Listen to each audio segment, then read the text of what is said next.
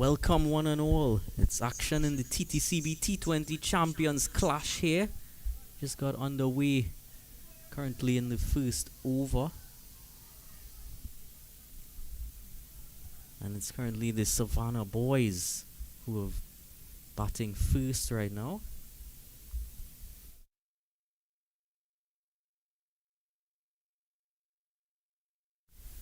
They were sent in after Rebellions had won the toss and chosen to bowl.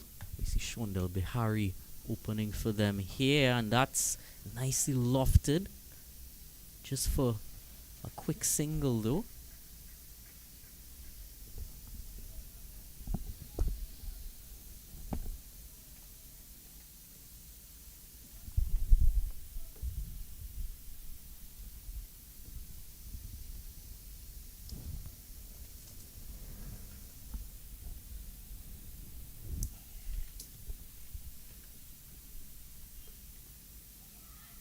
A bit wide there. Signaled as such by the umpire as well.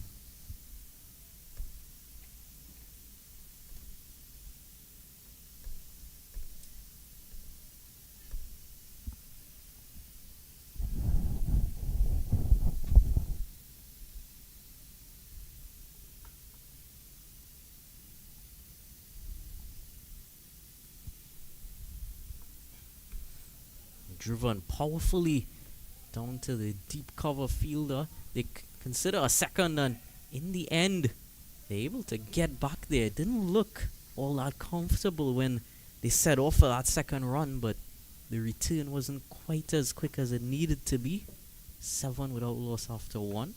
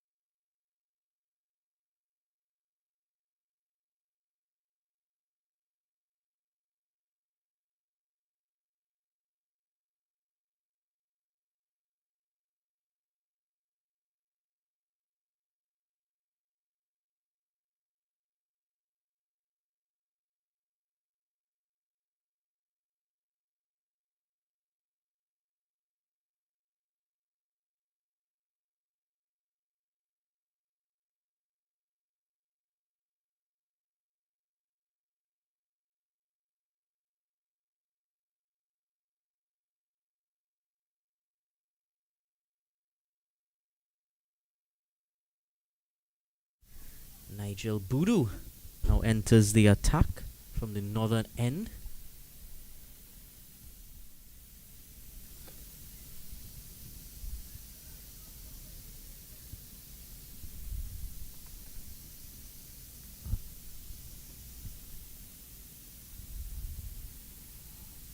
Just taking some time to find his radar.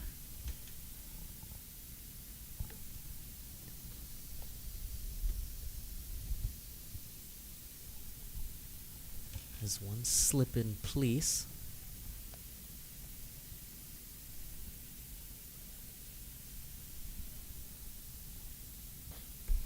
Oh, very high in the air. How much distance has it got? Just enough in the end. As it cleared that fielder who was running back.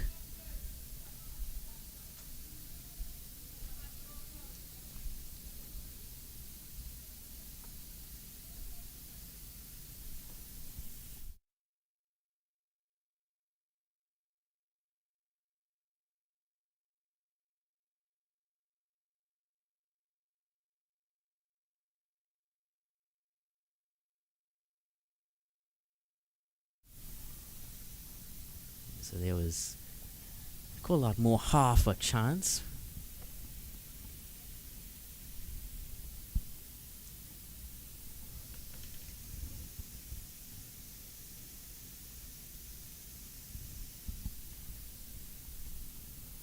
Oh, and that time it's a wicket. Nigel Boodoo with the first strike here today.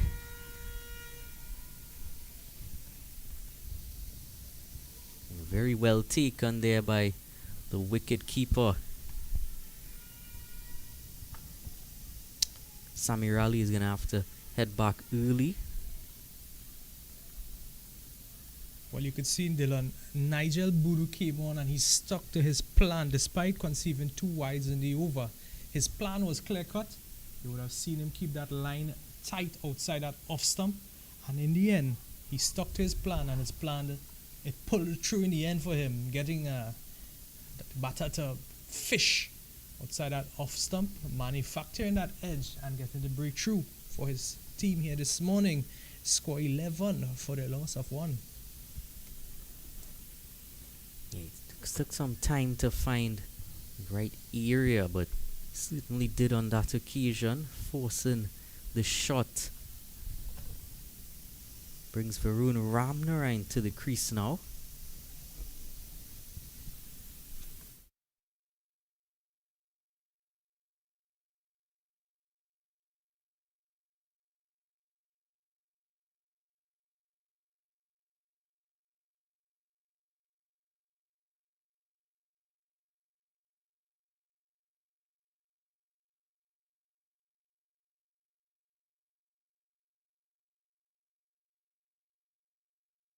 Varun Ramnarine, another right-hander at the crease. They will retain that slip for Varun. 2 deliveries remaining in this over for Nigel Boodoo.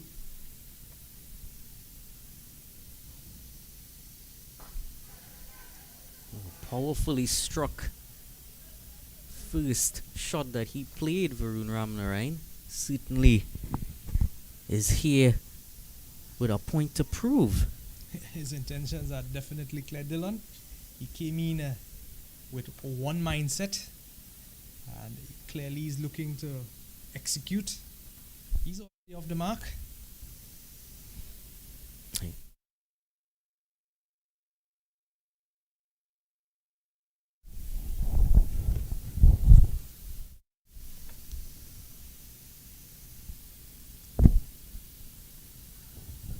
Just 5 runs from it, 1 delivery to go.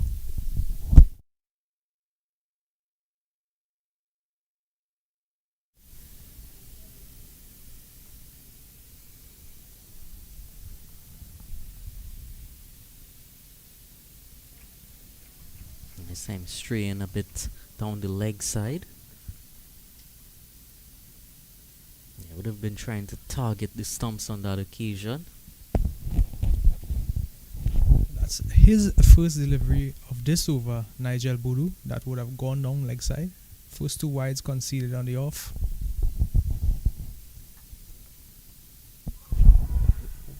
Oh, really good delivery there to finish off.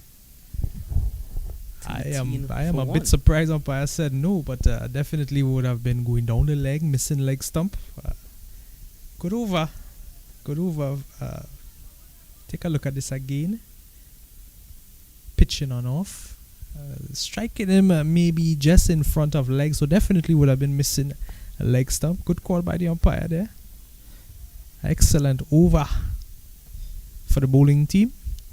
Score 13 for 1.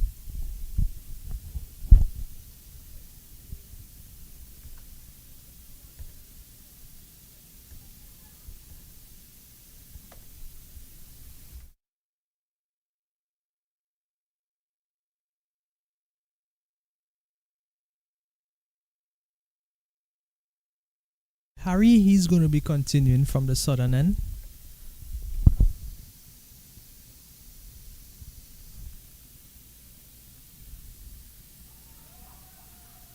A lovely delivery to open his second over.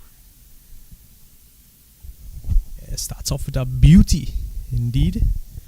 Ramnarine, the man on strike, are looking to just punch it straight back. Missing everything in the end.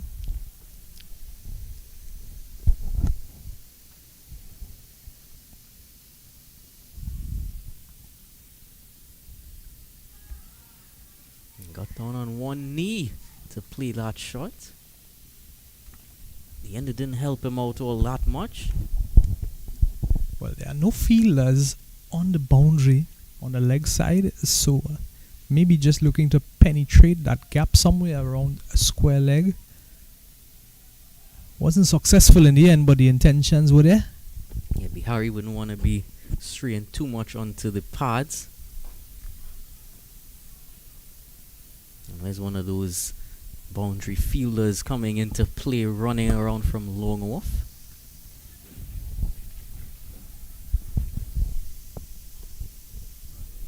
Just two men set on the boundary, one at long off, one at deep mid wicket.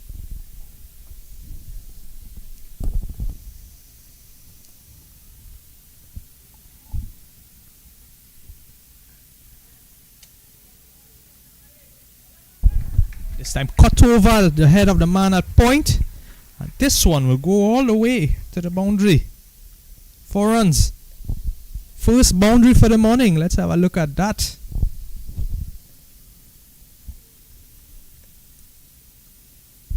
Yeah, just given the width, would have stepped back and cut at it. Just a slim chance for the man set at point.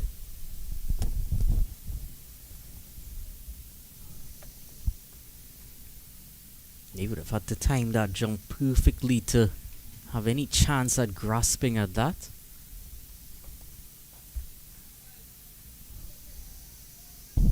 Bringing the man at deep mid wicket into play. Deep cover, I beg your pardon.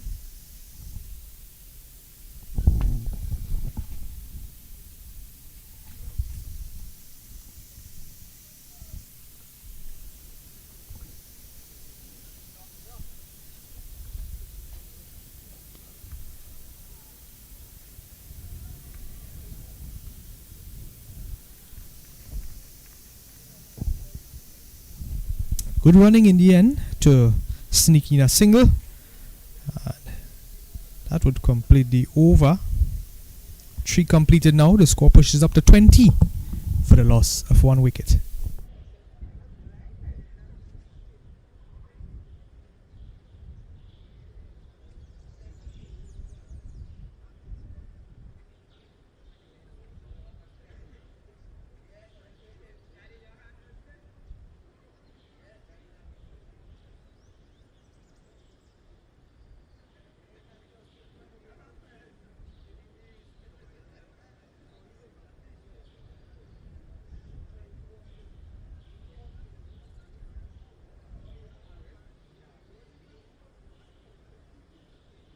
Nigel Buru will continue from the northern end, only conceding 6 in his last over and getting that breakthrough. Oh, and he's pulling this one straight into the long on region, and he's going to get a boundary here.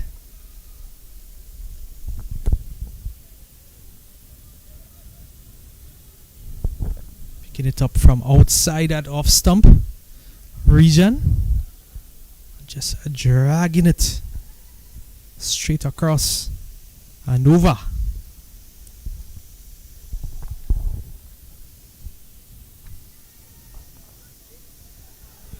Trying to go at it again, but not getting the connection he was looking for.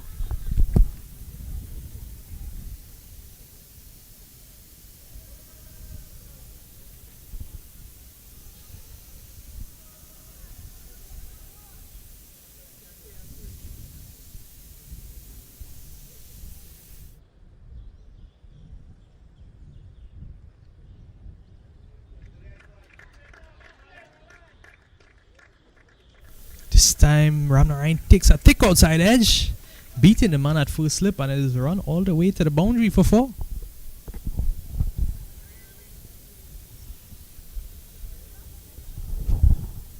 So you could see Ramnarayan's motto here is clear cut, go at it and go at it hard.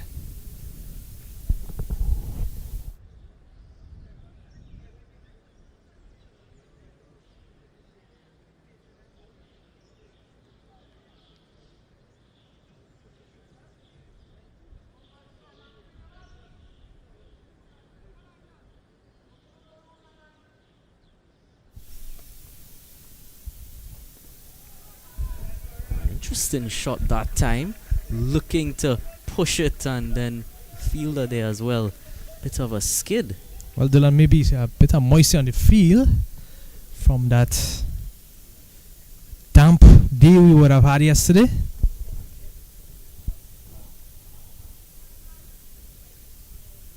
Definitely would be quite a bit of moisture in the surface and on the field. Well, we do hope that he's okay. It seems in great spirits out there. Great spirits and high energy. Just what is needed for this format of the match.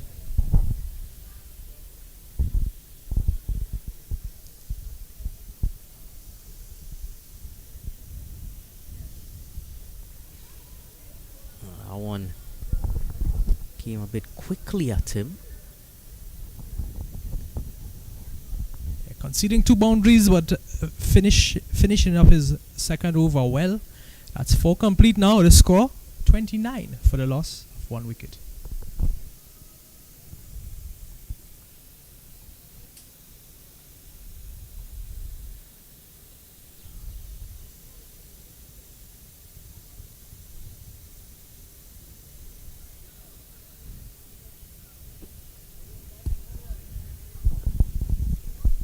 Back to that topic about moisture. I remember having some consultations in the recent past.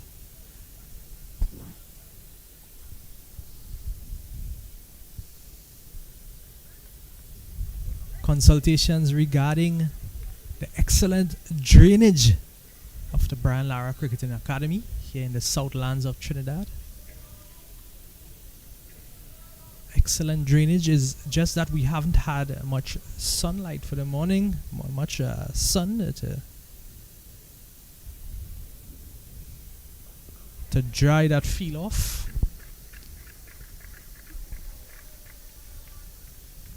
We are expected to have some good weather today for cricket, however.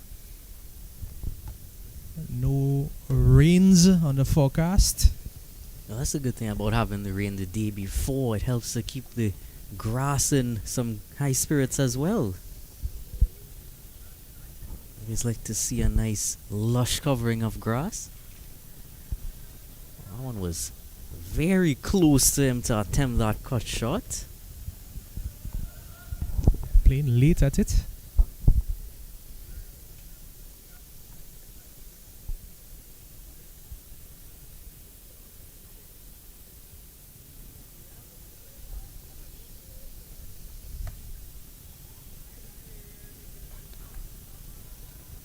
Finds a gap this time, Dylan, and this one, will it outrun the fielder? And it does, and it's going to be a boundary.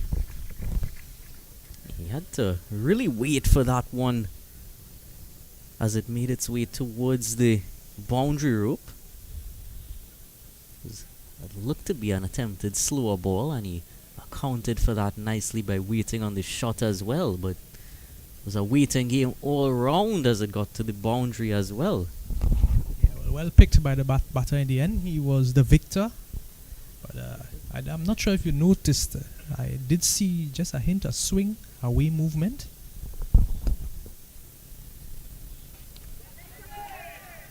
Powerful this time through the offside.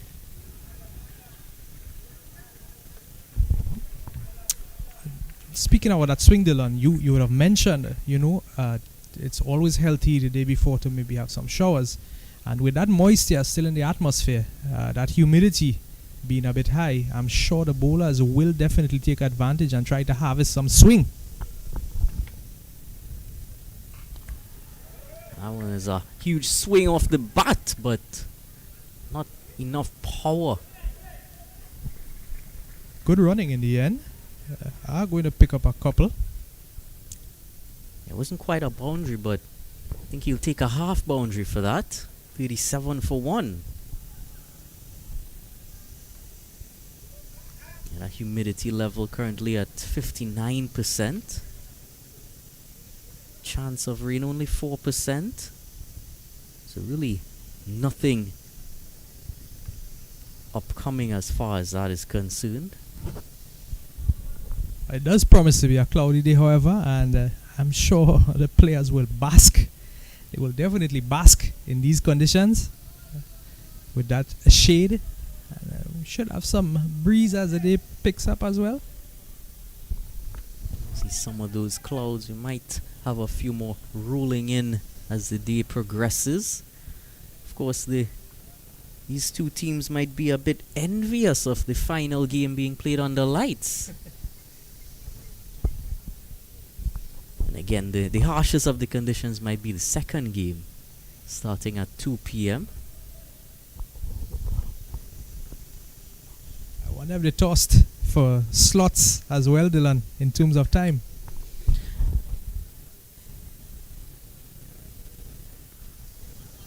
Nigel Budu into his third over here, and recently I would have also learned or remembered the fact that even the umpires take a toss to decide which end they stand at.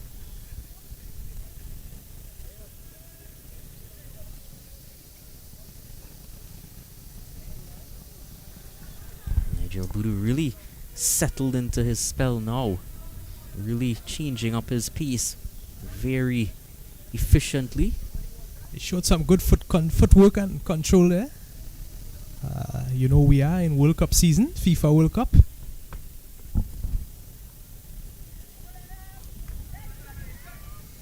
In the air, over that point fielder. It's good running here. He comes back and he harvests a second. It's 2 off that delivery. Good running in the end by Passad, and he will retain the strike. You say World Cup action. Yesterday we had one of the host nations in action. Today we have the rest of the host nations in action.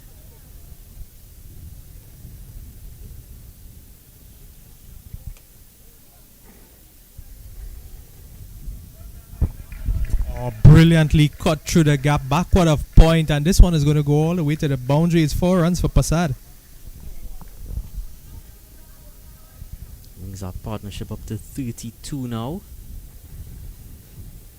Yeah, there was width on offer, and he waited and timed it beautifully. Saw that fielder was up in that region, and all he had to do was pick the gap.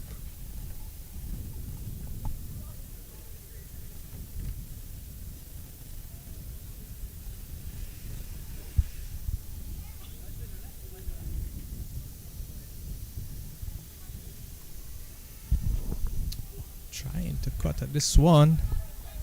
Missing everything in the end. Good comeback by Budu. Maybe just a bit quicker there. One delivery remaining and it's still over.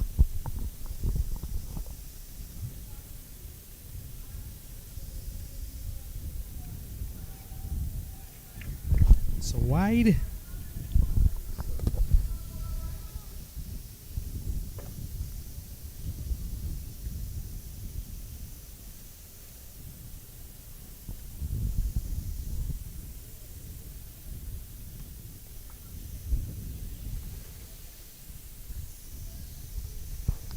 Driving at this one, it goes over the fielder and all the way to the boundary. What a way to complete that over Passad. Just waiting on it and driving it through the cover region. Yeah, just losing the plot a bit in his final few deliveries. Nigel Budu started off as quite an effective spell. Ends off a tad bit expensive.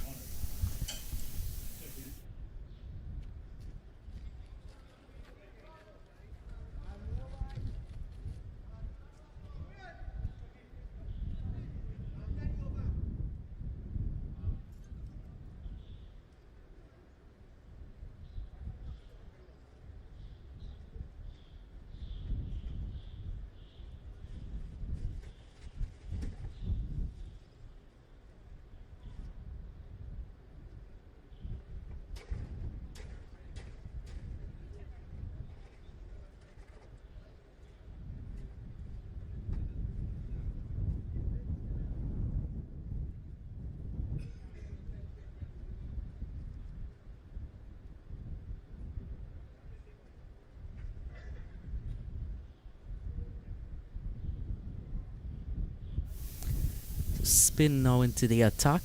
Captain Varun Sao.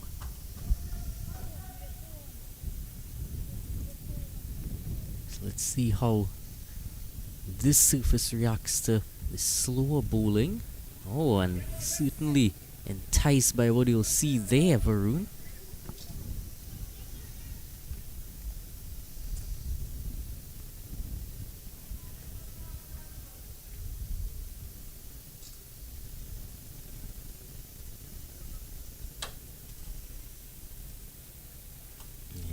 Definite turn on offer there.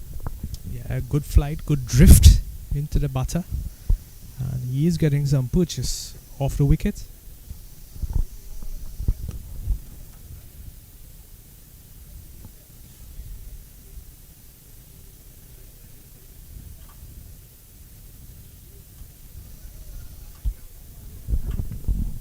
Feel a bit more spread now with the fielding restrictions lifted.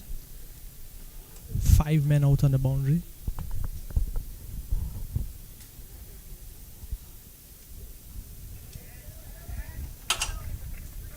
Played that late. He's looking to turn the strike over. So there's a deep cover, long off, long on, deep mid wicket, deep square leg.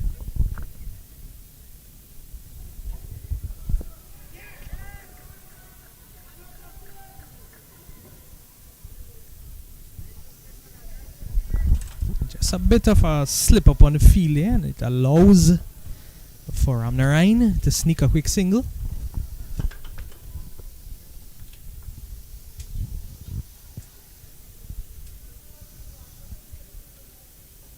Stepping down this time, and he'll get himself a boundary.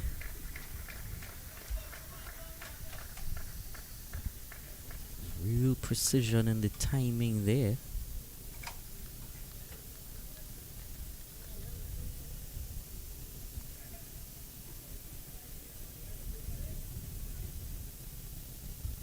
Advance down the crease to meet that at the pitch of the delivery.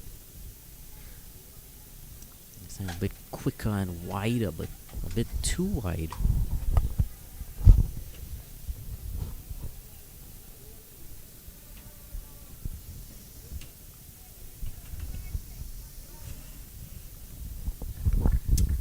Yeah, I think he would have bowled that one a bit wider and flatter. I don't think he really was upset umpire calling wide there. He maybe would have been looking for Prasad to charge at that ball again.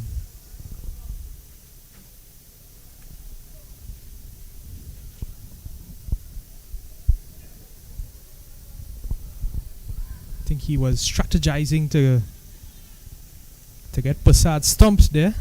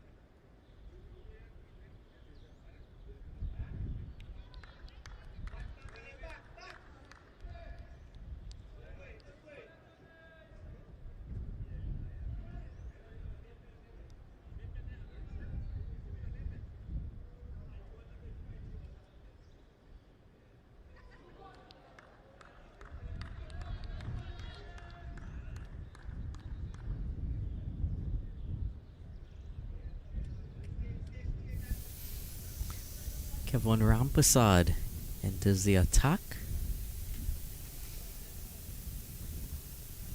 Nicely line delivery there.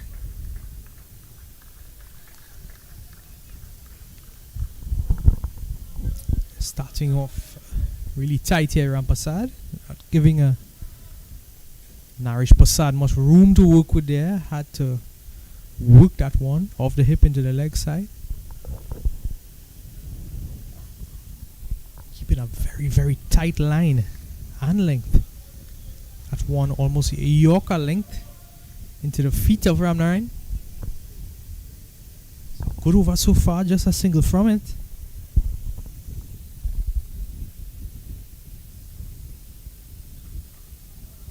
He's giving himself room and he's cutting out this one. It's going backward of point and it's going to go all the way to the boundary. 4 runs for Ramnarine. And it brings up a 50 partnership between these two. Really enjoying batting out there. First use of the surface, and it definitely seems to be one that the batters are going to enjoy.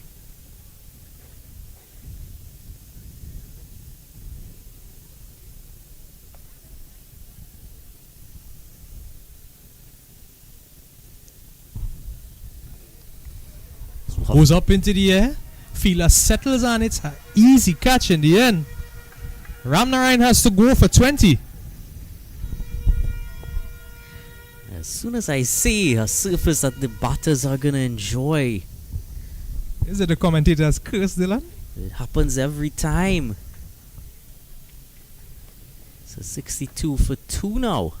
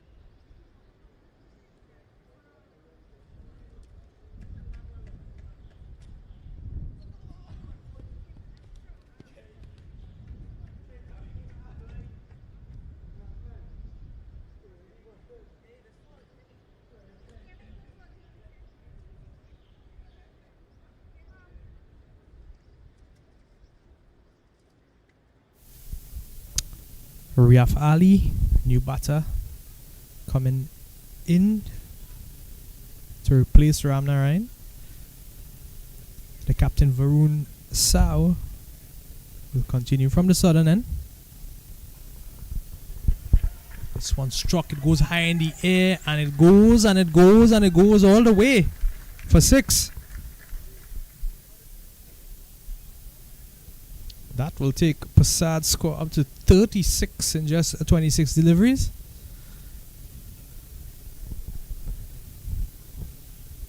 Charged at that one and took advantage of the flight.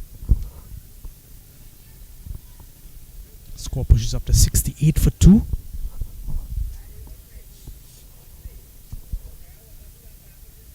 Sad seems well settled here.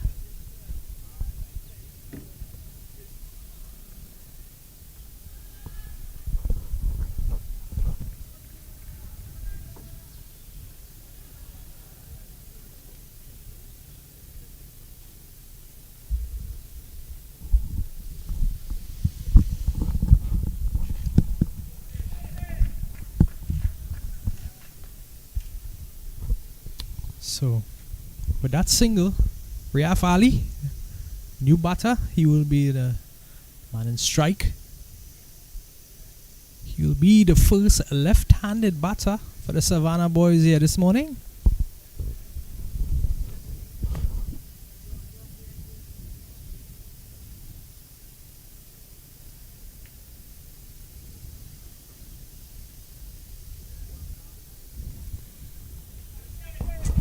He will get off the mark, just driving it to the man at long off. Picks up an easy couple there. losing his hat in the process. That was the only thing that would have put any blemish on that shot. It looked like he was ready to play that shot as soon as he arrived there. Must have been doing some warm-ups before. Again, nicely this time, a bit squarer. I have to agree with you, Dylan. His shots look flawless in terms of timing and form as well. Passad, the set batter on strike. He has one delivery to face in the second over of the captain Sao.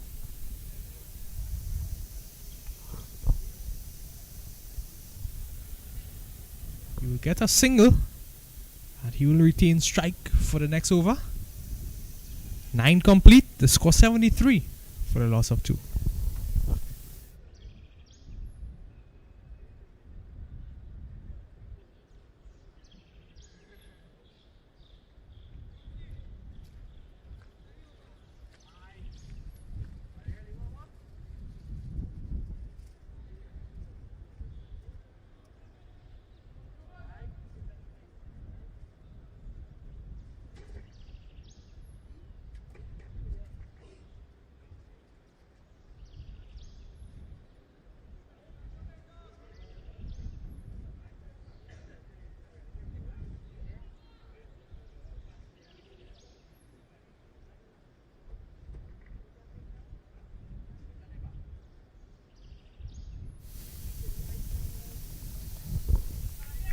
Oh, this one beats the man at point, and it beats the boundary rope as well, and it goes all the way for 4. What a way to start the over off into the 10th. Kevon Rampasad, he would have gone through his previous over quite quickly. This time he's welcomed with a boundary. The man on strike, Narish Prasad, he moves up to 42, just 8 shy of his 50 now. He'll definitely be eyeing that.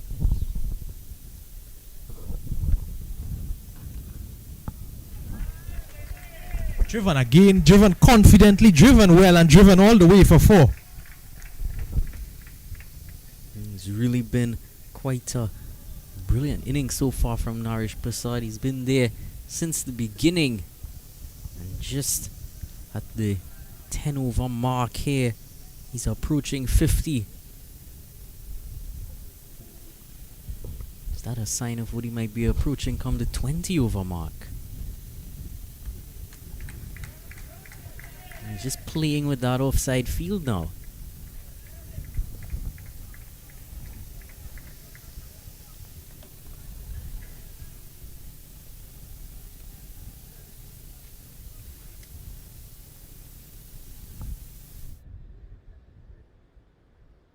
Few adjustments to the field now with the left-hander in play.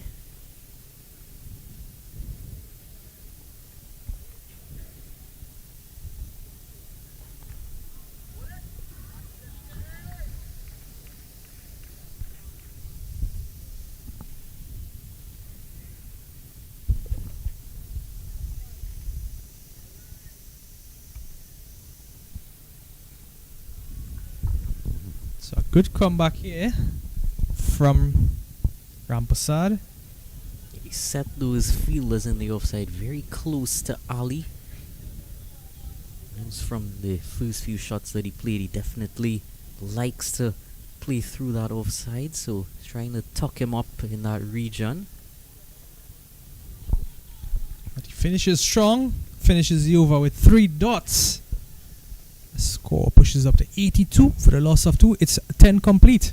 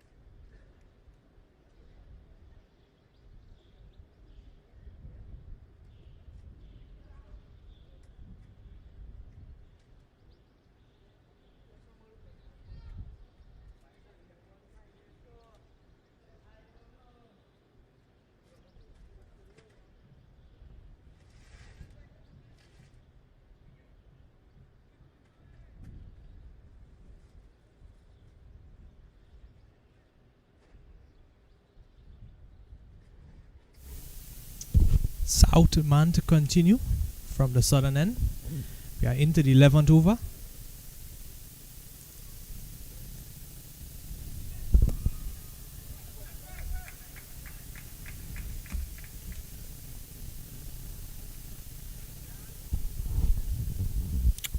We would have seen a change in headgear from Riyaf Ali. At last, hat would have just been posing a bit of a hindrance for him. An excellent running here just to get a quick single.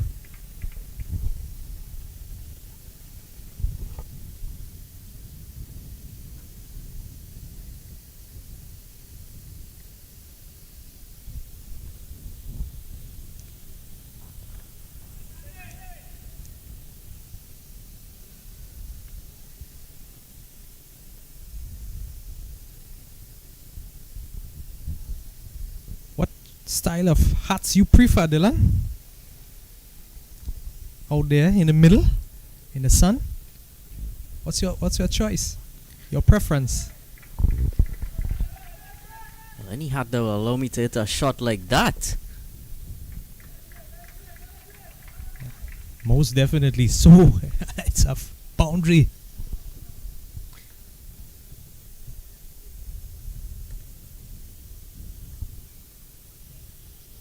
He opting to play that one with the turn.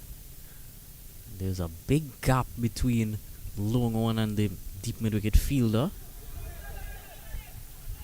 Again, using some of that acreage through the leg side. Yeah, and this pair out in the middle here, showing some good running, good communication, good running out there in the middle.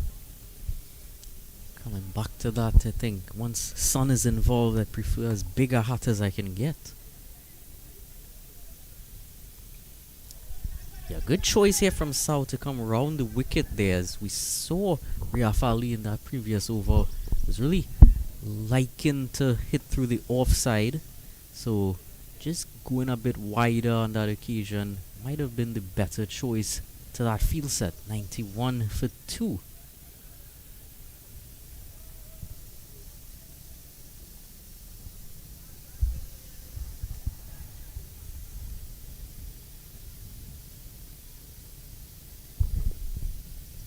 So they are moving along nicely here. The Rebellions. Just a reminder, they have won the toss and they would have sent in the Savannah boys to bat first.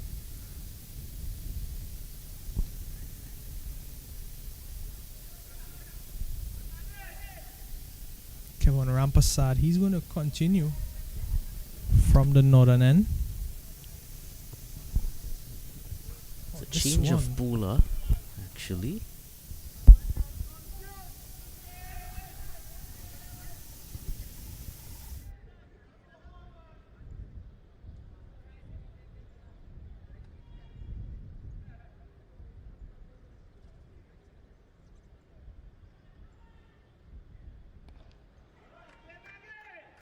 Lofted again.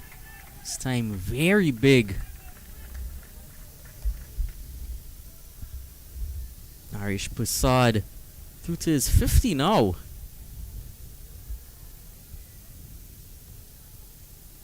Yeah, he saw that one. Was in his wheelhouse. Went with the turn and also with the wind. Was a winning shot in the end as he got through to his 50, 54, coming up off 35 deliveries. And this time again, lovely through the leg side. And full reward.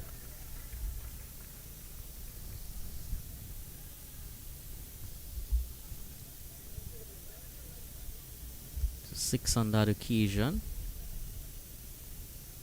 He was attempting to change that angle there. Vicky Chun coming around the wicket.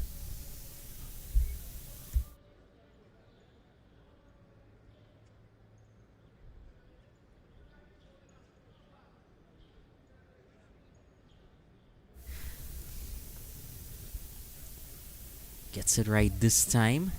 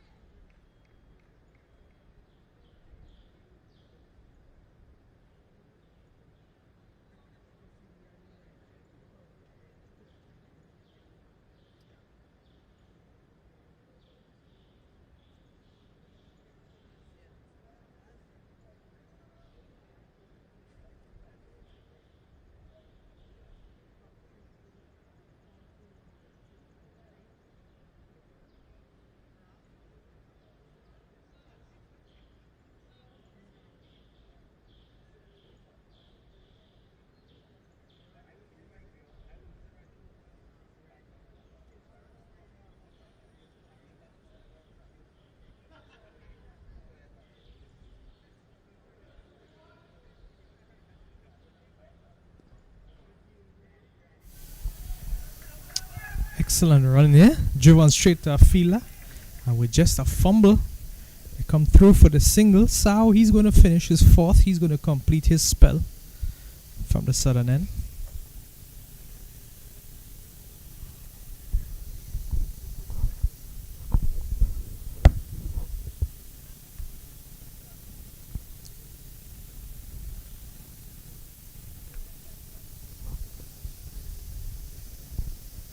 Prasad settled nicely. Prasad, he's on 62 from just 41 deliveries.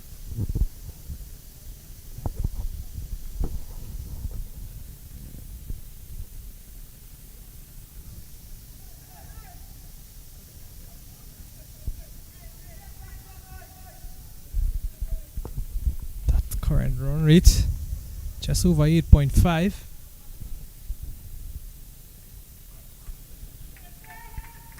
Magnificent shot here from Riaf Ali. Hey, you see that run rate? It's continuing to rise here. That 6 also brings up the 50 partnership there. It is. One of the reasons that score continues to rise is because there's so many partnerships. They haven't allowed quick wickets to fall in succession.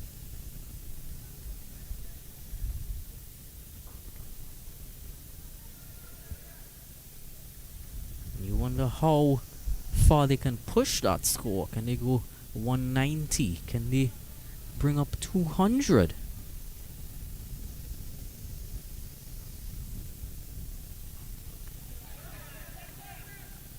Area Fali really liking finding that region there as well.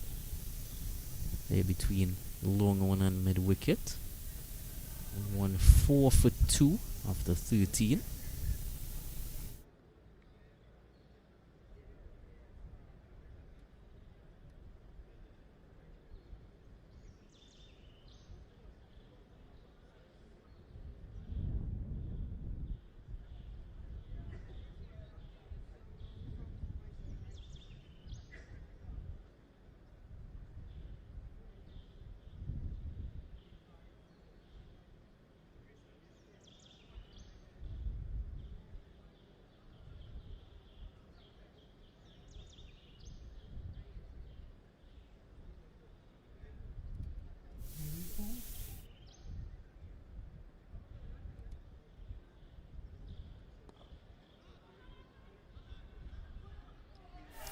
Is that a run out?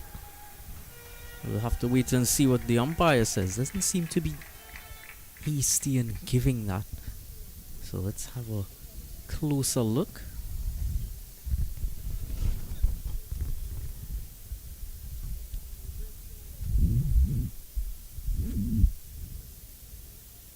Yes. Safely back home. Was certainly a very accurate, very powerful throw though. Really disturbed those stumps.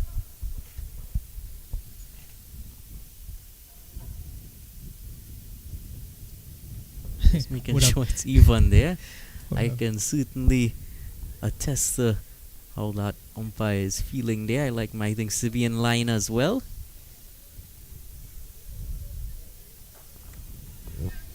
I'm going straight, but long off placed perfectly for that. Yeah, there's that protection there. You will get the single.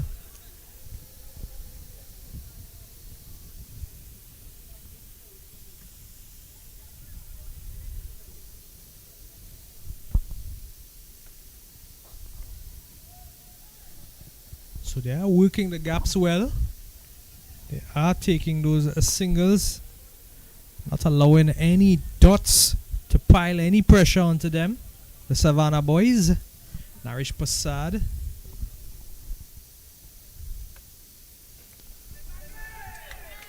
Pulling at this one, and it goes all the way. It's 6 runs. Naresh Prasad really looking to make the most of this here today. Enjoying himself out there, and what they've really done is sort of set a template as to how to bat on this surface for the rest of the teams today. Credits to him, but also a very short ball from Chun there. So it gave him enough time to settle, drag that one into the long on region.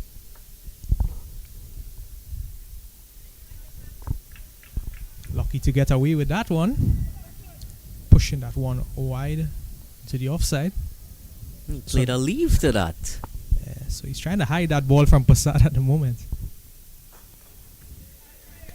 Yeah, just short of a Yorker length, that delivery. And you could see, despite they are harvesting those boundaries, they are not reluctant at all to go for those singles. They have that drive, that much needed drive to propel that score and keep pushing and pushing hard at it. Really just back to basics. Good batting etiquette from these two.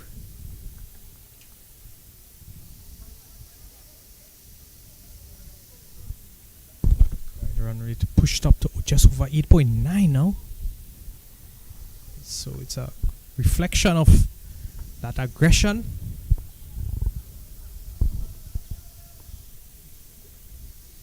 Just one delivery, one legal delivery.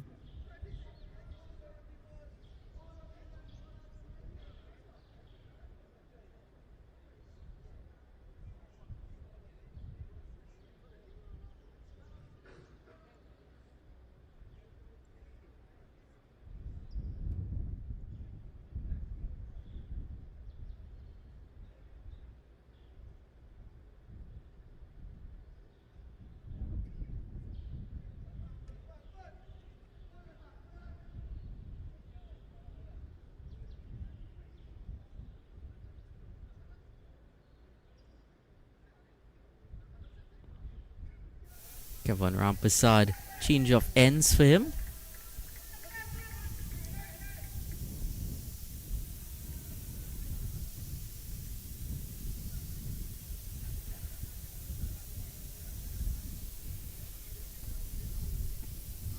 One for 14 from his spell at the northern end. Let's see how he goes from the southern end.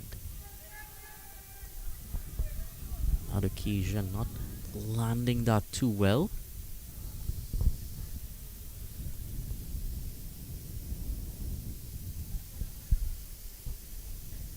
Narish Passad, the man on strike, he's on 71 from 45.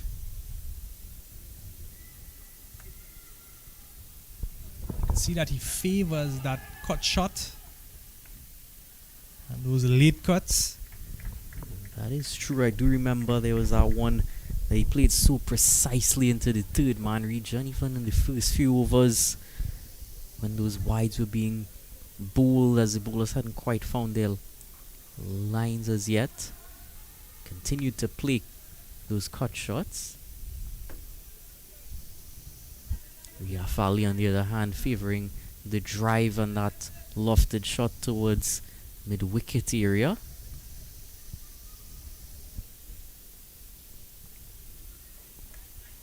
Driving again. Did that sting? I felt that from here. It seemed it impacted his ability to run after it hit him. That was a stunner. It was driven really hard. Quite a bit of newtons of force behind that ball. In all fairness, he did very well to stop it. It could have gone much further. It was interesting they actually brought him closer.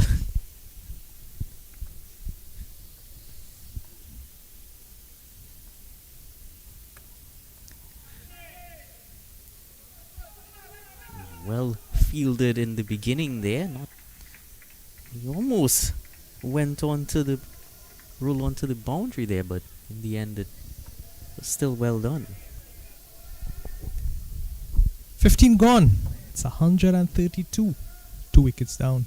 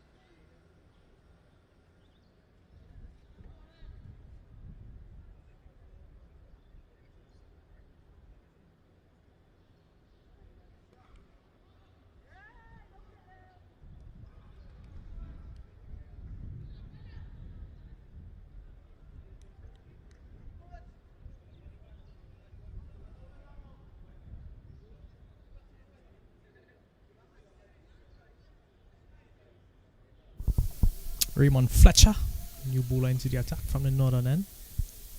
Starts off well with a dot. Riyaf Ali, the man on strike. Just ensuring his offside field is exactly where he wants it. He's going to come through and round the wicket. Oh, lovely shot there, bisecting those two fielders on the boundary. Riyaf Ali, real surgical precision with that one. Well, you did mention that he favors that onside. Let's see him in some previous deliveries, dragging deliveries from that offside into that onside region. It was a tad bit short from Fletcher. But look at how well he timed it. Real feast for the eyes. See that timing as well as the placement. Again, adjusting his field there, bringing in a shortish mid-wicket in the ring. Apart from that, the rest of the leg side field is on the boundary. So he goes into the offside. Brilliantly caught. What a catch, Dylan. What a catch. I looked out at that live. It seemed to happen in slow motion as I looked at it. Caught it off the rebound. Riyaf Ali, the man who has to go.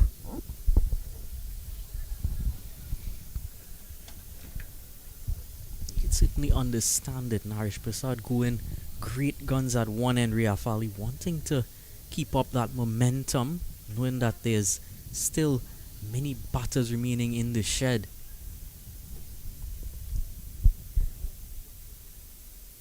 There's one, pushed it back up, gave himself time and took it on the second.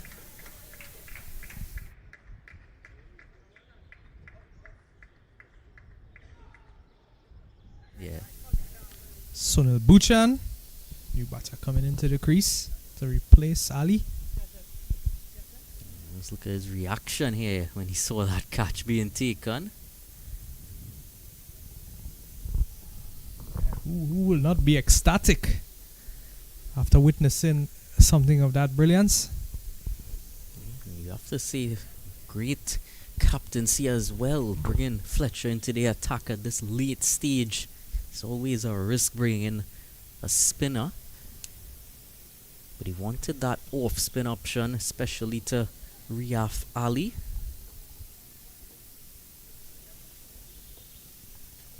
So what can Sunil Buchan do here now? Buchan, another right-hander. So two right-handers in the crease.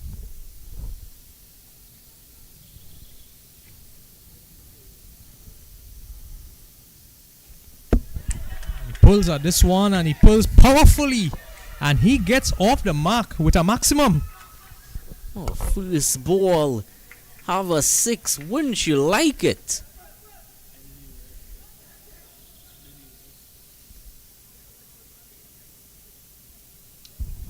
So a bit too short here, Fletcher. Yeah, And he's given them the time to just settle behind those deliveries. yeah, that has been his one criticism throughout this over, Fletcher. For both boundaries, he was just a bit too short.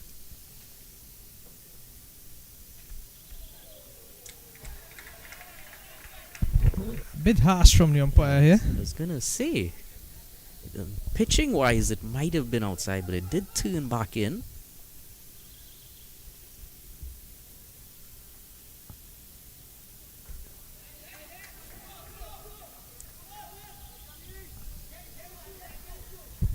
Good work by the man down at the boundary line there, and good running in the end. They pick up a couple. Also, I do have to say, I do remember there was a time when that line for the wide would have been white. I think the white would have been more visible than what the blue is now, but of course the issue with that is the ball is white as well.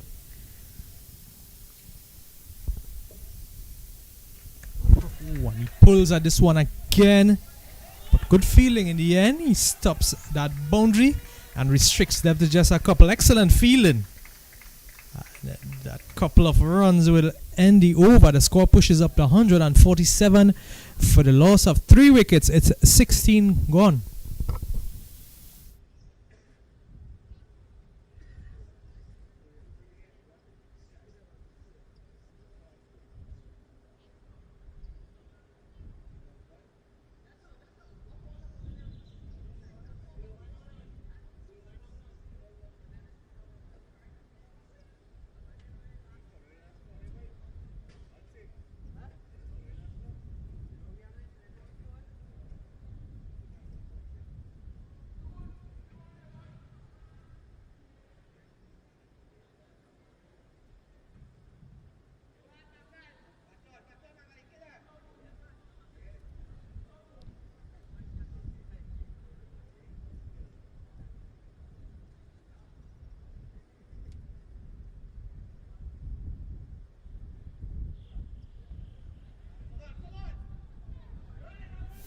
Evan Rampersad finishing his quota of overs.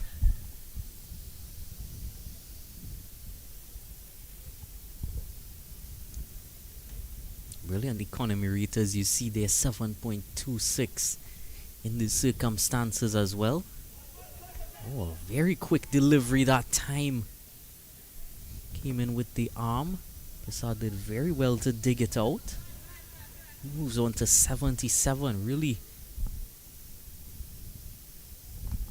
stealing the show early. Oh, again. Beautiful shot. Went so far, it's going to hide behind that portion of side screen now. Yeah, good timing, good form, and that one traveled effortlessly straight back over everything, inclusive of the boundary rope, for the maximum. He pushes up to 77 now, and he's definitely winching away at that run rate.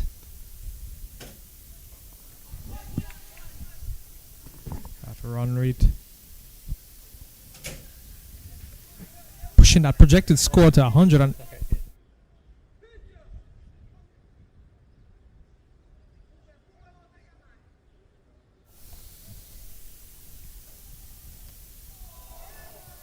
that projected score now 186.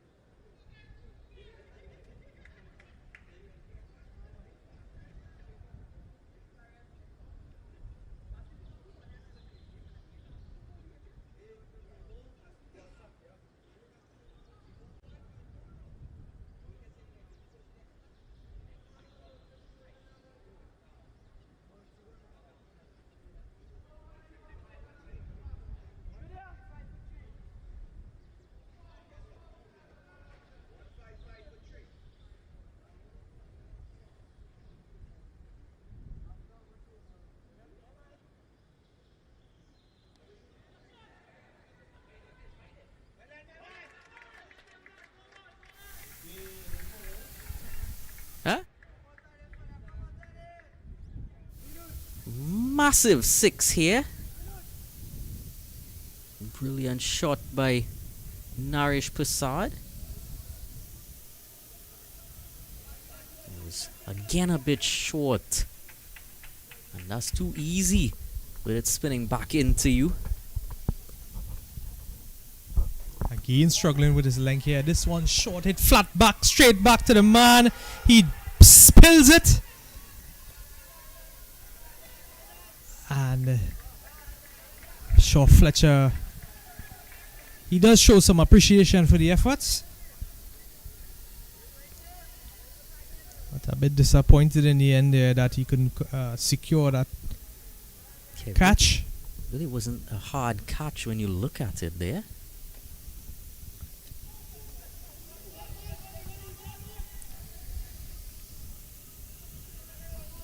Valuable dot delivery.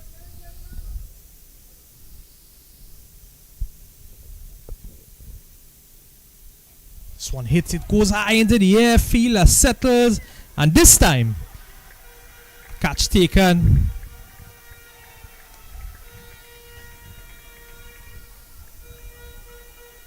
He will have to go. That's going to be 4 wickets down now.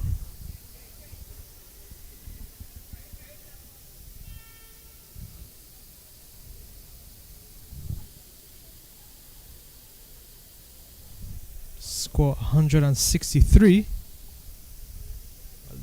With wickets in hand, we can expect that they will be going hard at it.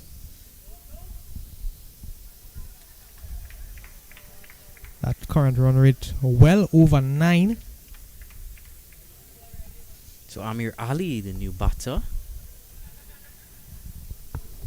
joining Narish Prasad. Narish Prasad 91 from 52. If you remember, he was in the late 40s as the 10th over came to a close, and he certainly got enough time to convert that to triple figures now. Fletcher picking up 2 wickets now in his spell. He's only into his second over.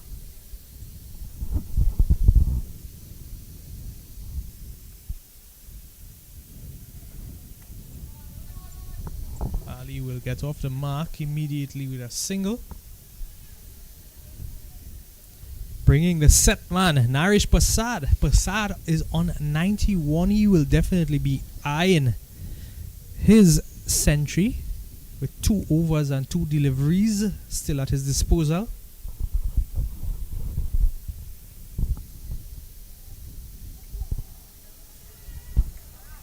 Just beaten this time. Definitely is disappointed. He couldn't get that one away.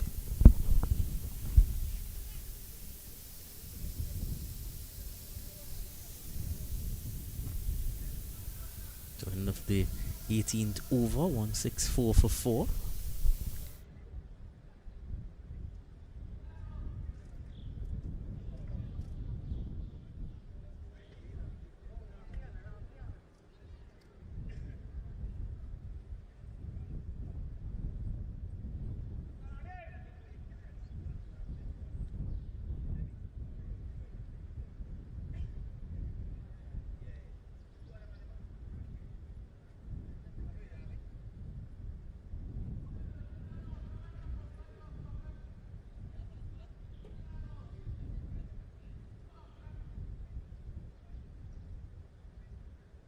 So Shondell Bihari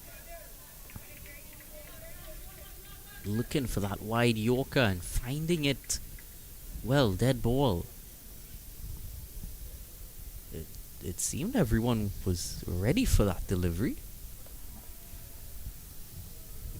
apart from the umpire.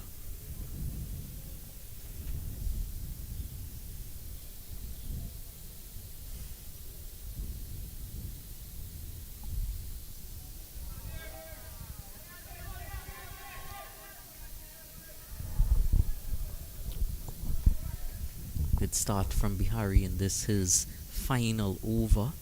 Seems up to the task there. Pulled that first delivery quite nicely and was excited to get back into the second. Quick single, that's all Amir Ali has to do here. Get Prasad back on strike.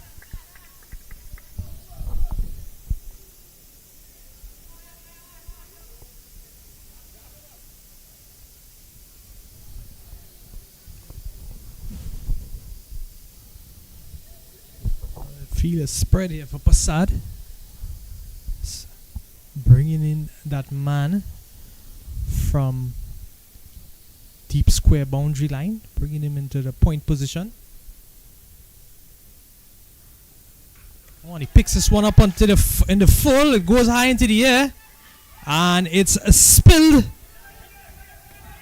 And Prasad, he will come back for a second comfortably to retain the strike. And you could hear the disgruntlement being expressed from the dugout area. Yeah, I just had an inkling when that was played. It just seemed as if he was not getting there in time, because by the time he got there, he had to really reach out very far. He wasn't settled in place to take that catch. He's eager to get to that score. You could see him putting everything behind that shot. This is one of those win-win situations where you're in the final 2 overs, you're just close to that 100, and it's just about going for it, and it's going to help you out as a batter, and it's going to help the team out as well.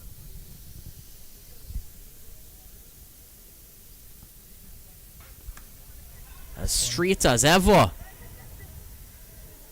But not far enough. This time picks out Aidan Shun. Some safe hands under it. Was in the air for long enough that he knew exactly where that was gonna land, Aidan Shun.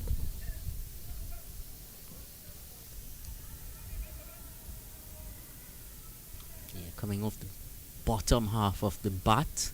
He was gonna go at everything. But this time, just not getting it far enough, and well taken in the deep there. Brilliant knock by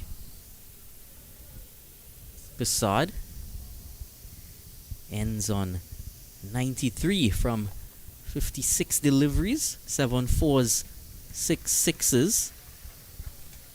And raises his bat, receiving a warm round of applause from his teammates and the spectators that would have come in here. New the crease, Anish Suku. And of course, we'll certainly expect to see more spectators rolling in as the day progresses. Free entry, of course. Do love to see that. Friday evening triple header on.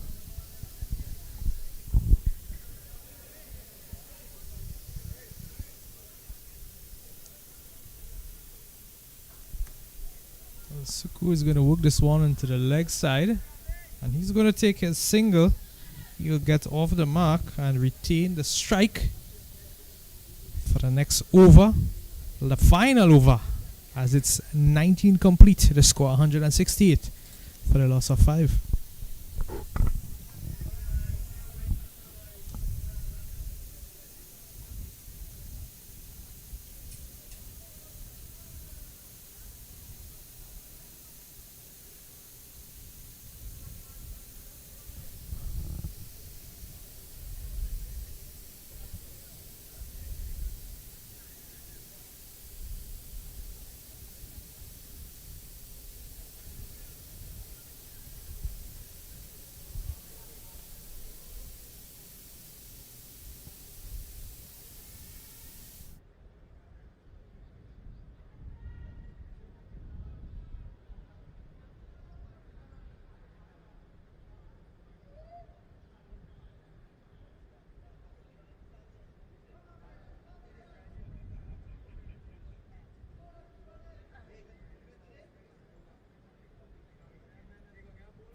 Well, Nigel Buru is the man who will bring down the curtains for the bowling side. He'll complete his spell as well.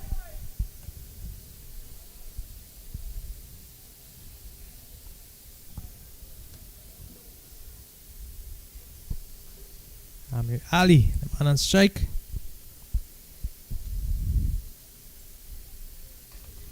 Slashing at this one, it goes over the man at backward point, and it goes all the way. It's going to be 4 runs. So they will be looking to go after everything and go hard at it. This one, he was given the width, picked it up with just the toe of the bat, and still managed to take it all the way to that boundary rope.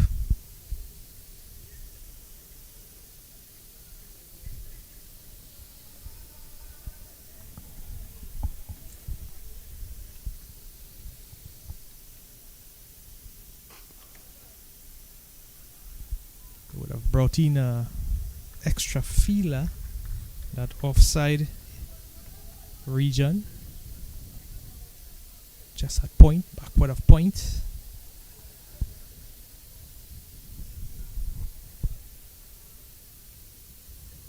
Anish Suku, the man in strike. 2 lefties at the crease. Suku trying to go hard at this one, not picking it up as he would like, giving the keeper a bit of work here on this occasion.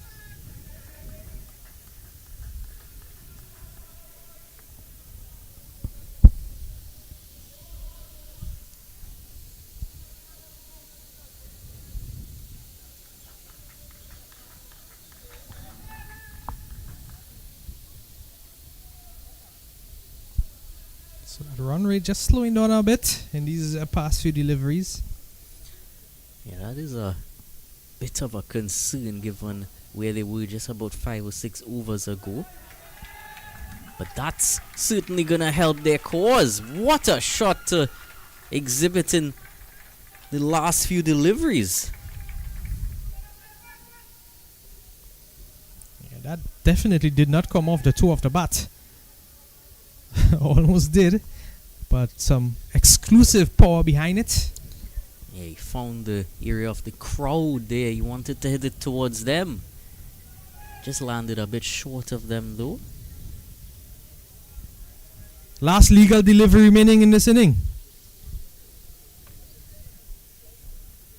So they do get 180 up. They're gonna push for a second, you would think.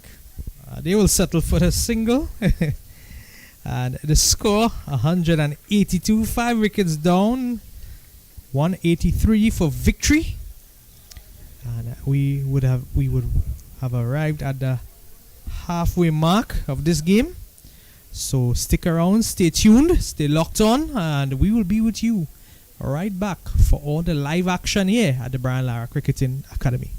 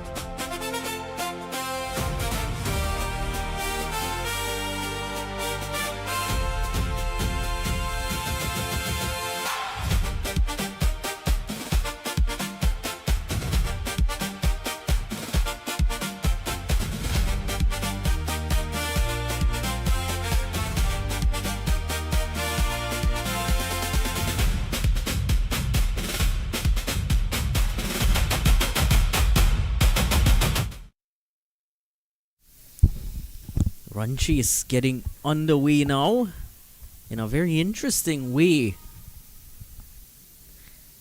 Wide signaled, but there's a bit more to it than that. I think Ali just lost his footing at the last instance there. He did very well to not come tumbling down completely. Some great reflexes.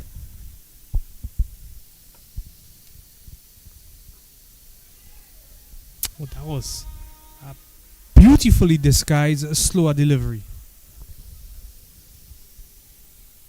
Definitely so. Akil Pair off the mark. Akil Pair and Eden Shun, the two openers for Avocat Rebellions.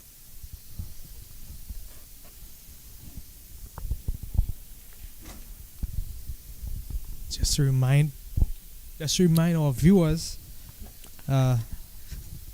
Rebellions, they were the ones who would have won the toss and chose to bowl first. And now they are chasing 181 for victory.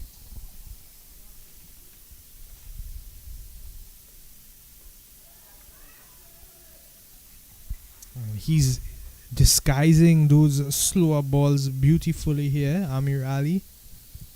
Well read in the end by Chun. But we do have to wait and see whether that's the slower ball or the stock ball from him.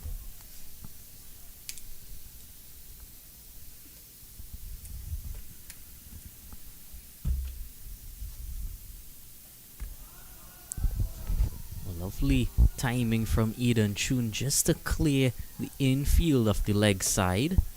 Allow him to take a single and get off the mark. Yeah, I think Chun overestimated that shot based on his body language. I don't think that he had any intentions of running there. I think he must have thought that it would have gone all the way to the boundary. In the end, just getting off the mark with a single, getting Pair back into strike.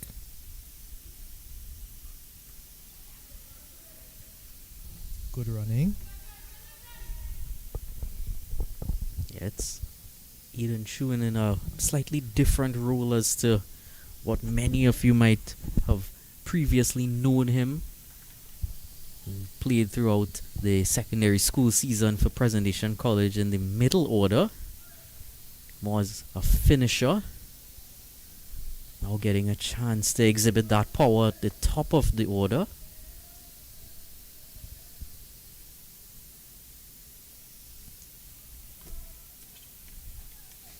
Akil Pair, of course, would certainly be no stranger to what the surface has on offer, as he kept for the first 20 overs. Some footwork there by that fielder at short mid-wicket.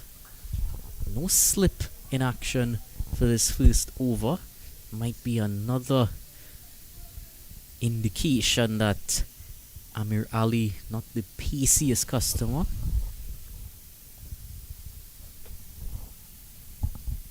There's a third-man fielder there just to protect anything misaligned in the air this time. We got very close to that in the end. I think he might have impressed himself on that occasion, the fielder, because it didn't look as if he was going to get quite as close.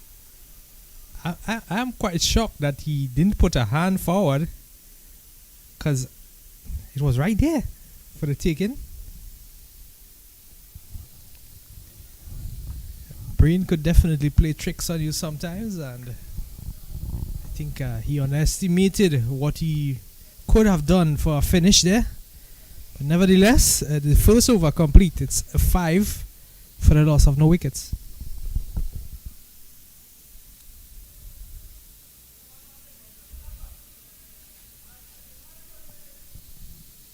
Looks like we're gonna see a tale of two Alis, Amir and Samir.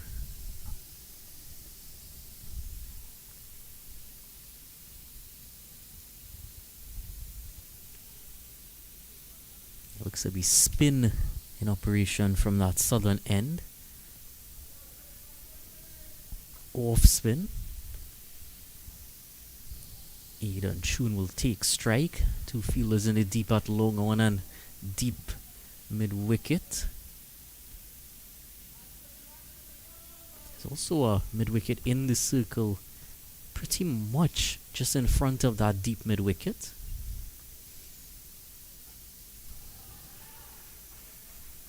Of course, More of a medium pace action there, Dylan. yeah, difficult to tell exactly what style. Well,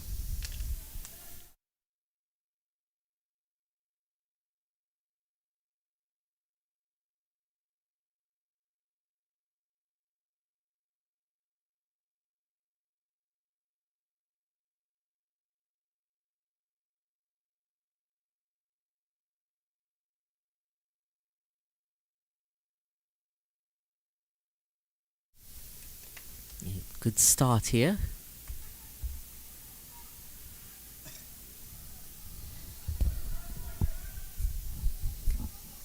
I'm not sure if you would label that as a half a chance there. I'm not sure what's going on anymore.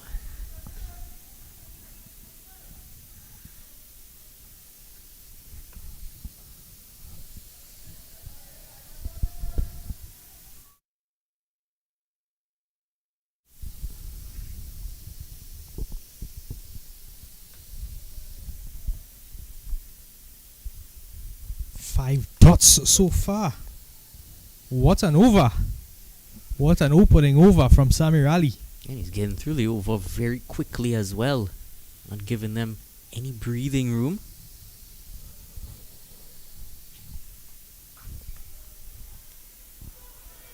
It's all built up to that, a maximum by Aidan Chun.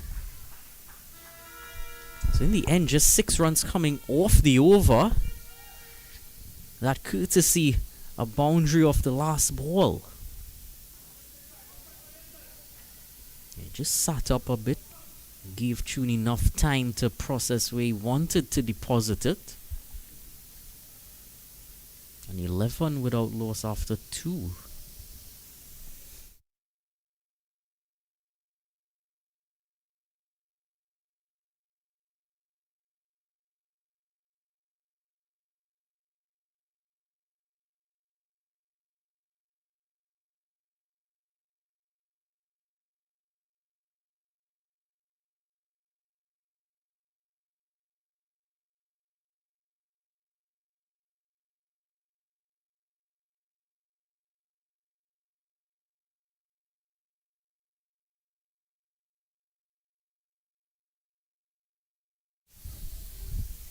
Continuation here for Amir Ali.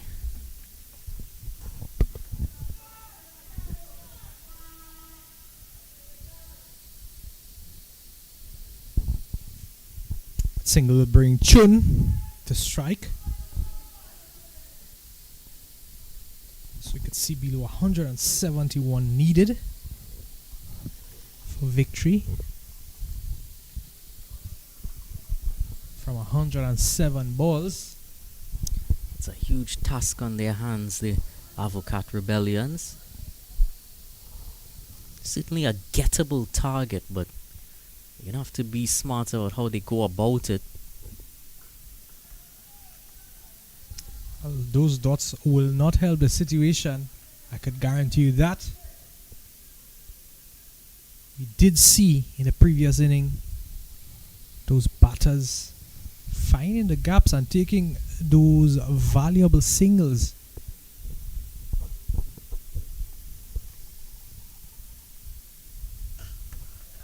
Just rock back on this one and pull it well, powerfully over cow corner.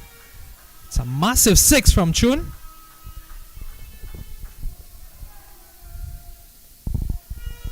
He does pride himself on hitting those big 6s, Aidan Chun. Yeah, you could see it coming off the center of the bat there. A meaty shot. But I've heard that connection from all the way up here in the commentary box. He's using a pretty fancy bat there as well. You see the Seat sticker on it. Very popular bat in India.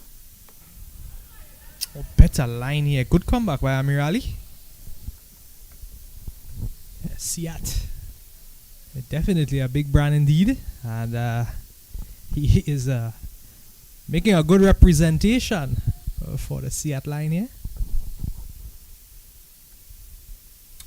Oh, that is a beautiful delivery by Chun again. This time leaving the left-handed Chun. So he has the ability to move that ball both ways here, Amirali. The delivery just prior to this would have come back to the left hand, and this one left him. Let's see how he's going to end. Well, Chun is the man, the victor in the end of that battle. He ends the over with a mighty 6, and that is going to push the score up to 24 for the loss of no wicket. It's 3 overs complete. Yeah, for a second I thought that was coming right at us. Just landed a bit short of us in the end. You see the real power on offer as he played that shot.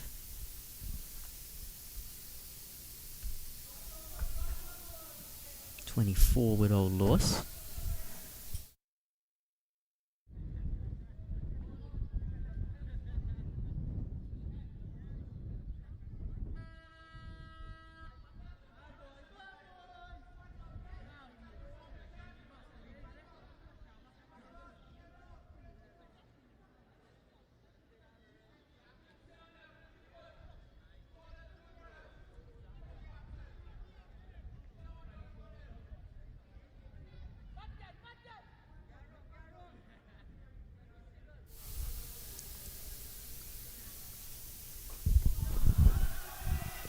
Oh, this time Akil Pierce says, let me get in on some of that action. What a welcome back to the popping crease for Samir Ali. It's welcome back to a boundary of his first delivery.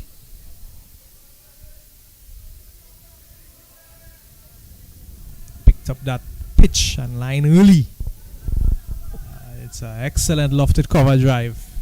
Yeah, interesting, these 5 balls with dot balls and then 6 and 4. He's in full defense here, so he is very selective and very cautious in selecting which balls that he would like to tackle.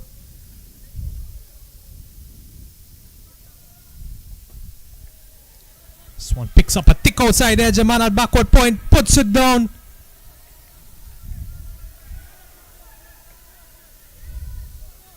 Yeah, that was certainly a difficult one.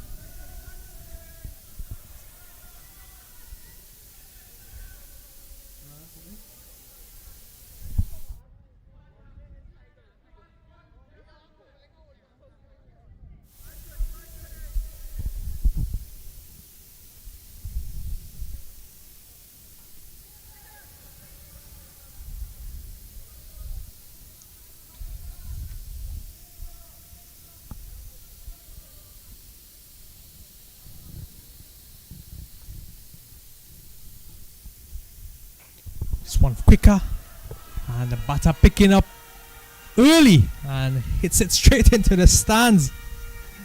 I hope they have insurance for some of those seats. That 6 would take the partnership up to 35 now. Connected and connected well. I'm sure must have cracked that seat. Definitely cracked the ball well, I could tell you that. Still 1 delivery remaining in this the second over for Samir Ali. The score pushes up to 35.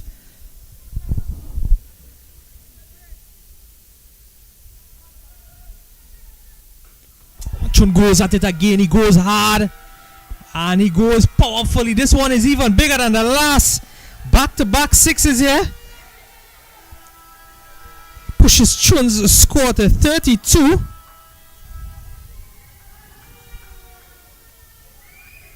Yeah, that was the biggest of them all. That one was almost touching the rooftop. Mighty blow indeed.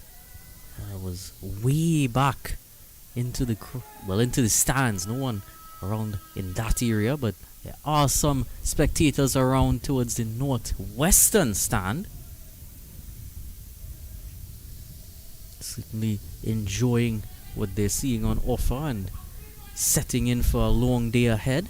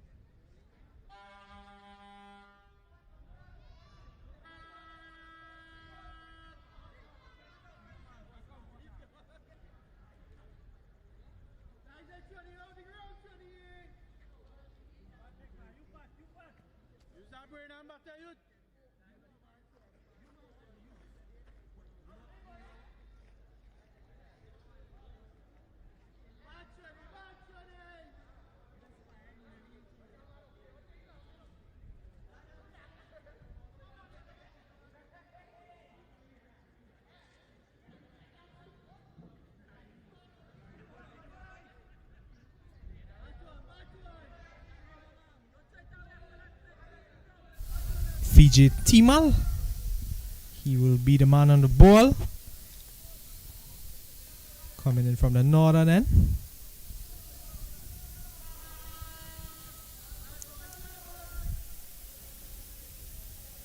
He'll be coming left arm through and around the wicket to the right hand with Akil Pierre, who's on strike.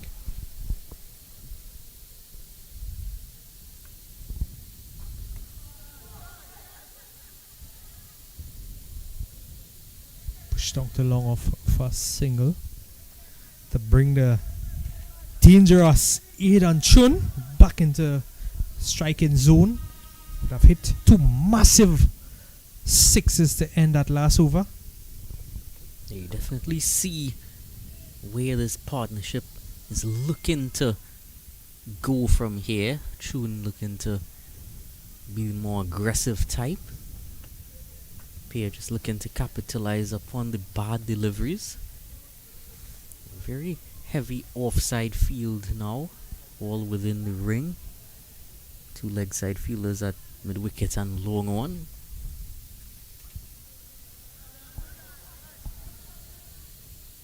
Didn't look to turn that one, Timal. Just looked to utilize the seam on the ball. You can see that Chun, he has no problem playing that waiting game and just looking on to see what the bowlers have to offer to him. This one too wide. Yeah, he does have that patience. And when he does feel settled and confident enough to tell himself that he would have read what is coming, he definitely is having a go at it. As he does now, just one bounce to the boundary. So that patience paying off well here. Taking his time to observe.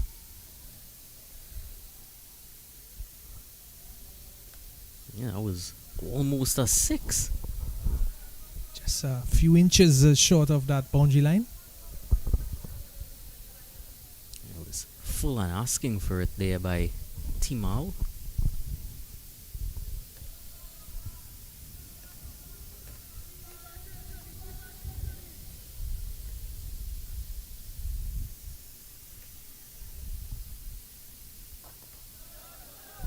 This time clipping it through the leg side. Deep mid wicket will ensure it's just one.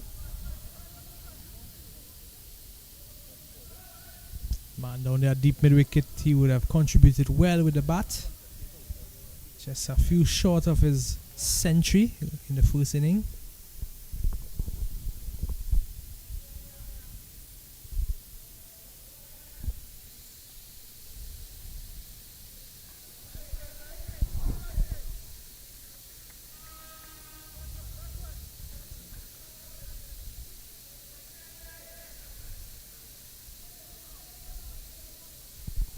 So they are well over that required run rate.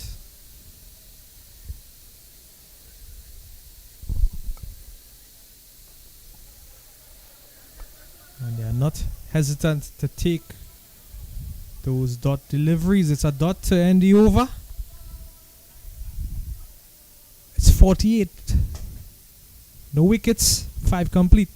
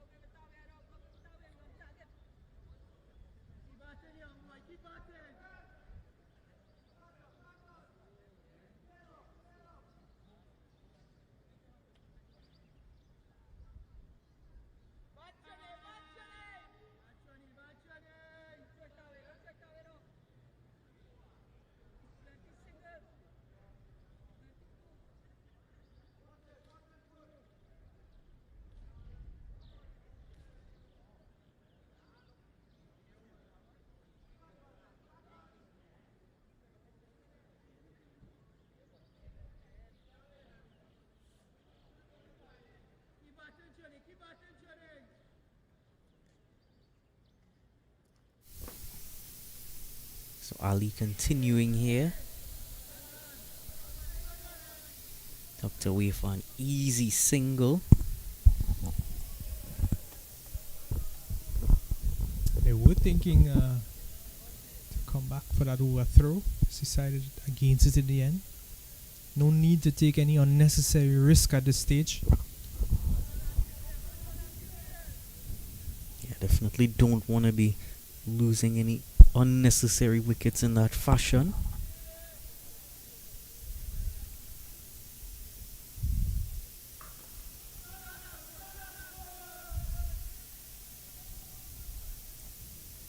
Well, a misfield on the boundary there allows that to go through for 4.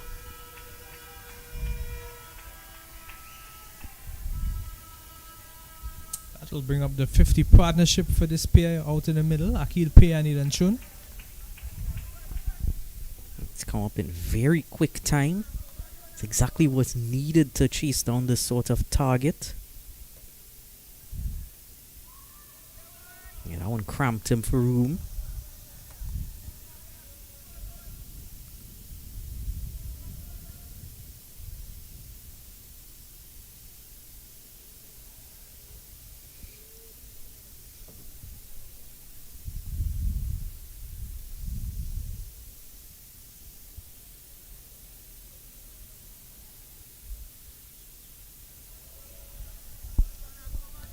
Well, a swing and a miss. Had he connected with that, would have definitely been out of the ground. Just gonna be a dot. 2 legal deliveries remaining in this over for Ali.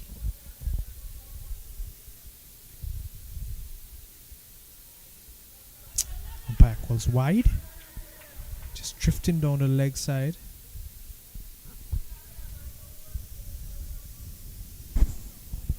He's looking to bowl wicket to wicket here, Ali.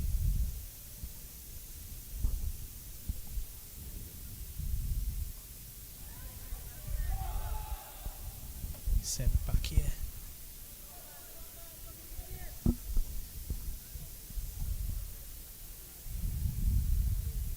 One delivery remaining for him to complete his third.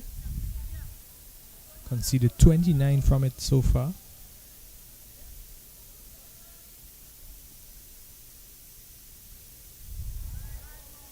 This time wide on the off. So just struggling a bit here. Probably just losing his focus a bit here, Ali.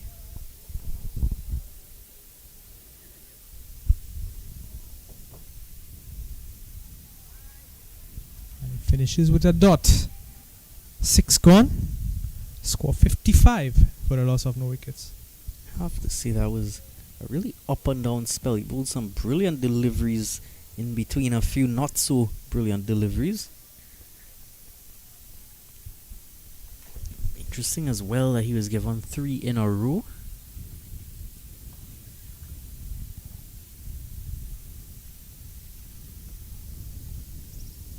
Those clouds continue to roll by.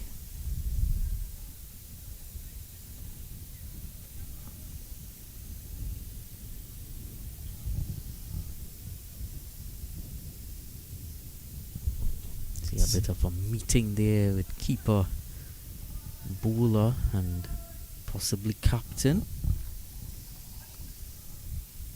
Well, the sun is out in its full glory here now, Dylan. It's just after the 12 o'clock hour. Have a nice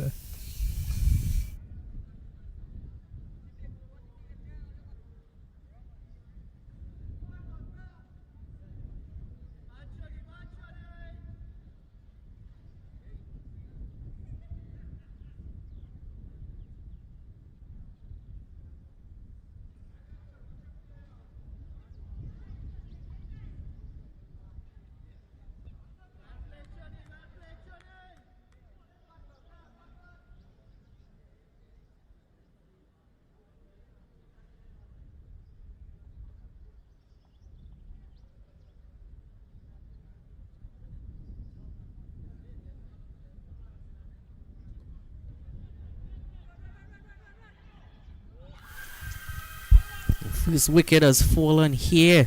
Vijay Timal is brought out. That delivery has resulted in a catch a bit wider and tried to play that one powerfully through the leg side. It went the opposite direction. 55 for 1.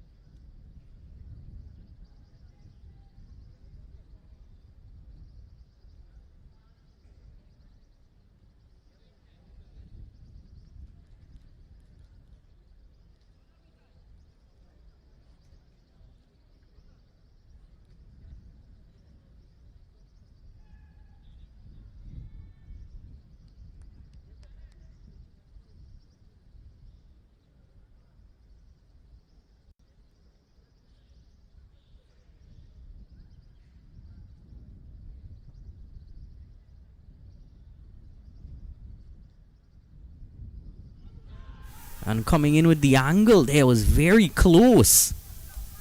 Very, very close.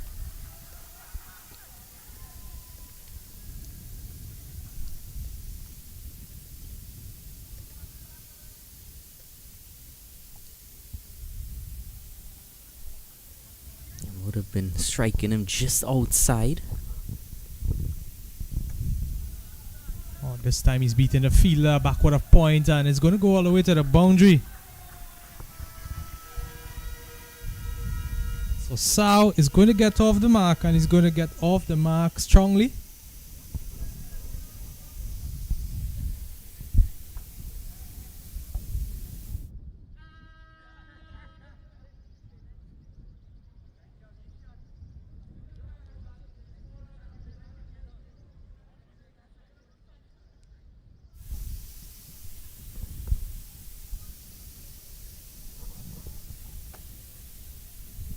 This one short and worked off the hips. Yeah, there's no one there. The only thing that's stopping that is if it didn't have enough on it, but it certainly had enough. Yeah, that's back-to-back boundaries there, no? So that wicket coming, but then that pressure being released right away by Savannah boys. those two boundaries.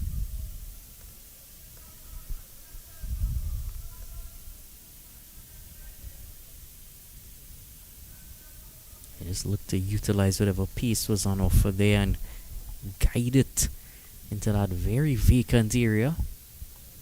Just seeing them place a fielder behind square now.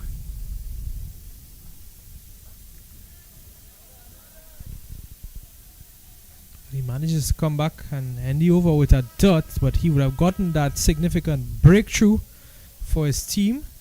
And after 7 complete, the Avocat Rebellions push up to 63 for the loss of 1 wicket.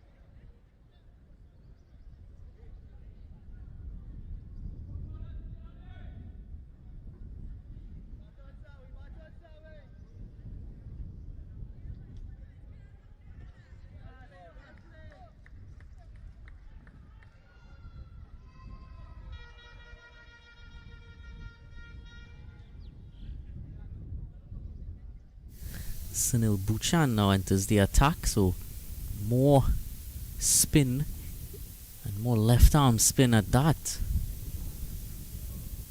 Opting to come over the wicket. Oh, that one went under the keeper. They're lucky to not play that one back onto the stumps there, Pierre. Bit of luck on his side.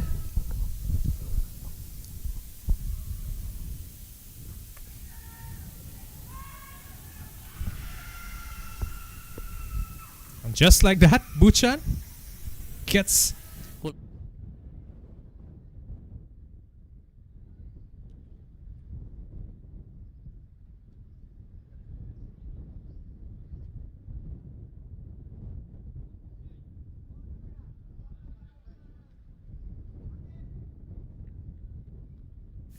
So Varun Saw, after hitting those 2 boundaries, has to head back early. 66 for 2 now. So Pierre is going to have to be very careful about how he progresses his innings from here. So far he's opted to be a bit more careful in his approach as Raymond Fletcher joins him. But at some point he will have to go through the gears, because that required rate isn't going to get any lower.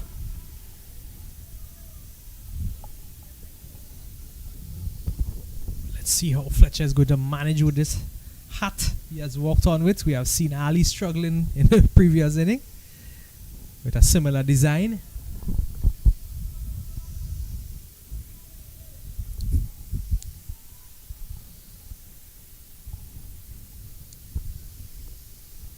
Raymond Fletcher, left-hander.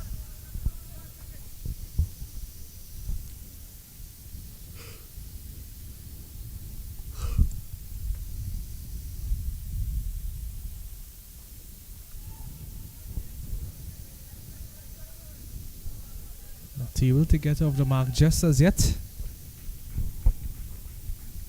It's always good to feel that connection of baton to ball.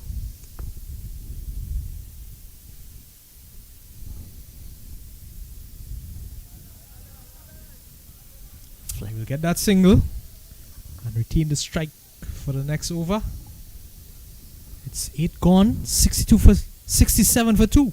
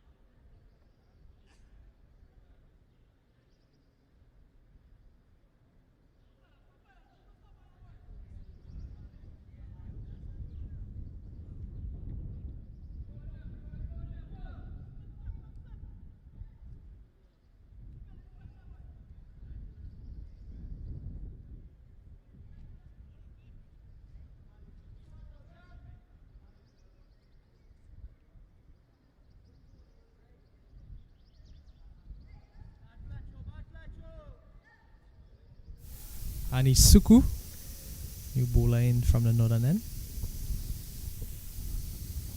Starts off strongly, right arm off break. Man facing him, Raymond Fletcher.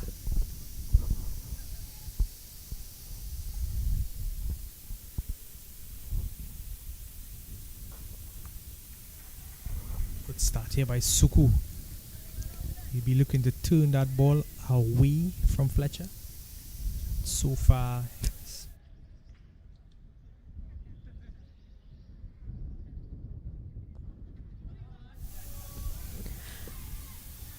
this time stepping down the track, looking to try to hit that one a bit harder, but long.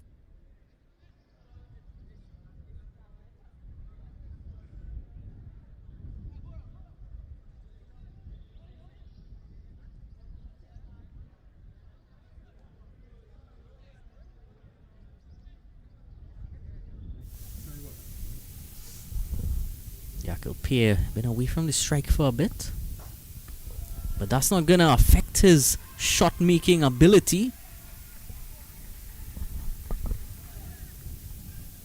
You certainly see that he's trying there.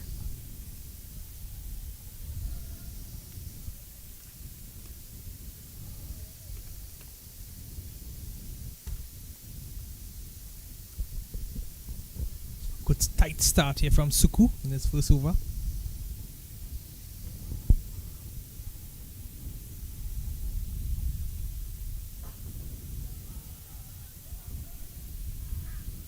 Just 3 from it so far with 1 legal delivery remaining.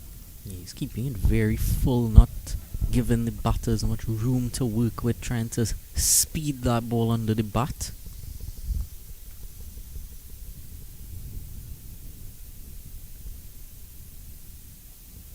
When he finishes beautifully with a dot delivery, just conceding 3 from it.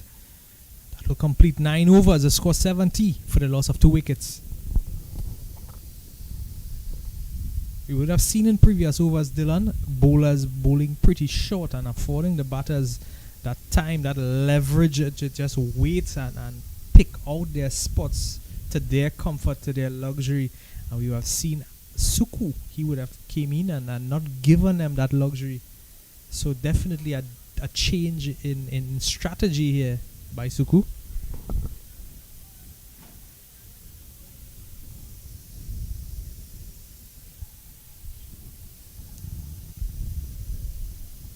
We have Buchan coming in from the southern end. He would have opened his spell strongly as well, just conceding 4 from it. He would have made a breakthrough.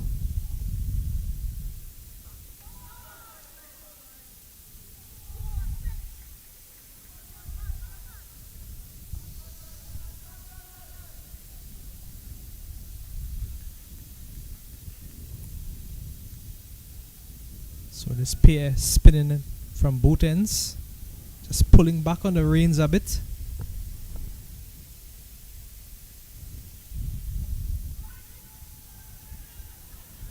Now, what did that come off of?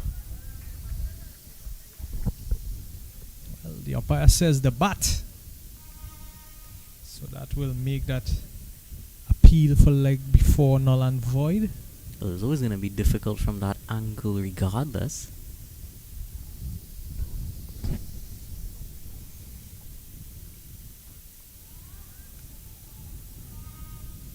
So now they are working it into the gaps, taking those singles, rotating that strike, keeping that board ticking over.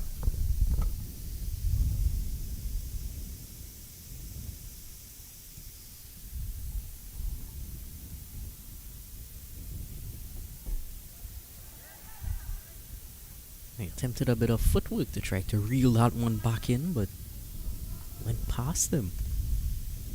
Yeah, that FIFA World Cup is in the air. That breeze must have just blown across the Brian Lara Cricketing Academy.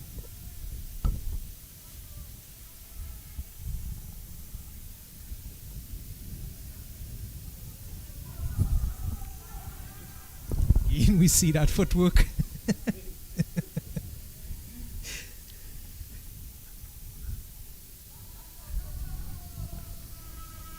So we here at 360 TV are bringing it all here for you folks.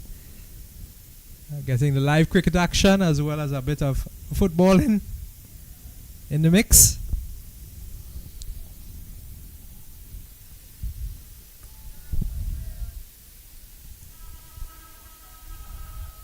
I really do like this tactic from Buchan thus far, and there's gonna be an overthrow in effect.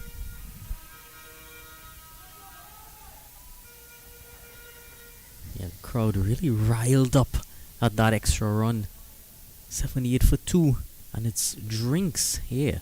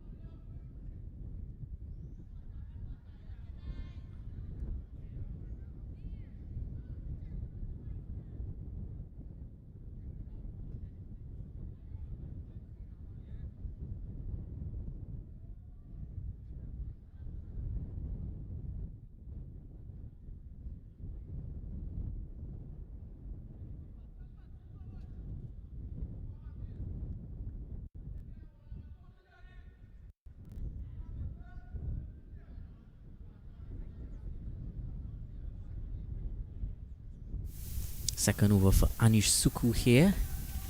Brilliant first over he bowled, kept things very tight. Just 3 runs coming from it, and here as well finding those boundaries a tad bit difficult. We saw as well from that previous over Buchan utilizing an over the wicket angle, which we don't often see from left arm spinners, but That angle tending to work in defense of this total. I dropped that one in well too short. And it seemed as he hit it well enough when he played it, but didn't quite time it as well as he would have liked Fletcher.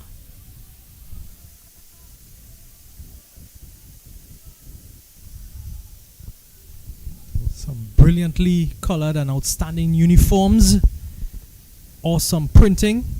You look at the back of those shirts, you can see those numbers and names well. Number 29, Anish.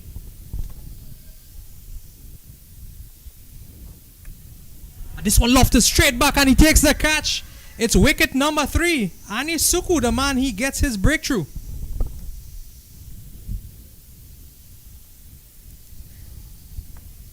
Yeah, those are never easy, more reactionary than anything. It's brilliantly done.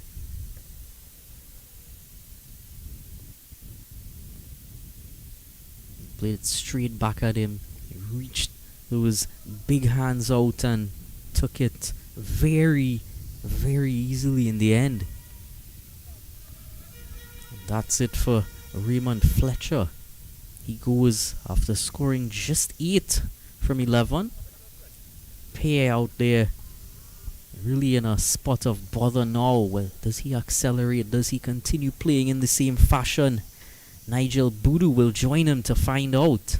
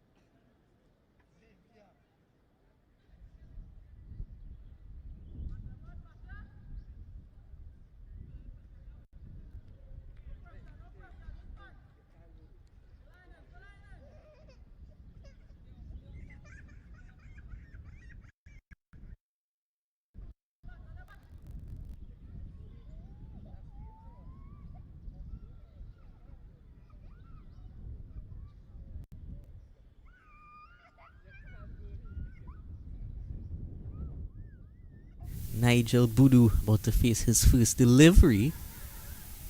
I'm not sure if he got any bat on that. We'll wait to see what the umpire says. So Bai's signal, not yet off the mark. That one arrived on him quite slowly, quite loopy.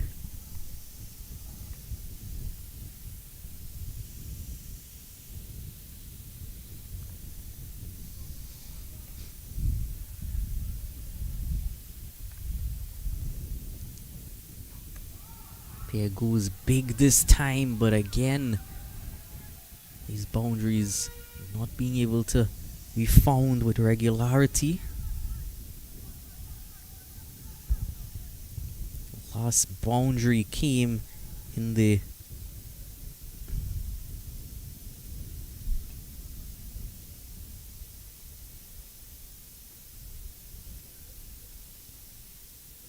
last boundary came in the 7th over. That run rate now starting to creep up a bit. And that last delivery, just a single from it, it will complete 11 overs. Score trickles up to 84 for the loss of 3.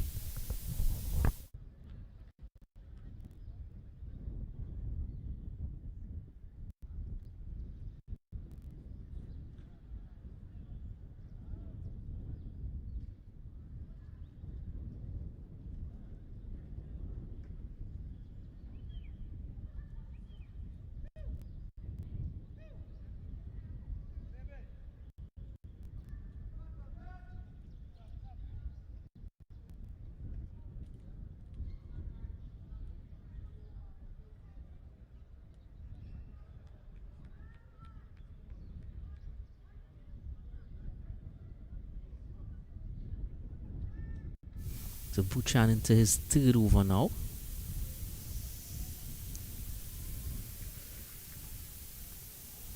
Again, starts off very accurately.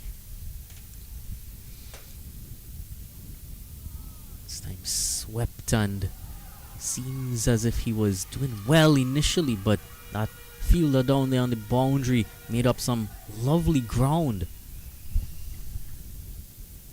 Yeah, that's Narish Prasad out there, still full of confidence and full of energy after that brilliant innings. Yeah, time. He's putting his body on the line, Dylan. You could have seen it in not just this, but from previous attempts on the boundary. He has definitely contributed with the bat. And now showing his worth on the field as well. Since the fall of Chun's wicket, run rate would have started dropping quite rapidly. That current run rate now just over 7.5.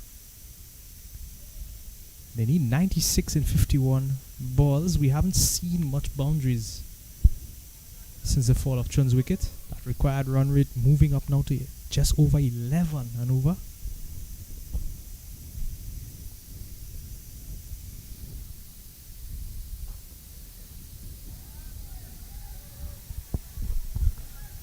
Buchan as well putting his body on the line, doing an excellent job from the southern end. Just conceding 3 from this over so far. That wicket of Chun would have fallen at 55 for 1. Score now up to 87 for 3.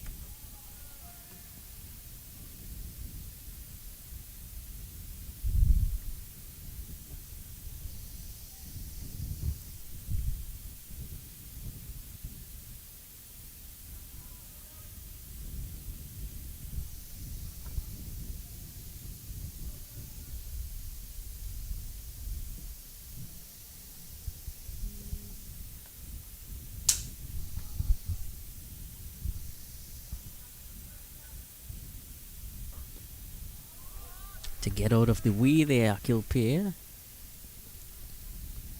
as Budu adds another single to his total and keeps strike 88 for 3.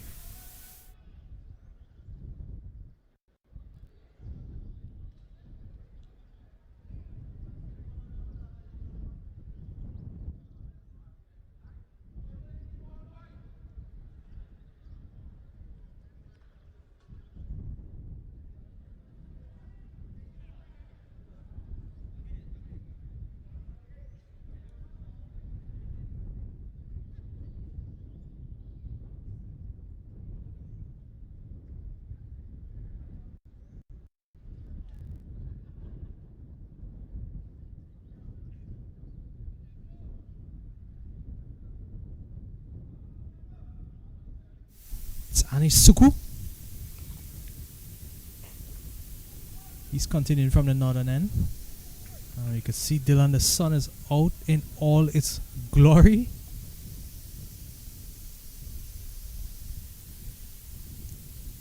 Blue skies, scattered clouds. Absolutely beautiful Friday here in the lovely island of Trinidad, in the Southlands.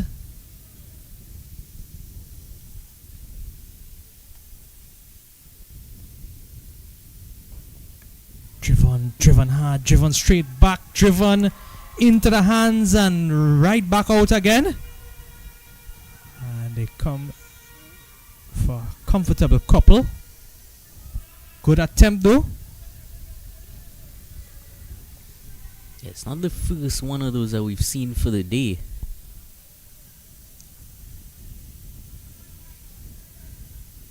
Again, pretty much seemed to have gotten there. Just wasn't quite stable and ready to take that catch. Oh, this one bigger. It's higher. And it goes all the way. Pierre is the man. And Pierre is the man with the drive at the moment. And that was a lofted on drive. Slugged straight back. Yeah, he's been there since the beginning. He's kept his wicket intact so far, and now he's looking to really capitalize upon all of those deliveries he's faced. And that 6 would have definitely thrown Suku off track a bit there. That one flighted wide. And they also run a couple.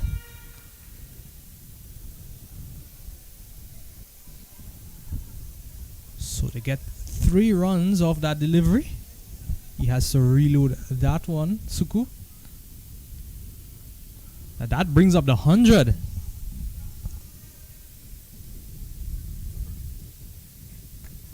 This one cut. And cut to the man at backward point. He tosses it up in celebration, but the umpire just says, just hold on a bit here. Umpire, he's just going to check with his square leg. Well, while they check in their mind at what went on, we can check at what actually went on. Well, from the dugout, you could hear proclamations of not out. And yes, it would have hit the ground first.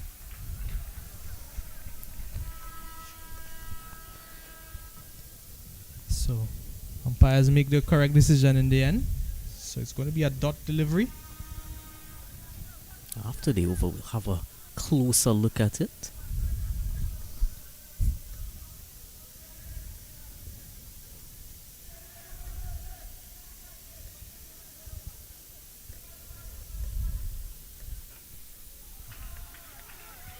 Feel in the air by the man in the circle. Definitely stopping a boundary and just restricting them to a single.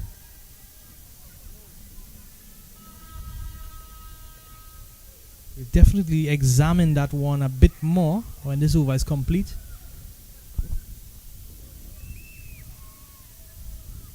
Very, very close. Very tight decision for umpires to make on the field.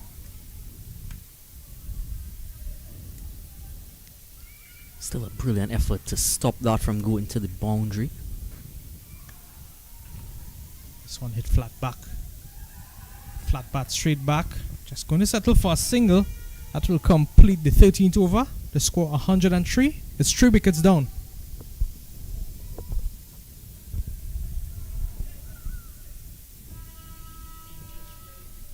Well, well, well. Would you take a look at that?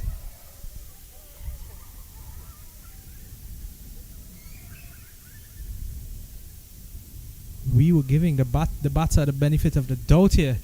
But just look at this again.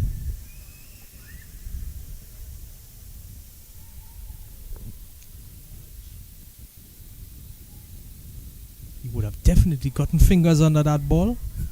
Was a good catch in the end. I must say, on first look at it, I thought it was actually out. But of course, the DRS not being used in this series.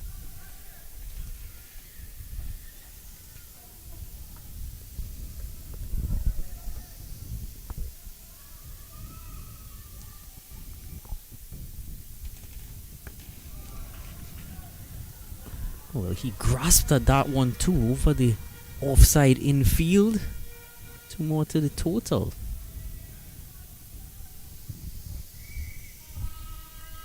Went over the head of Anish Suku. Maybe just a bit fatigued after that last over he would have bowled.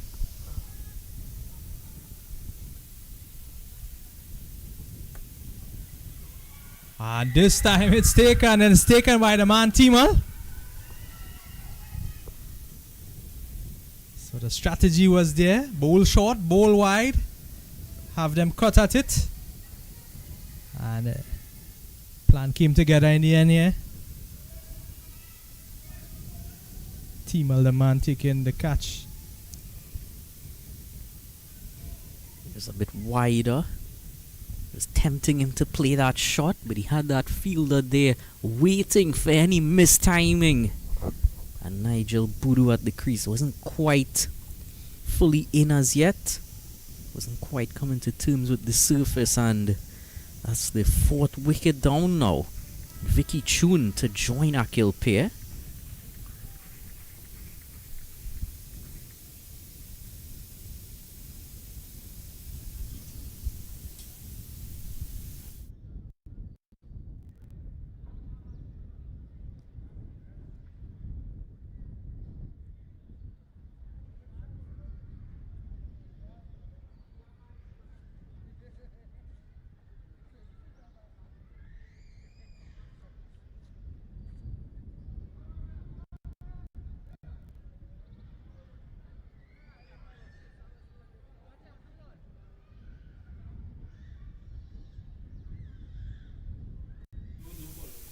Vicky Chun here facing his first delivery. One left-hander replaces another. And look, just take a moment to consider this brilliant spell from Buchan. 2 for 19. Economy under 6. Oh, did he get a hand on that? Well, he got a hand on it afterwards for sure.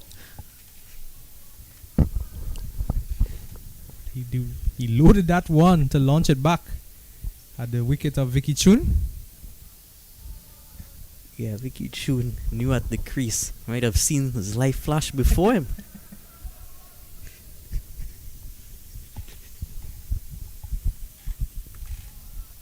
Get some bat on that one off the mark now.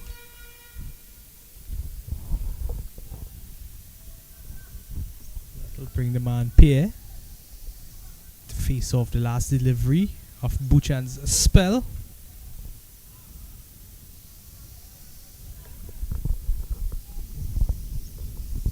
Buchan will be looking to finish strong.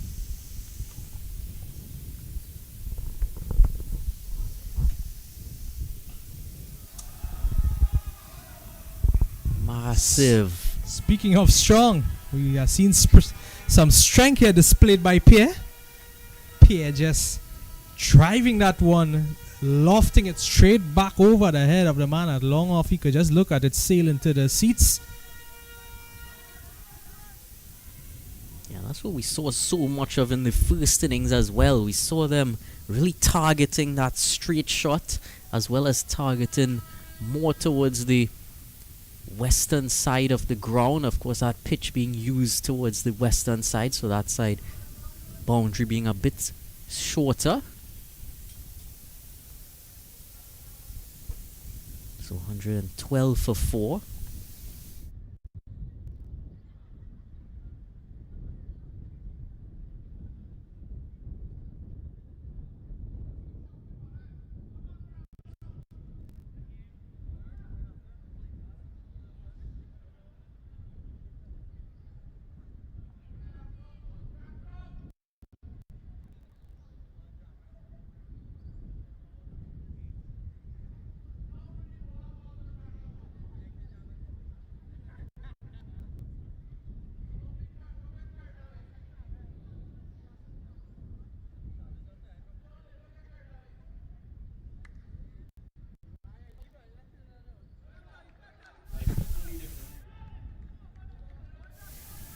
Timal filled with confidence after taking that catch previously.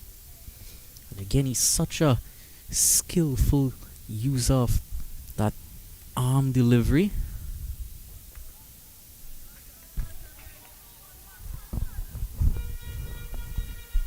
Picks that one up on the full and gets a single to bring the set man back into strike. Akil Pierre, he's on 39. I'm sure he'll be eyeing his half century here. And also trying to get that run rate up a bit more, since that required rate pushes up to just over 12 now and over.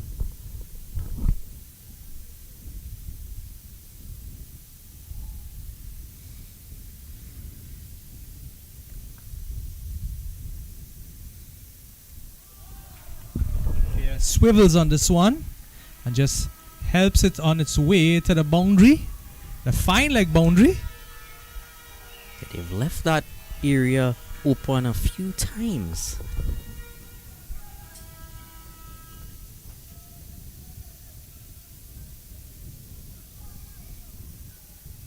Whether that area was open or not, you really shouldn't be straying onto the pads all that much, Timal.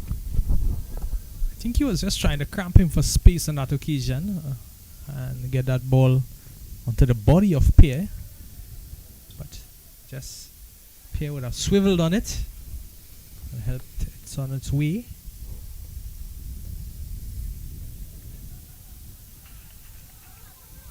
Oh, lovely timing again on display. Allows them to come back for an easy 2.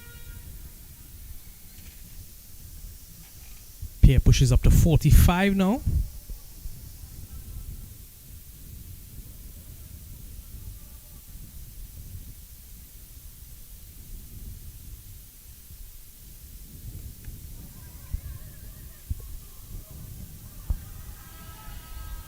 Again, working it into that gap. Just in that fine leg region.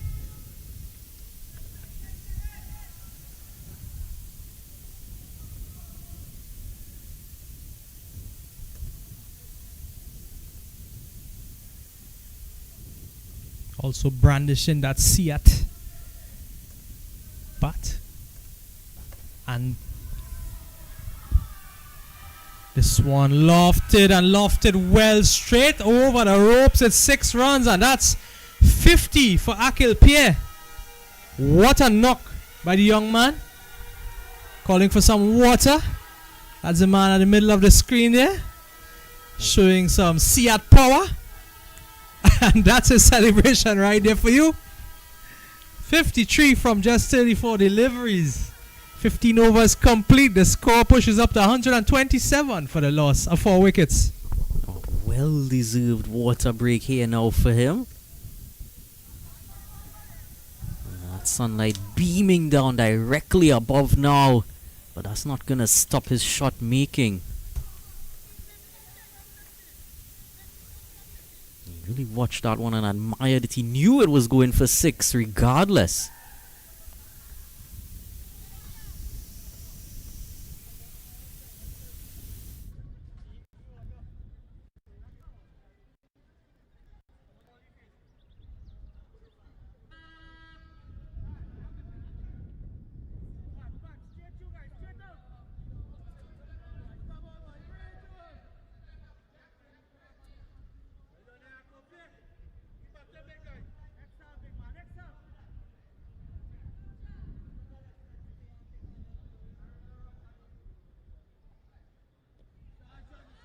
New bowler into the attack here and treated with a bit of disrespect on his arrival.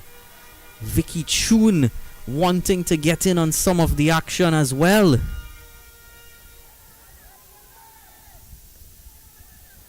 Lovely timing through that gap at point and backward point. Samir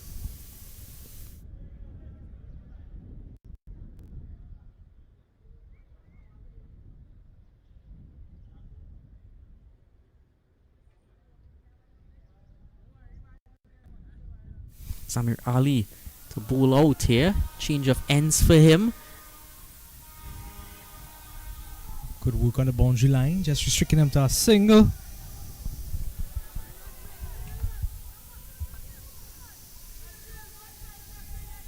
Bringing the set man into the crease, Akil Pierre.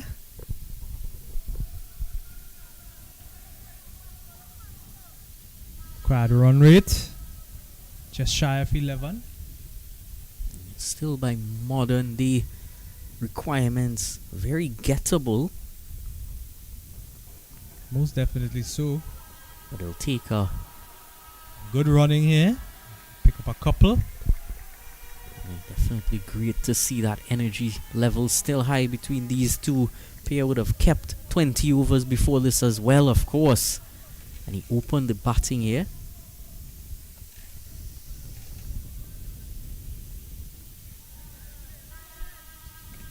Quick return there, but an overthrow. No one backing up there. They come back for a second.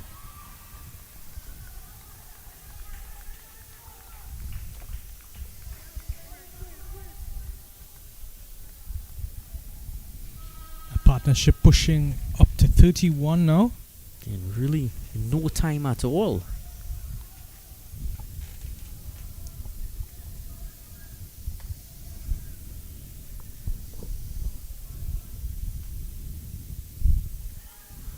Oh, and he stumped him.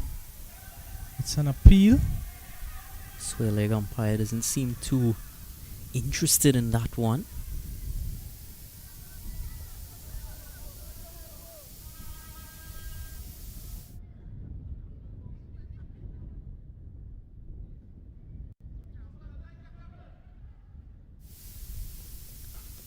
This one launched straight back and into the stands. It's a 6 to finish the over. 16 gone.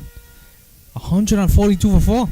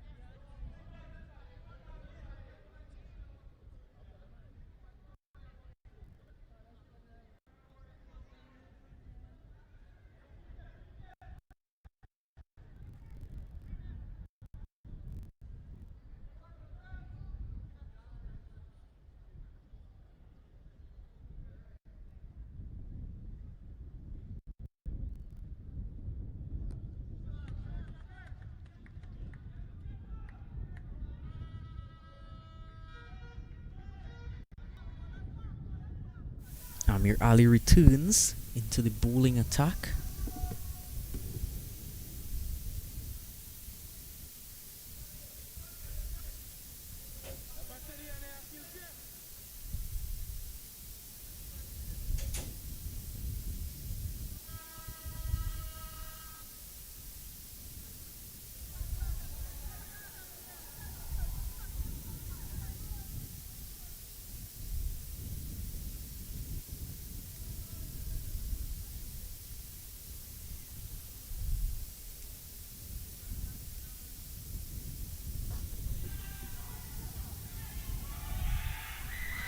And that's a wicket there. That's the set man as well, Akil Pair. And you'd think with that wicket falling that Savannah boys certainly in the ascendancy now. Yeah, came off the bottom part of the bat. Didn't get enough on it. You could have seen him tiring as that innings progressed, and a bit of a slip and slide there, but still able to keep that ball pouched. It comes off to some magnificent applause, as he definitely should be receiving here. A brilliant effort.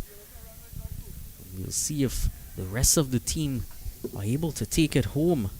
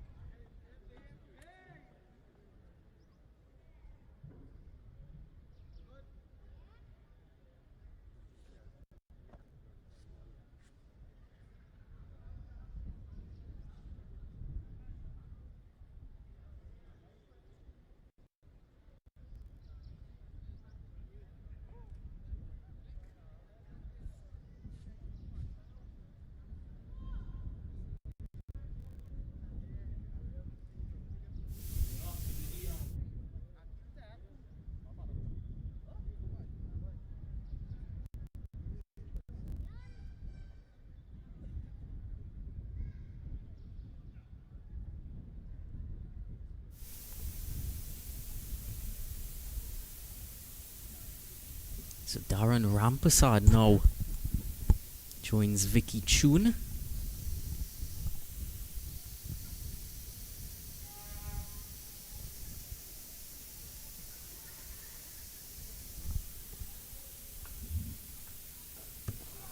Down on one knee. Nicely timed, but straight to that fielder in the deep. They still come back for a second, but they won't make it. He's run out and he's running right off the field. Yeah, it didn't. He knew he was out right away. Didn't make any sense hanging around there.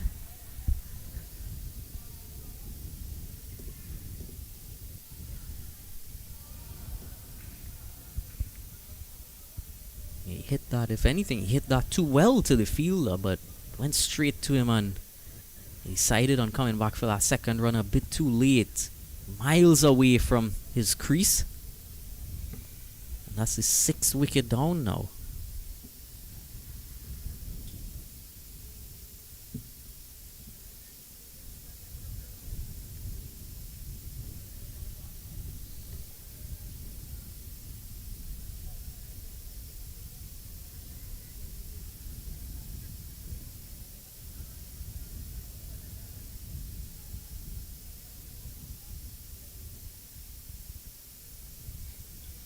So Travis Ramsumir Singh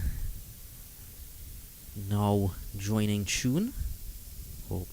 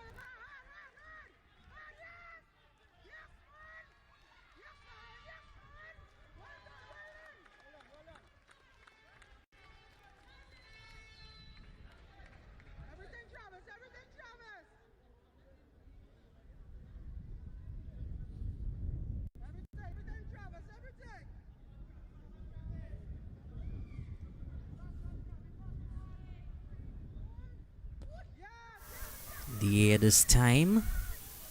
No one there where it landed. So it'll just be 148 for 6.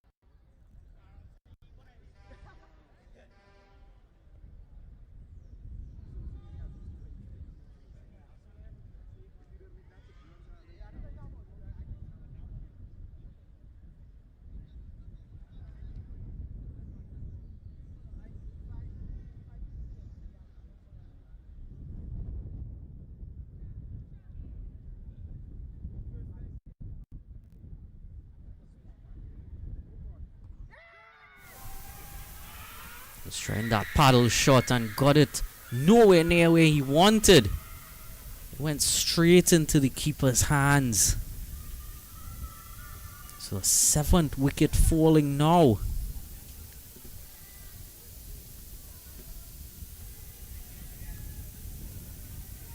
Preempted that shot. I wonder if the bowler might have readjusted his delivery as well. Wicketkeeper there making no mistake. Catching it right where it landed.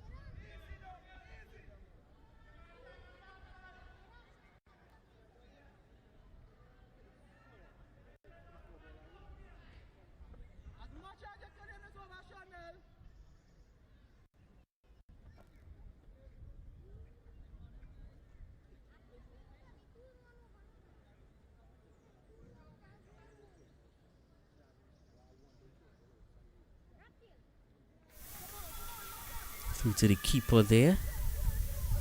Roshan Suku with a wicket on his first delivery.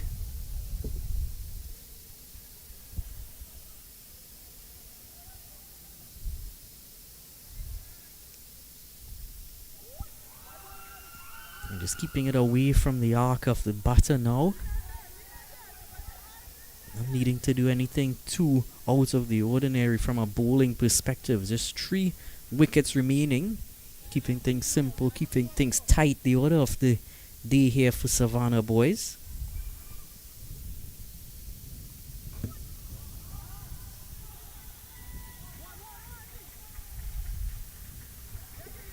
Yeah, they're not going to be looking too much for those second runs now after that run out. So at this stage, they need every single run that is there.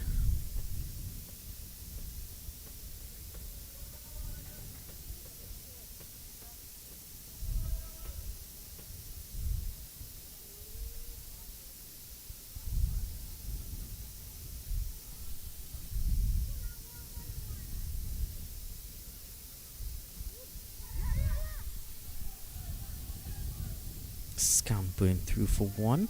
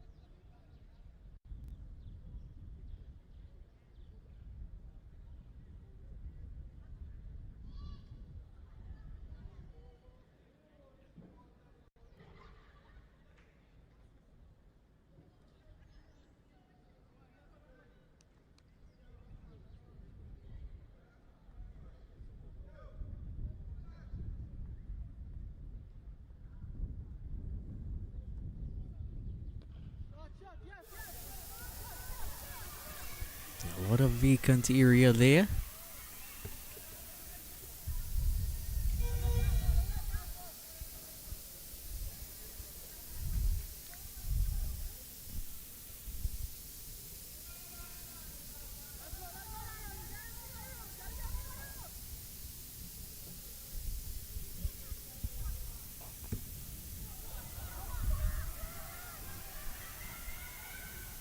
These 1s and 2s aren't really gonna hurt the Savannah boys too much. It's part of what they set up the field to do at this stage. Very defensive. Just spreading that field around to ensure that boundaries are near impossible to come by.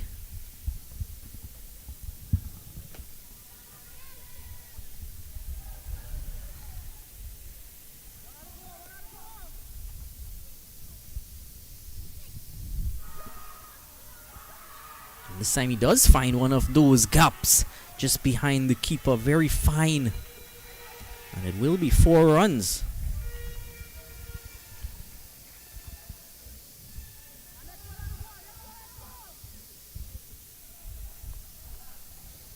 To Darren Rampasad.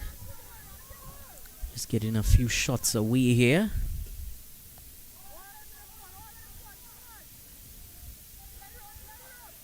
21 and 9.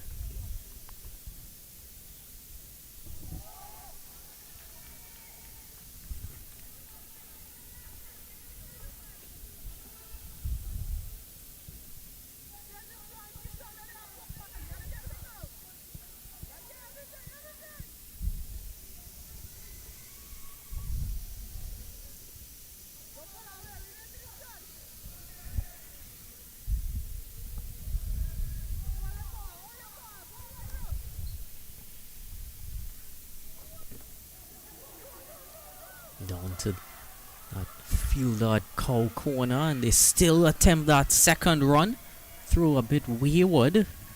Rampasad looked to be struggling a bit as he was returning to his striker's end.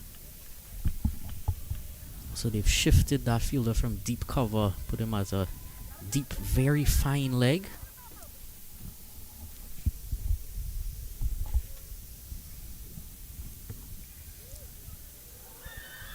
And that's actually resulted in a wicket as well, because when they took out that deep cover, there was a gap right there. They put that fielder in there, Vijay Timal, yet again, with another brilliant catch.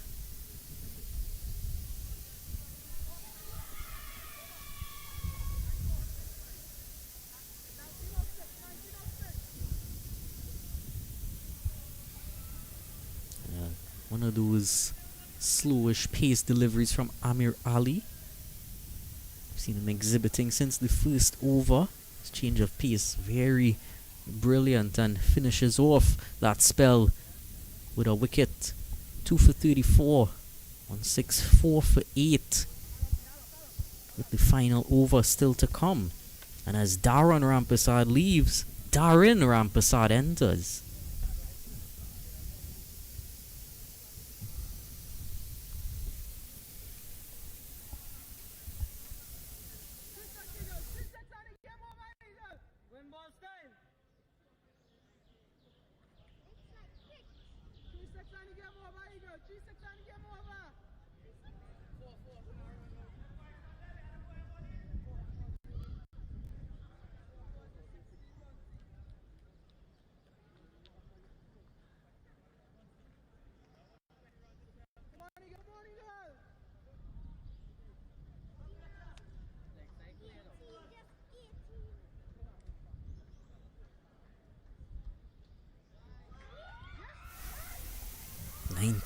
Required in 6 deliveries, starts off with a wide, brings that down to 18 required of 6 deliveries.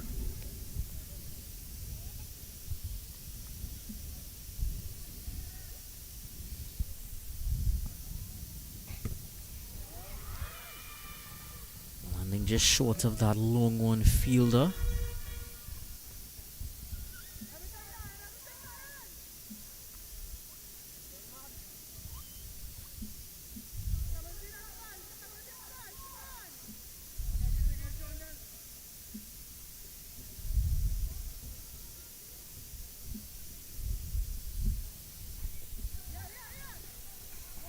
Again, he can only scamper through for 1.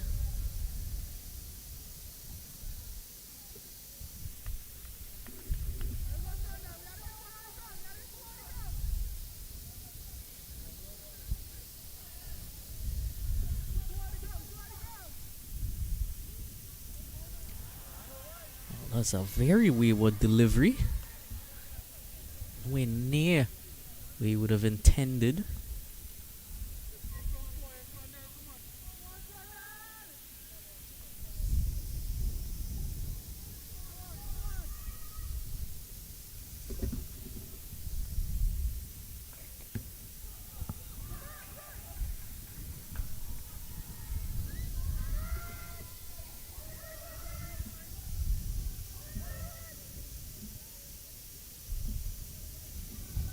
In 3 now. Can they get a big blow away?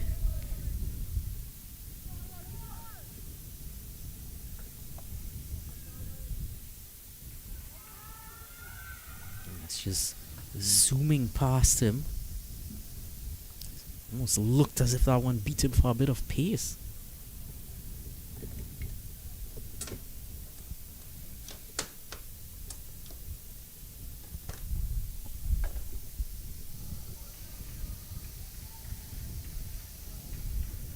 Again, it'll only just be 1. Now with 1 delivery remaining, just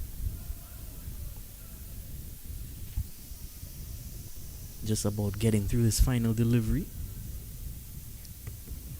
Goes up and into the hands. Ends off with a wicket. Roshan Suku with 2 wickets late here, but also a brilliant job of ensuring that there wasn't any festive runs at the end. So that means Savannah boys in the end winning this first match by 12 runs. So in the end it actually came down to be quite a close encounter, but once pair left the crease, was always going to be an uphill task. So, in the end, 170 for 9, that score by Avocat Rebellions. And Savannah boys winning this first match.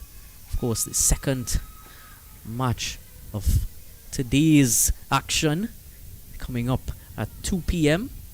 And we'll have the intro to that match just at about 1:45, 1:50. So do stay tuned for that.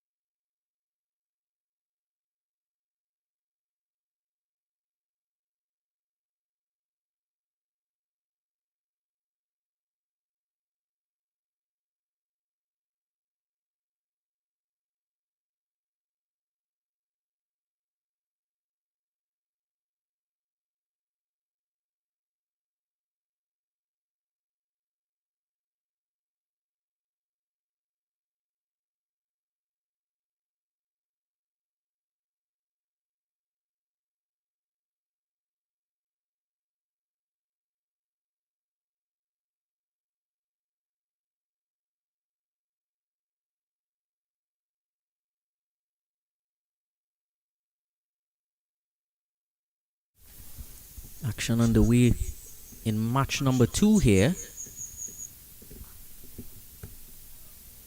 Pulled away that time by Bisundat.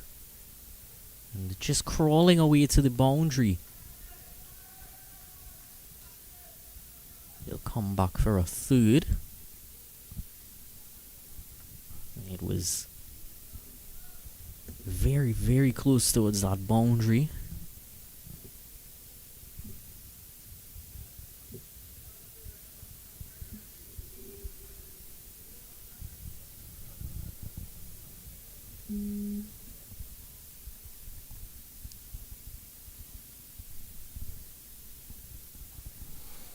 Oh, this time more aerial. But again, the fielder wins the race. 2 runs added to the total. This time by Raja Premchand. Raja Premchand and Kevin Bisunda to the 2 openers for Rahamut Evergreen SC. Cunaripo opening the bowling with Christian Rahamut after winning the toss earlier and electing to have a bowl. Pulling again, this time similar result.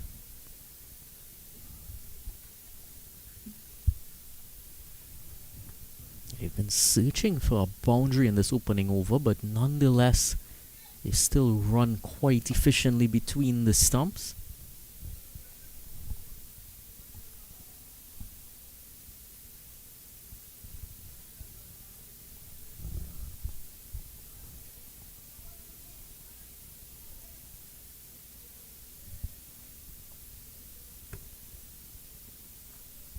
Misaligned that time down the leg side. They'll come back for a second run very easily. No bat on that occasion, so 2 leg byes added to the total and 10 runs on the board after over number 1.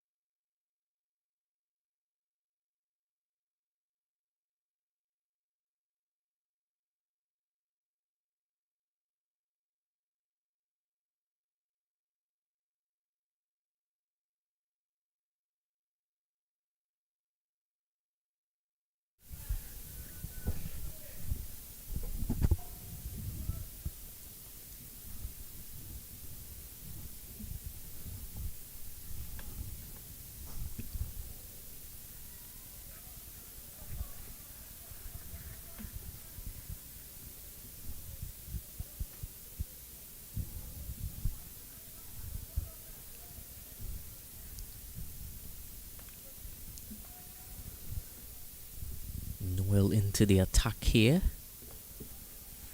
Opting to come round the wickets.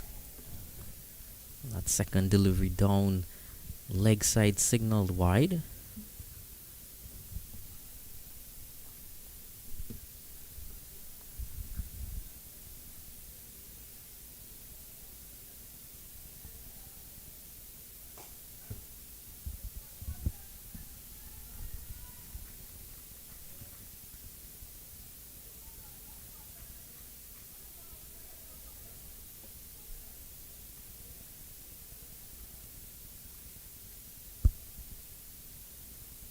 See Bisundat there marking his guard, using one of those bails.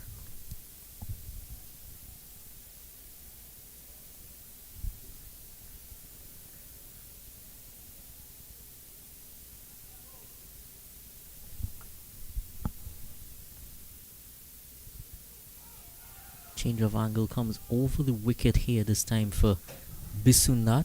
Was close to being a wide, but not signaled as such by the umpire.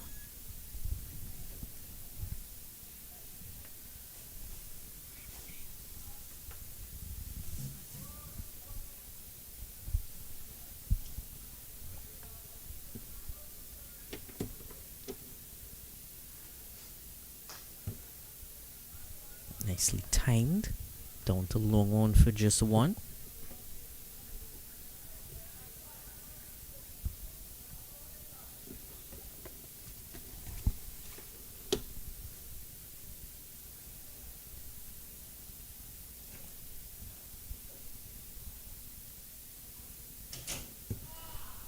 Lovely shot here by Bisunat. By Prem Chand. Oh, it certainly was Bisunat.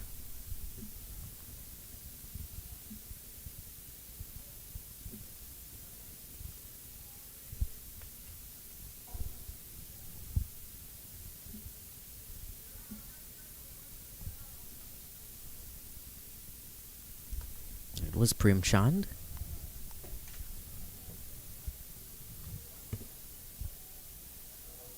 Well fielded in that region there.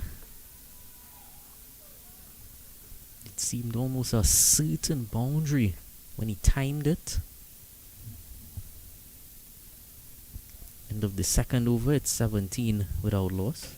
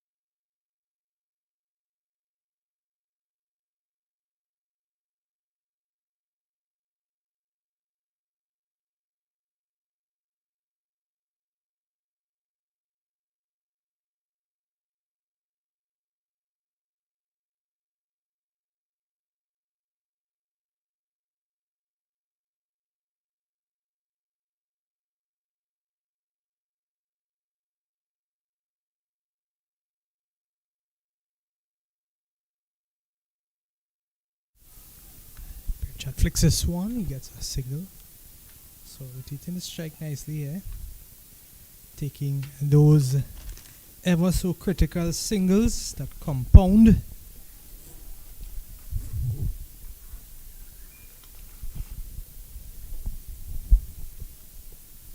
Oh, down on one knee, striking him, umpire says no. Probably looking to slug sweeper that one, Raja. Just a dot in the end.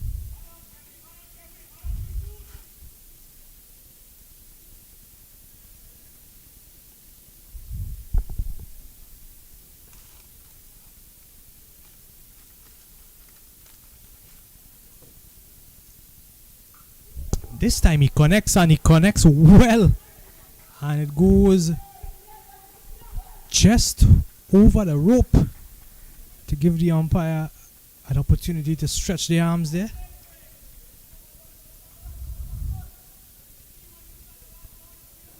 Six of the very best.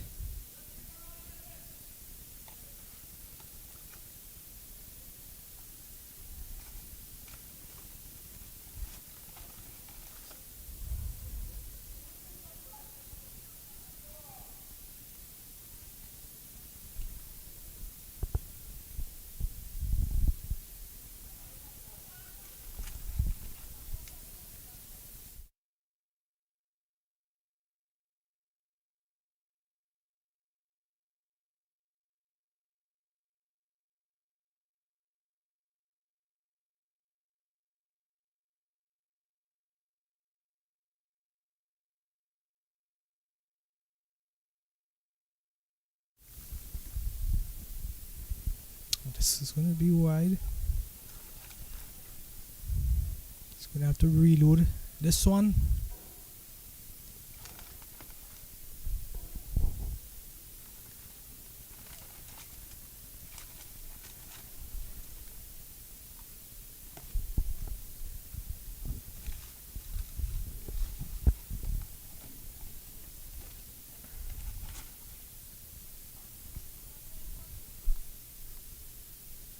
He's just going to work it off the hips to the man down at square leg for a single to complete the third over. And after 3, it's 29 for the loss of no wickets.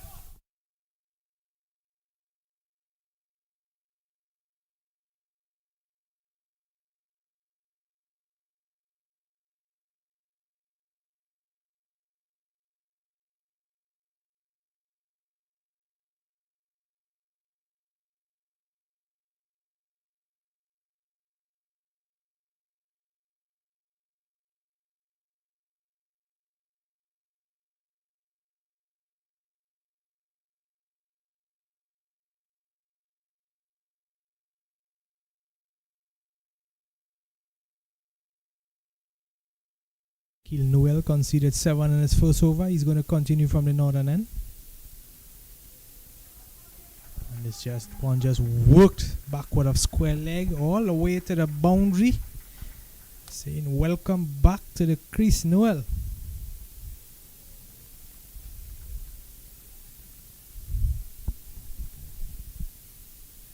He actually worked that one away on the full.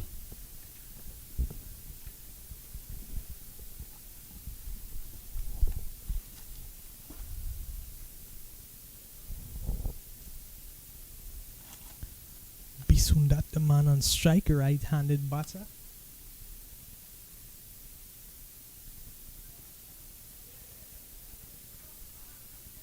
Definitely didn't connect with that one as he would have liked. Still managed to come through for a quick single in the end. At this rate, the projected score looks within the 193 vicinity. At a run rate of just over 9.6 and over.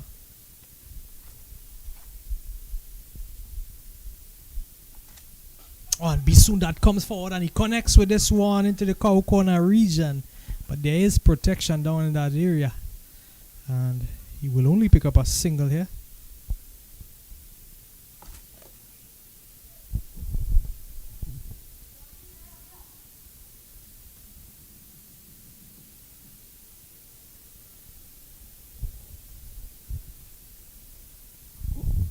This one strays extremely wide down the leg side, beating batter, beating keeper, and also beating the boundary rope.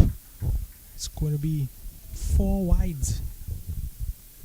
It's a gift here from Akil Noel.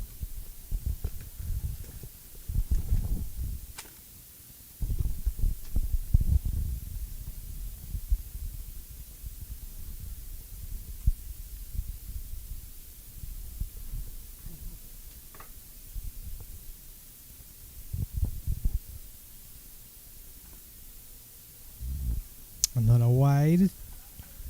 2 wides in succession. So he's looking for that tight line wicket to wicket, but just missing his mark in the end. That ball drifting down the leg side area of the right-handed Bisundat.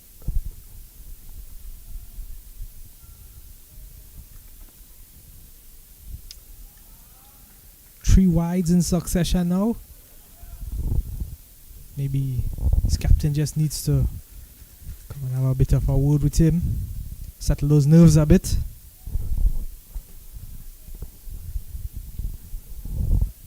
Well, he is changing his line. He's going to come around the wicket now to Bisundat. Much better delivery.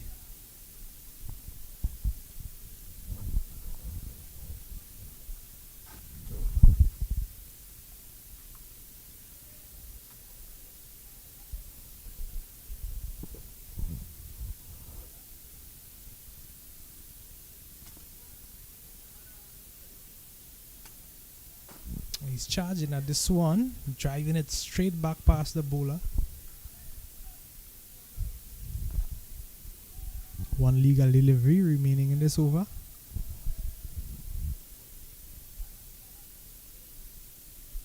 Noel would have conceded 22 so far in his spell.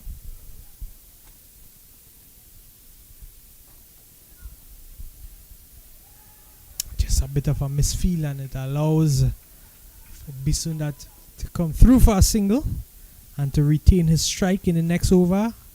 That brings an end to 4. Overs complete now.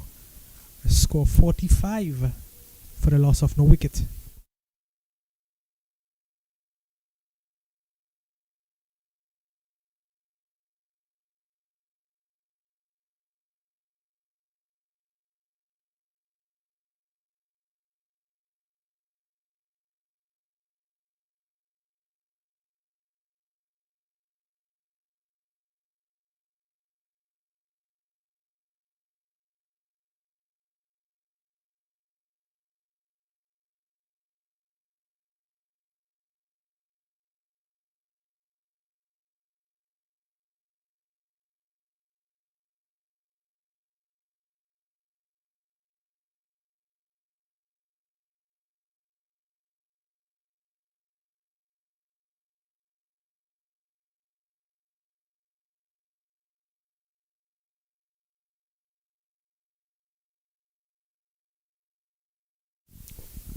New bowler is going to come from the southern end, right arm over the wicket to the right-handed Bisundat. It's going to be Wesley Thomas, the man. Just skidding this one through outside that off stump.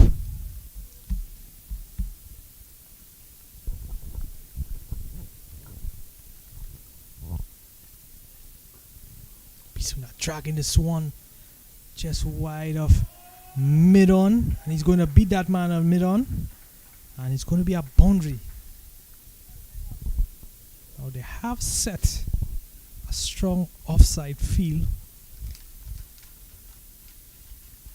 There's six men on the offside, inclusive of that man deep extra cover. So as long as Bisundat could drag it onto the onside, just has 3 men to beat there.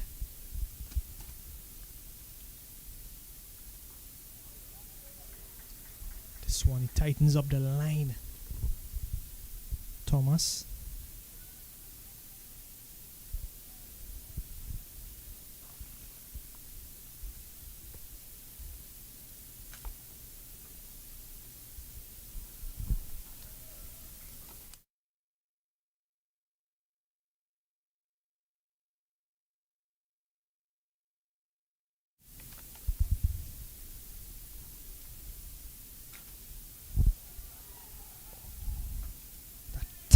Offside field, almost considered the run there. Very risky consideration. And Thomas is moving through his over pretty quickly. Just one legal delivery to go in this over. And he picks with this one. The man at long on gives chase. And he has a bit of a fumble out there, and will allow for that ball to touch that boundary rope. So just 2 boundaries, 2 fours in the over, conceding 8 from it. It brings up the 50 partnership of 30 deliveries. Kevin Bisundat and Raja Premchan, both men opening. A projected score pushing up now to 212 at this run rate.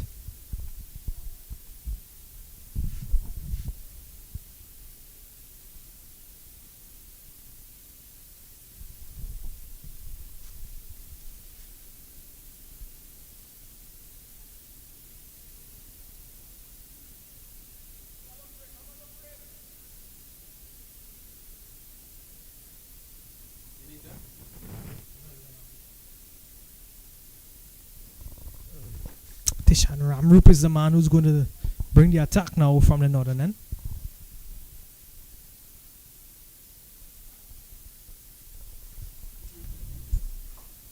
And he's slashing at that one. It's going to go over the infield. He's going to come back for a second. And he's run out on the second. Good bit of work done by the man out there, giving chase.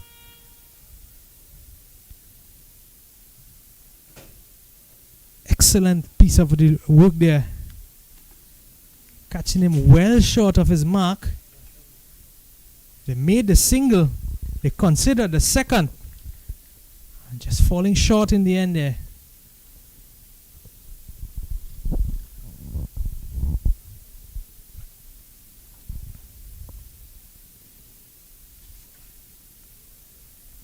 Raja he came. He was called back. Hesitating a bit, Raja. And a good piece of work out there in the field and by the keeper as well to complete a successful run out. It's the first wicket down.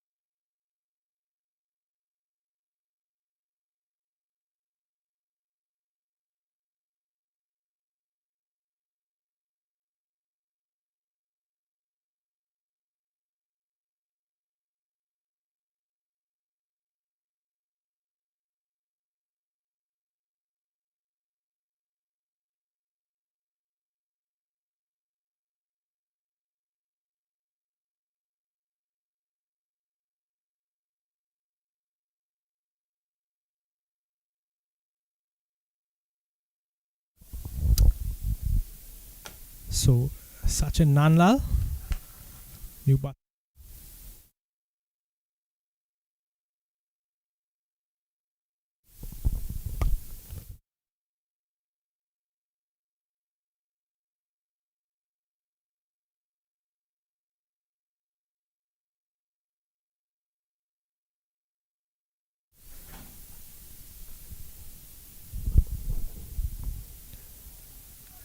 Nanlal in solid defense.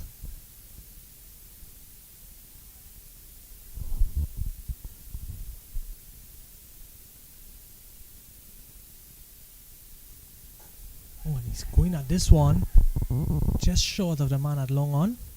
He's going to get a single to get off the mark.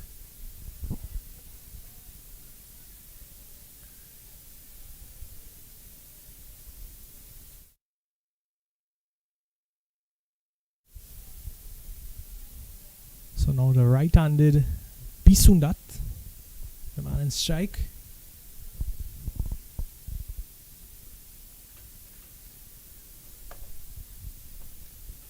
One takes the top edge. The bowler gives chase. He settles. In the end, he couldn't complete that catch. Just would have lost it for a bit up in the air. Yeah, ever so difficult in this afternoon sun and afternoon glare.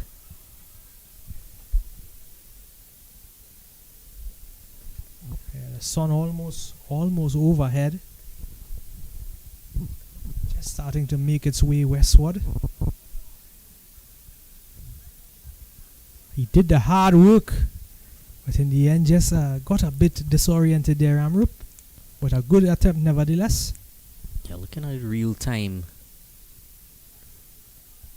I don't think he was 100% comfortable with judging where that ball would have been coming out from the sky. Of course, white clouds and bright glare.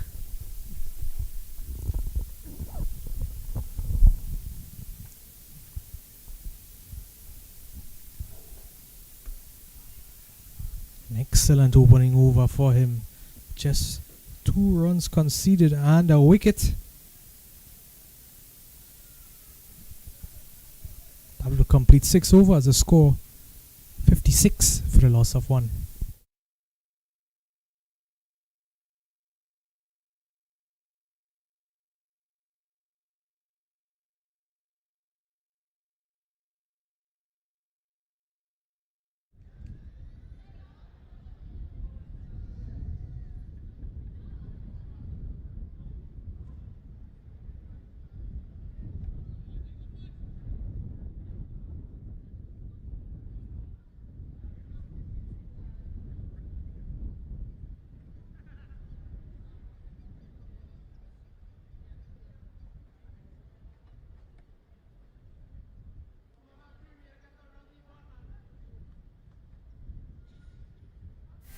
Wesley Thomas continuing his spell. A good start to that second over. Quickish, flattish delivery right on that off stump line.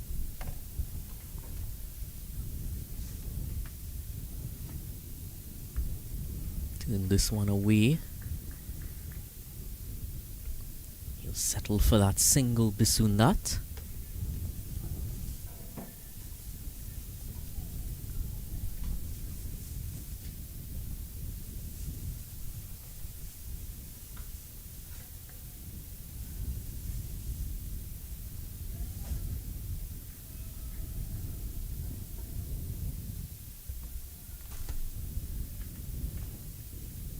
So opting to change his angle now to through and around the wicket.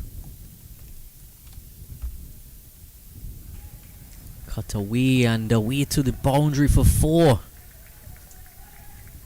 Sachin Nandlal not wasting any time getting his innings into the swing of things now. It was a tad bit short. Not the widest delivery, but it was well played by Nandlal. Gave himself enough room.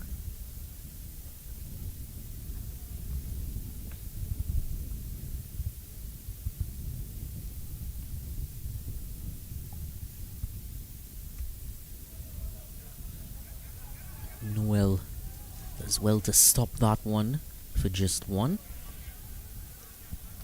It was almost an overthrow there. Wouldn't have been the first one we've seen today.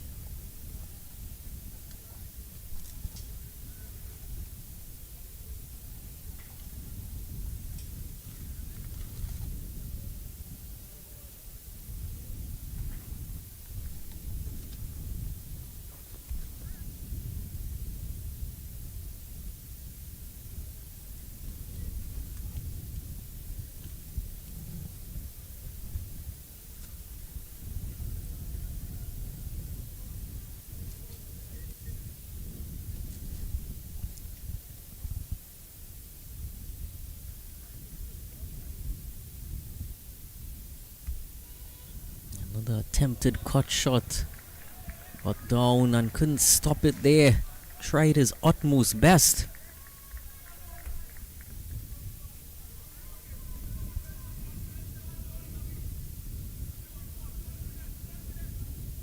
He was after it early, but a tumbling bridge couldn't stop that from going for 4.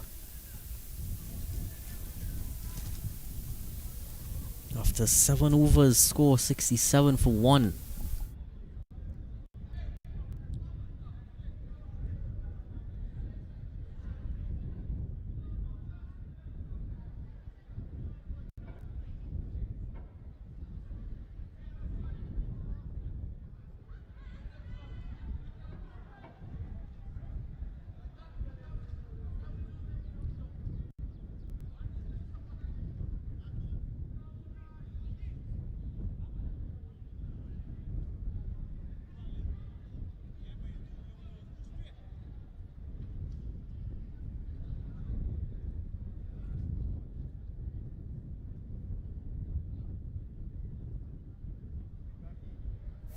Second over here for Tishan Ramrup. Just 3 runs coming from his first.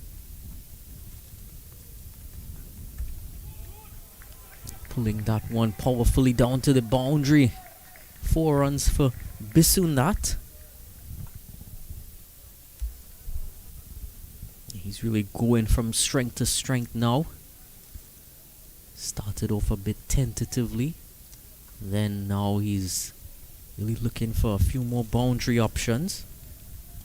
May have also taken a bit of inspiration from that innings we saw earlier from Pear. Opened the innings, took his time, and then really started pushing for it.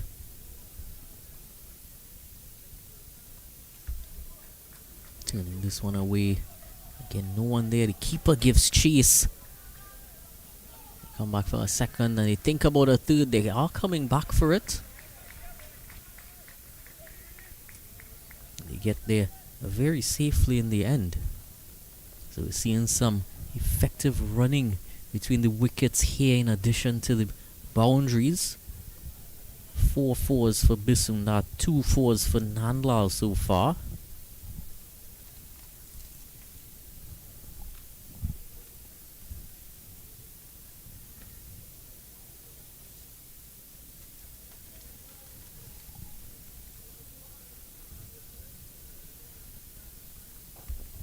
Driving that one over the offside. 4 more.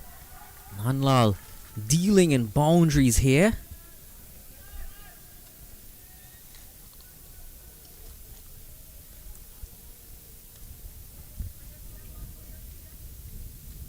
It was right there for the taking, and he took full advantage of it.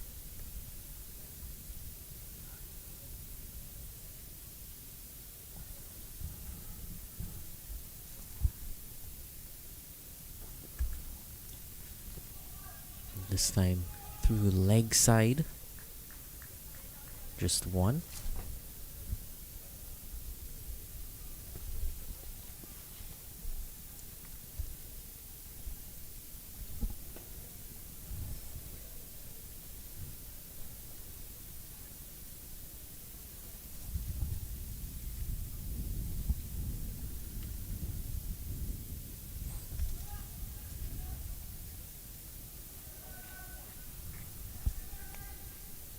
Good fielding there ensures there's no run here.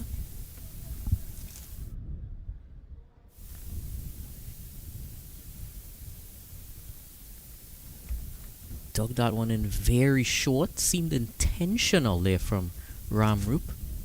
Certainly not what Bisunda was expecting. So he'll just turn it away for 180 for 1 after 8. Actually 13 runs coming from that over. Quite a big one for Rahamut Evergreen SC.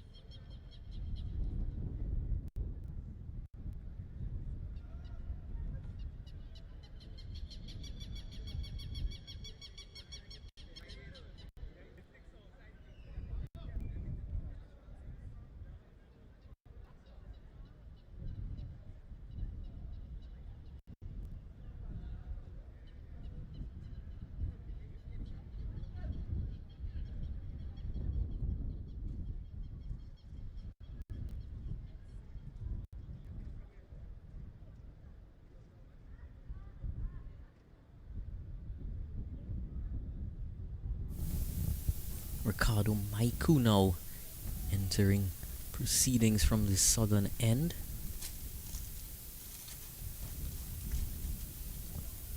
Back of a length delivery to start off.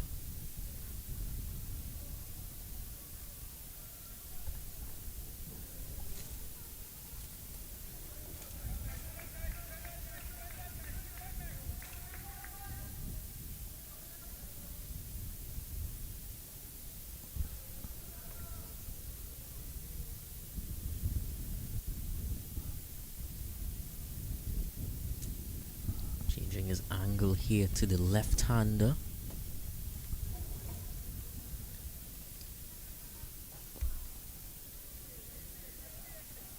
Well stopped there by that extra cover fielder. Still 1 run able to be completed.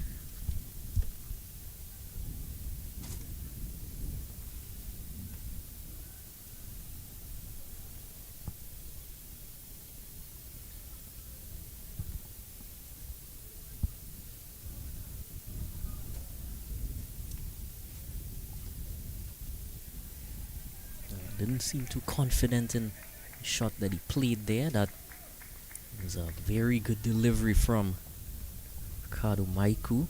Just seemed as it came back into him a bit. Bisundat.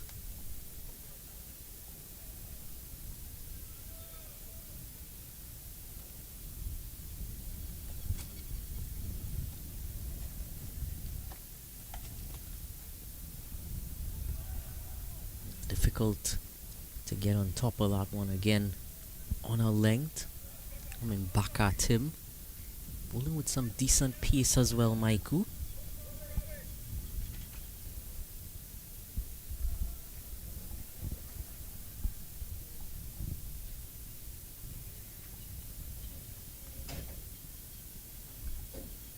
And bowled him. That was certainly building up. That over, you could just feel as if Maiku was gonna end with something really spectacular here, and with one delivery remaining in the over, he's gotten his man. That being Sachin Nandlal.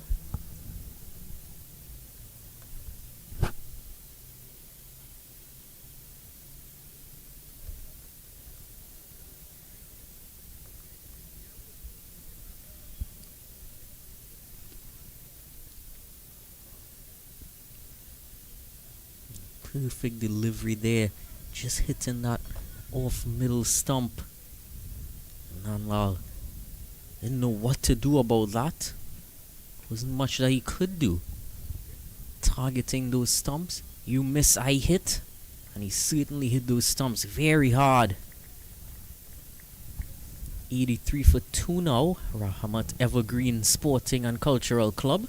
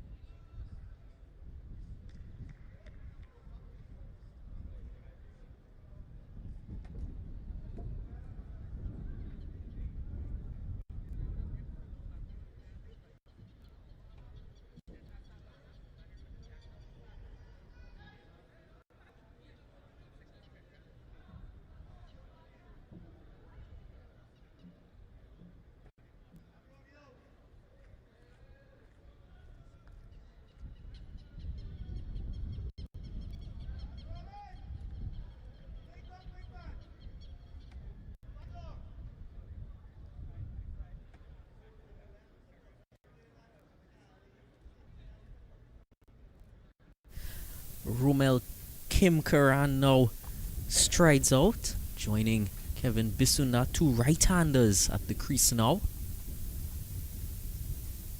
Lovely delivery there. Really enjoyed Maiku's over, how he constructed that over so far. Ends off with a dot, and the score remains 83 for 2.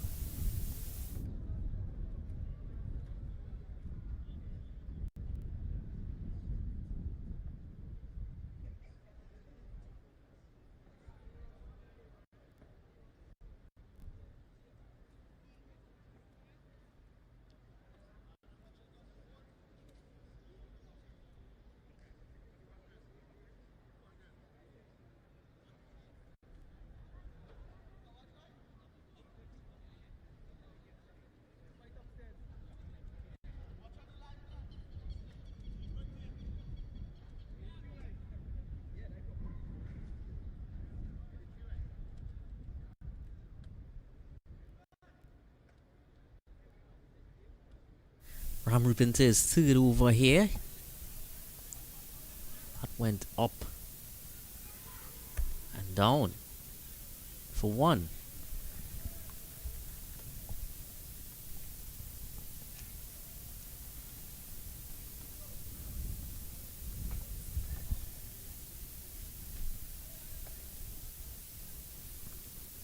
Kim Karan yet to get off the mark.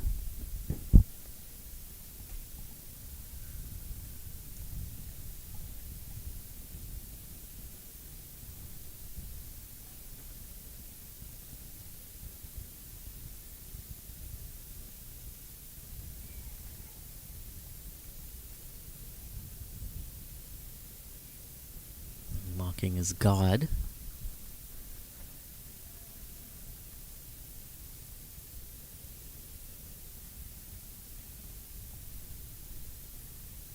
All set, checked where there were gaps, and he's ready to find them now. Yeah, first ball that he faced in this over, and he's now off the mark. What we've seen throughout the day so far is that, especially at first use, this surface is very much a comfortable run-getting surface. That one certainly had a bit of turn on it.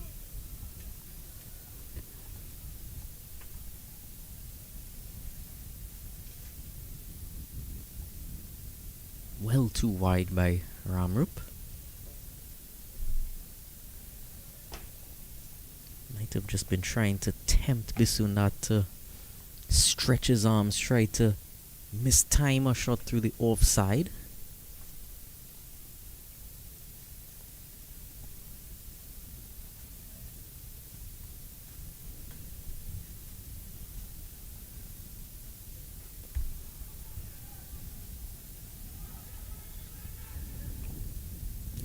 They decided to come for that run quite late, and on the way back actually seemed to have struck the batter.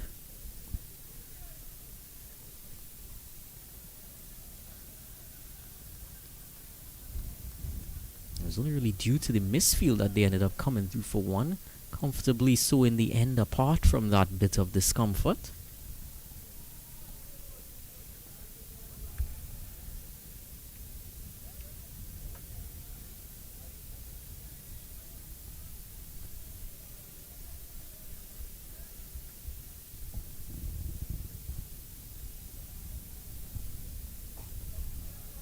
Driven over cover, but that very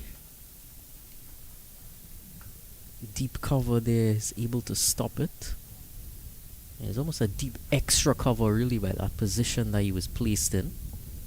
So one run brings the score up to 88 for 2 after 10 overs, and it's drinks.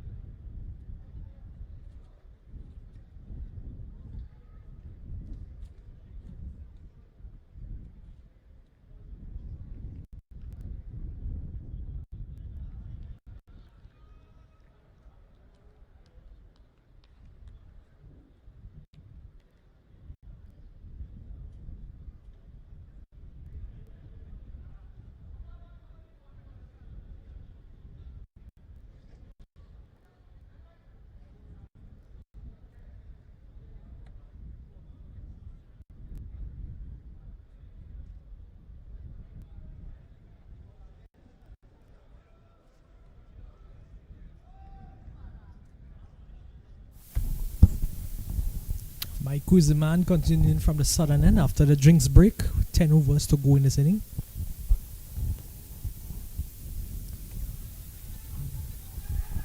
Oh, and good running between the wickets there. Coming through for a quick single. I just need to see that shot again. I'm not sure if he Look at the played footwork. that Look at the exactly follow how he through. wanted to.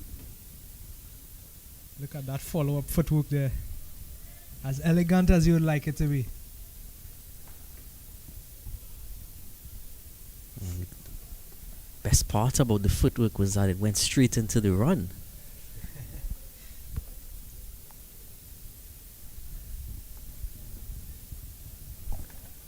Just keeping a bit low there, passing on the bat.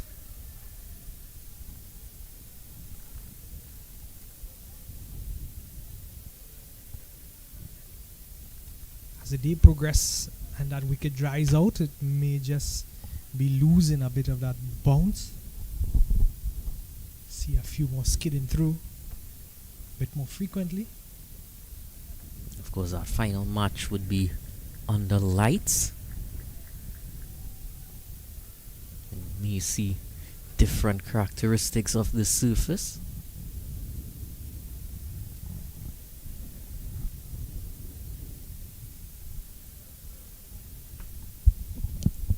This pair, they are quick between the wickets.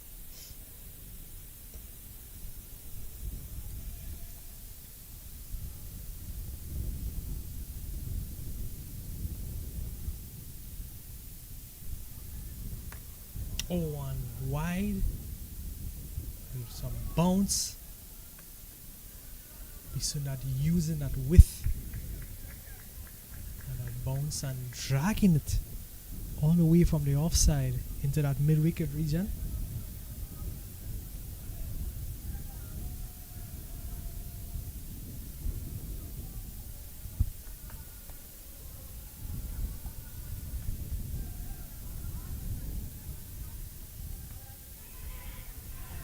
Oh, just beating the man and then a circle back on a point there. And they come through for a quick single. That's going to put Bisundat up into the 40 mark region now.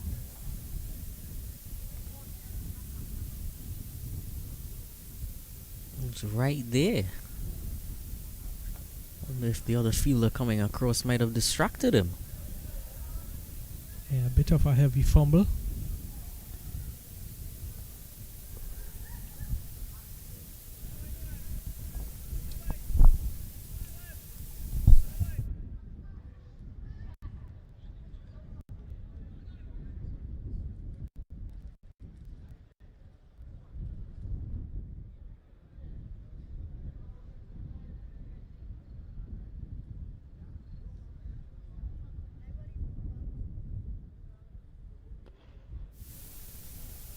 Rahamut into his final over here.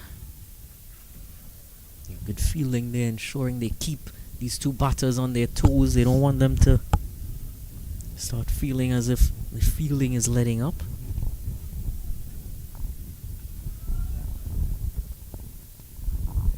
Five men out on the deep.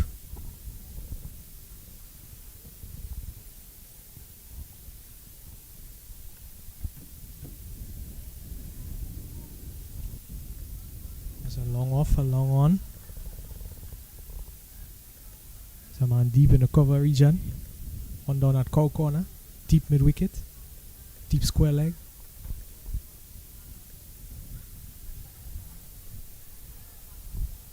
Can't seem to breach that gap between point and short third man.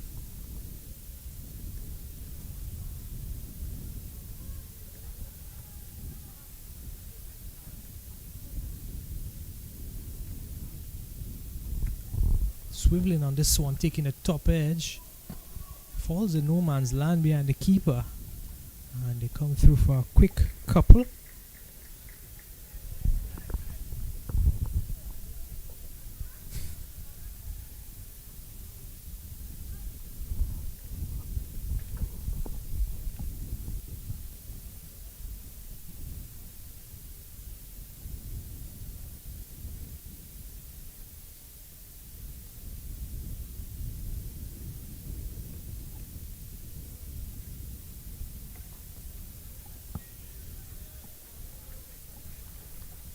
Just hit straight back at him. Very low though, so not really a chance.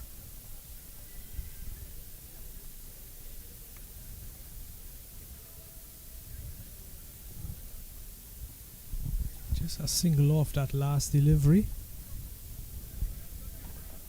Rahamut, quite economical. He would have completed his 4 overs for just 25 runs.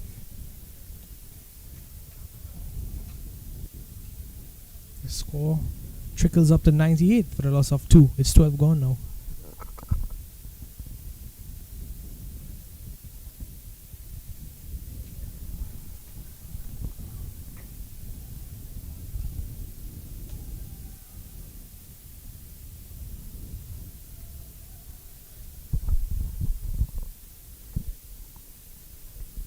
Maiku continuing from the southern end.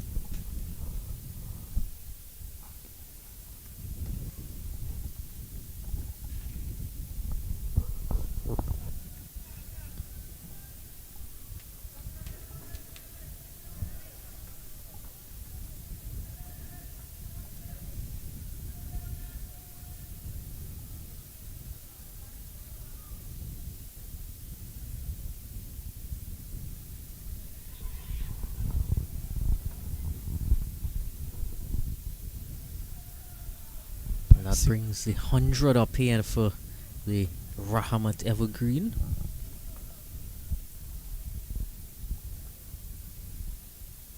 Bisunat just slowing down a bit in the past few overs.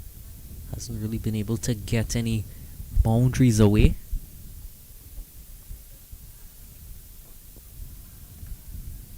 But they've done that well. They've been able to keep the running between the wickets quite regular, even though they haven't found the boundaries.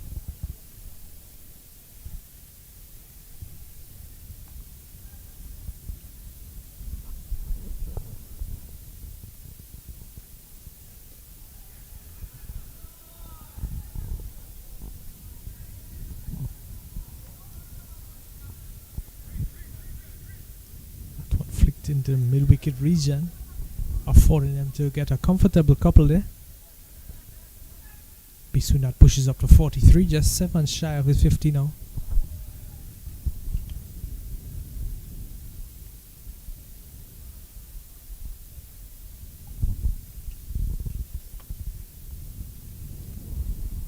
He's slashing at this one, and it goes all the way to the boundary for 4.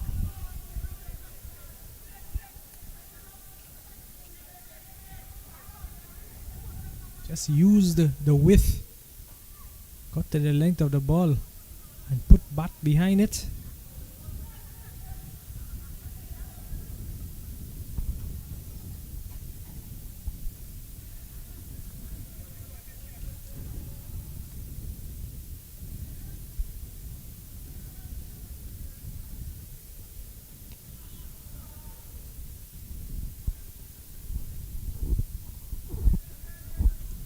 He must be holding that bat loosely.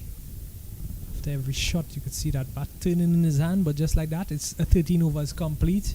It's 108 for 2.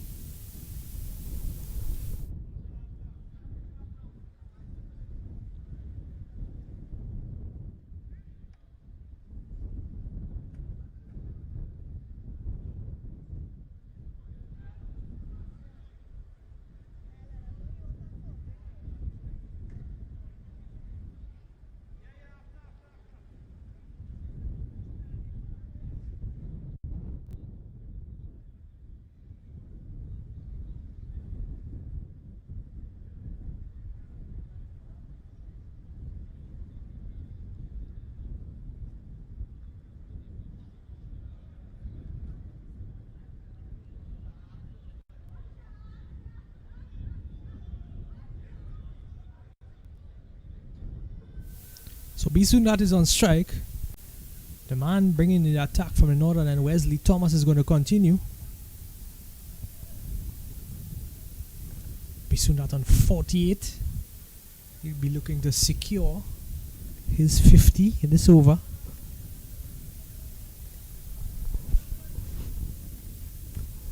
walks across the line. This one hit high and hit well.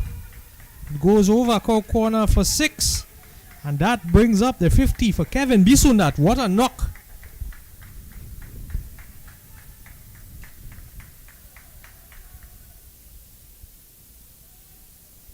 It's certainly been an outstanding effort here by Kevin Bisundat. Been there from the very beginning. He's had a bit of a hard time in previous few overs, but he's come through that very nicely, waiting for his opportunity for some boundaries, and he's done very, very nicely now. Looking at that last shot, Dylan, I still don't think that he connected with it in the way he would have liked to.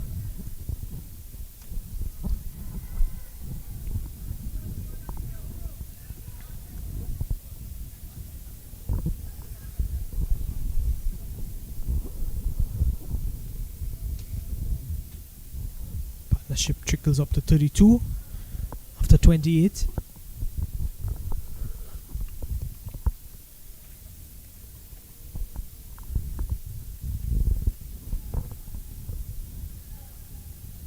This one worked into the mid-wicket area and it goes between both fielders, dissecting them straight to the boundary for 4 runs.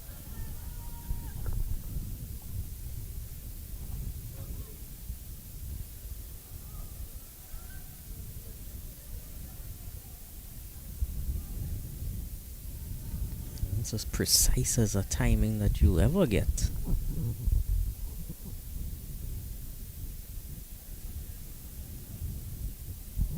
He really did connect with that one well. And the placement as well.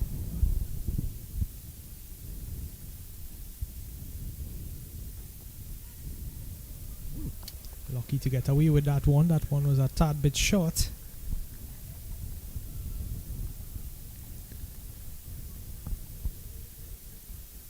Thomas with an economy rate of just around 10 and over.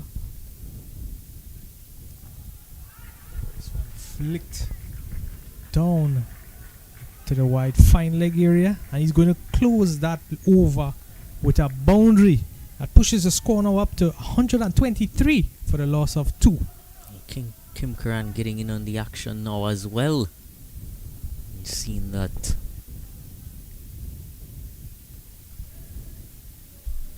Bisundat got to his 50 and now he says it's time for me to just release some pressure as well.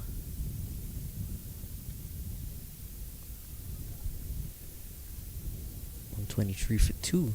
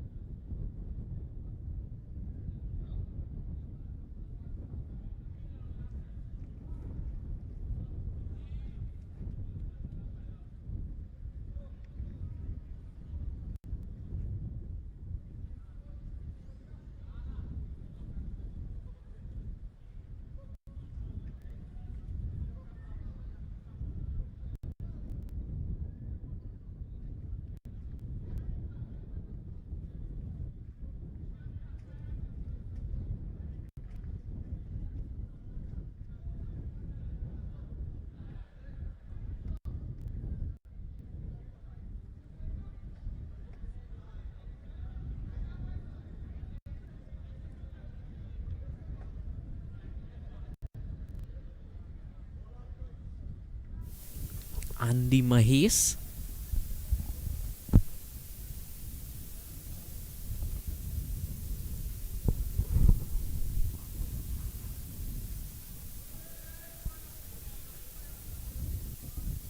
Bisundat here successfully crossed his 50. You will be looking to open up here a bit in these last 6 overs.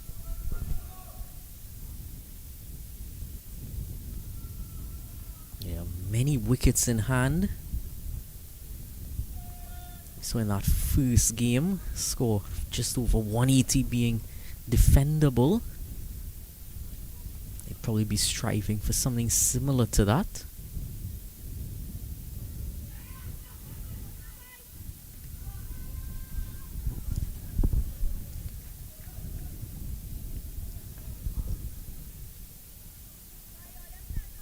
They did come through for the bye. Keeper taking a shot at the stumps there. Kim Karan well grounded in his crease. There's lightning quick running. The ball hardly traveled. The fact that they found time to scamper through for that bye was really quite impressive.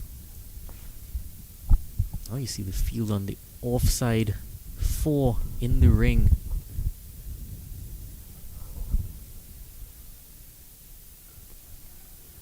Up in the air. There's only 2 fielders in the deep there, long off and long on. The rest of that leg side field all in the deep.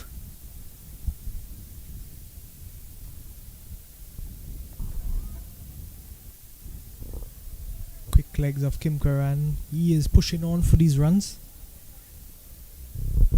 As you would have said in the previous ball, Dylan, had you not looked sharp enough, you would have missed that single that he rushed for that bye.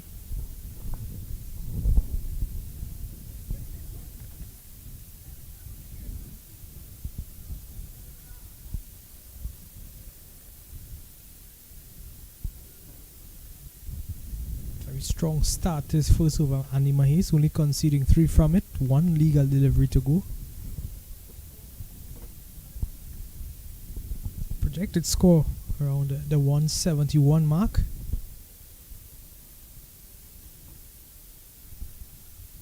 Mahis ends strongly with a dot. Just 3 from it. That's the completion of 15 overs. A score 127 for the loss of 2 wickets.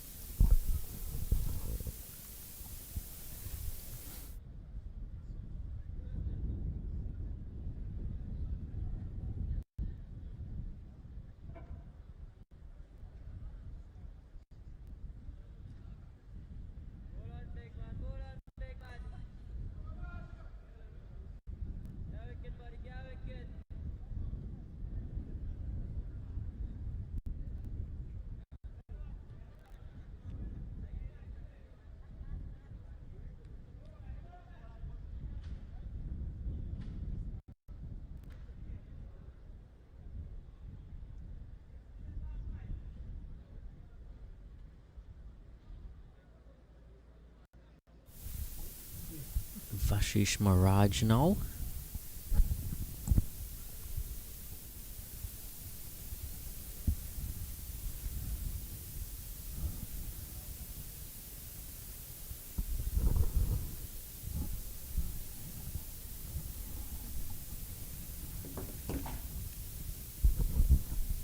So more off spin. Starts off with a wide.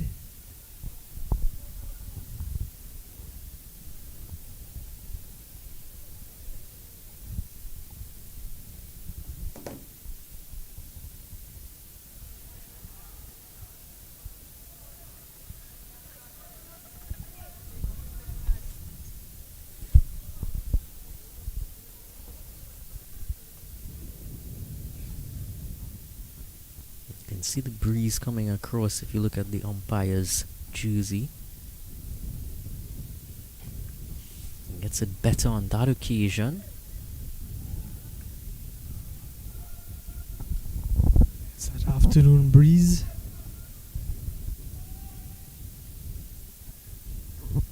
That breeze that will keep the heat in check.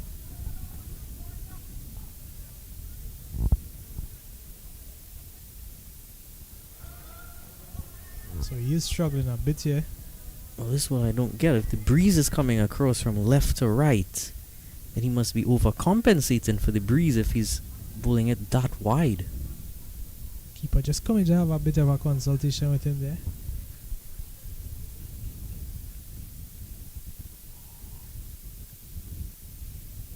Taken off a sleeve.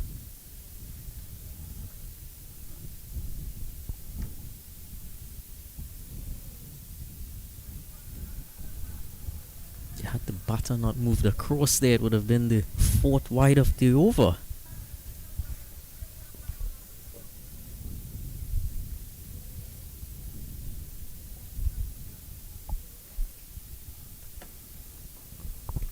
It's a better ball. Just a single from it.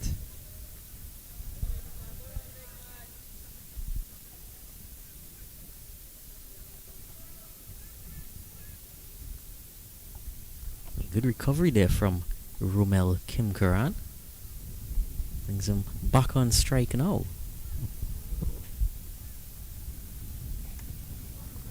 Lovely shot by Kimkaran. Just enough on it.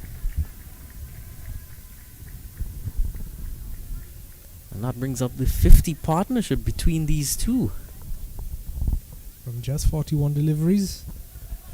So they are going at it at a good rate here. They put some runs on the board. A defendable total.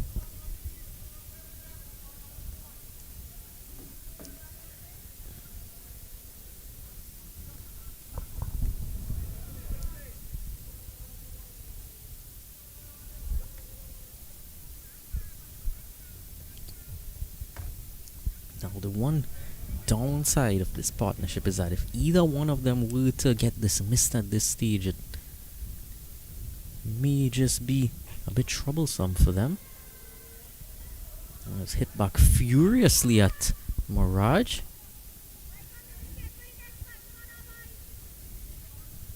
So 16 overs gone now, 140 for 2.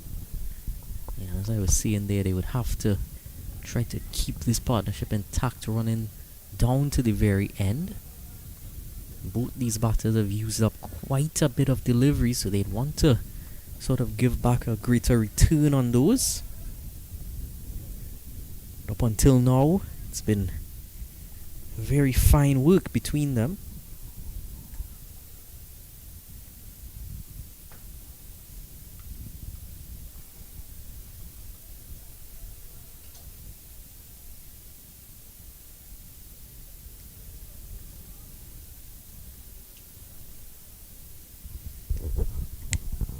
Andy Mahis coming in for his second over. Had an extremely successful one. Just 3 from it in his first. He'll be continuing from the southern end.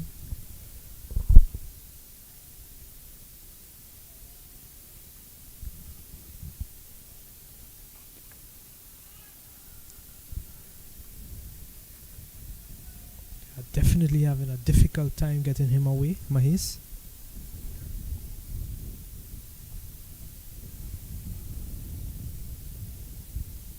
Keeping a tight line, a good length, and not giving them the pace of flight to work with.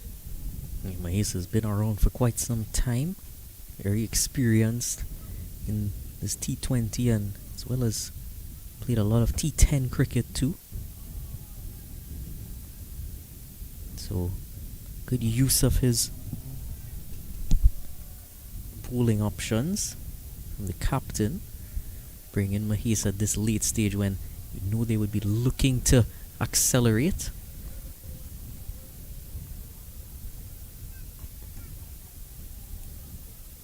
And just like that, brings out a slightly shorter delivery and a wicket. As easy as it can be. And that's of the set man as well, Kevin Bisundat. 58 from 51 deliveries is what he would end his innings on. Of course, he was also there since the very beginning, so we yet to see if they can continue the sort of momentum.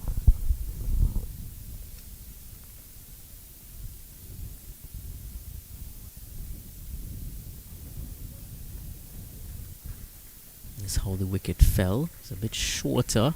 Seemed as if he was halfway trying to play 2 different shots. Eventually decided to go straight, but couldn't get enough distance on it. New batter will be joining him soon.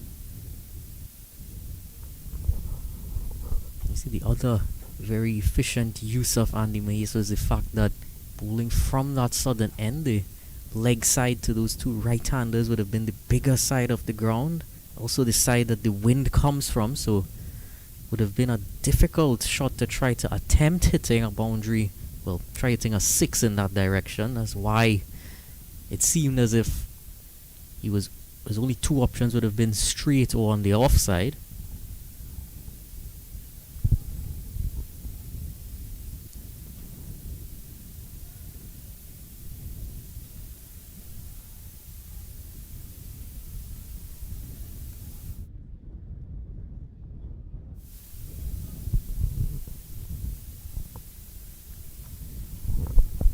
So Gregory Nanlal, the new batter, flicks that one away off the mark. That brings Romel Kimkaran back on strike.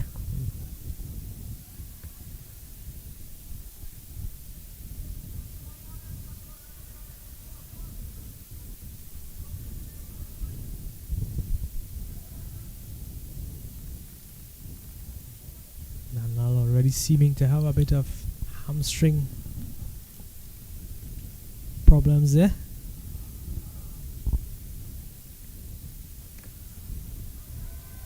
This one hit off the full and hit straight into the hands of the man at long off.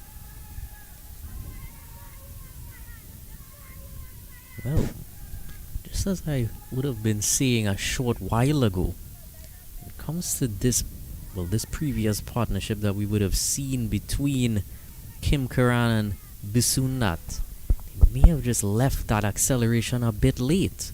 They had so many batters in the crease, in the shed waiting to come out, that they may have wanted to go to that a bit earlier, allow these new batters who stride out there to have a bit more time to get in. And now your two set batters are gone. 143 for 4. What an over this has been by Andy Mahes.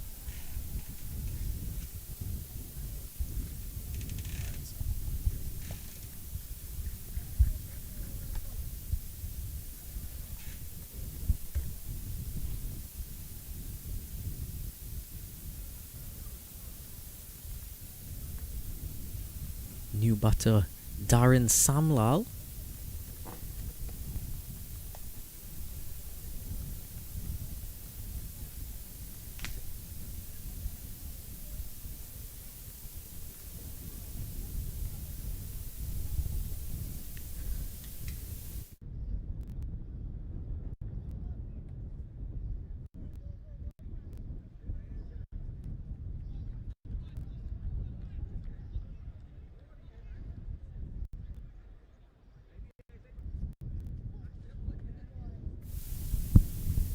Samuel takes his mark.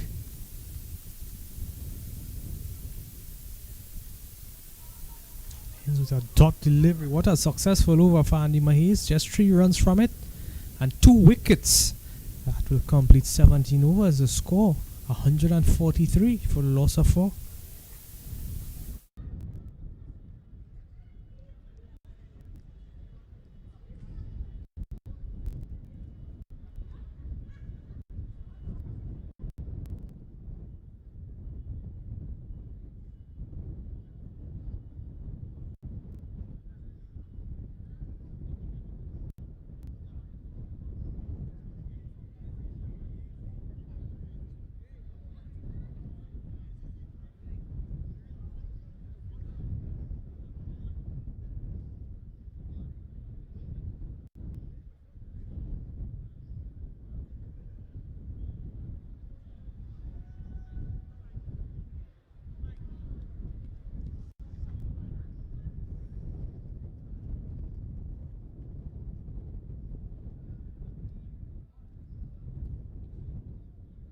Christian Rahamut, the man back into the attack from the northern end.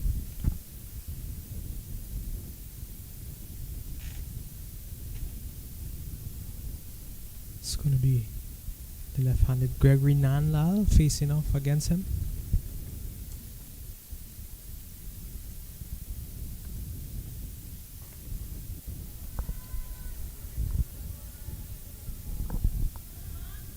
See Nanlal limping across there with that compromised hamstring. Yeah, Rahamut's Evergreen would surely hope that he doesn't have to bowl today.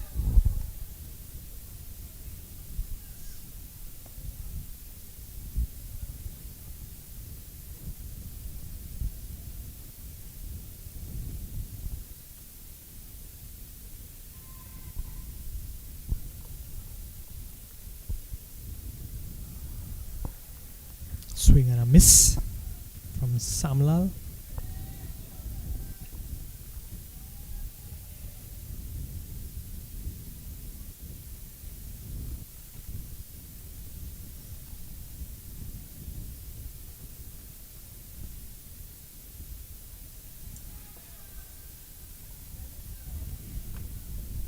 Just off the pad there for a single. He's just getting something out of the surface, nibbling it around a bit in both directions. Just a bit of an uneasy pace that he's bowling.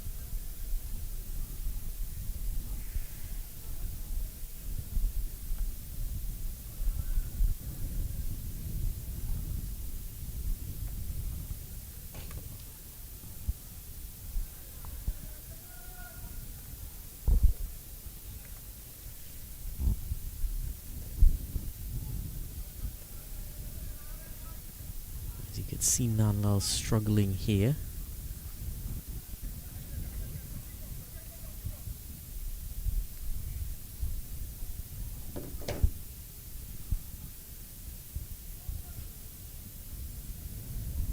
Trying to walk across the stumps there, Samlal. And just walks past everything. The bat speed on that occasion was maximum. Sure, the keeper must have heard that bat make a whoosh as it swiveled past.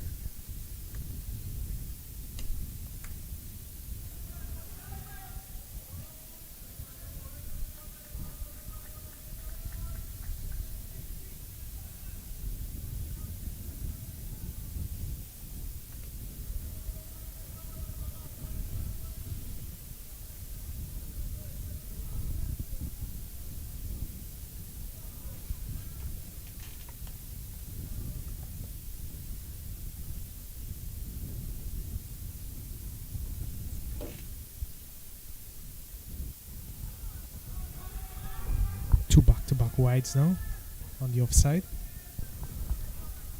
That one was a bit closer than the previous one.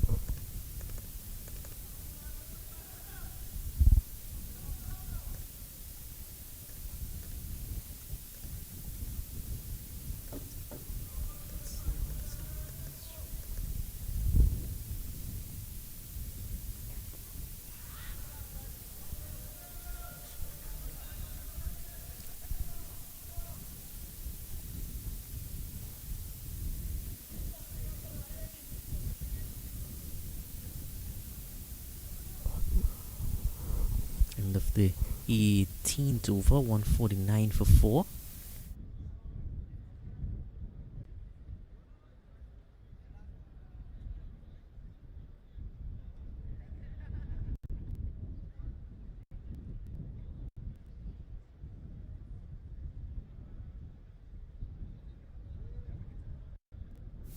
$161 for 4.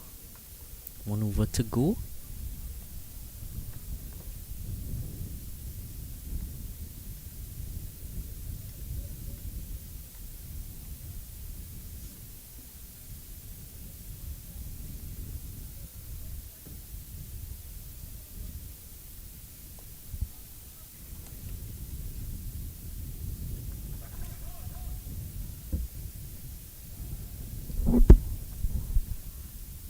Mike Kudaman to complete things here. Yeah, coming in from the northern end this time.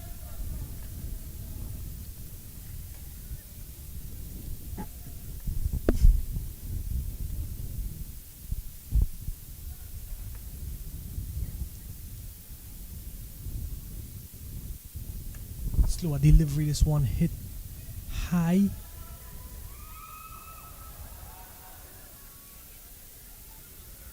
Just put down, we'll get a single.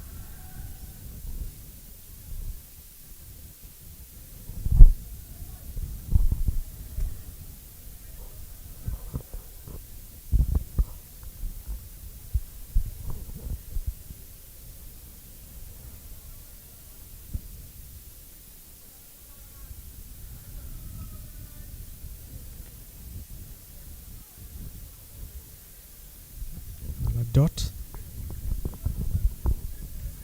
Put start to his final over. So far, Maiku, the final over for the inning.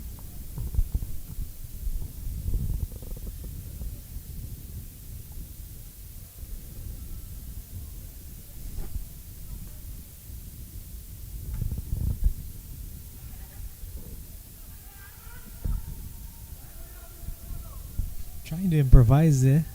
A comedy of errors on both sides, but they still managed to come through and successfully complete a single in the end.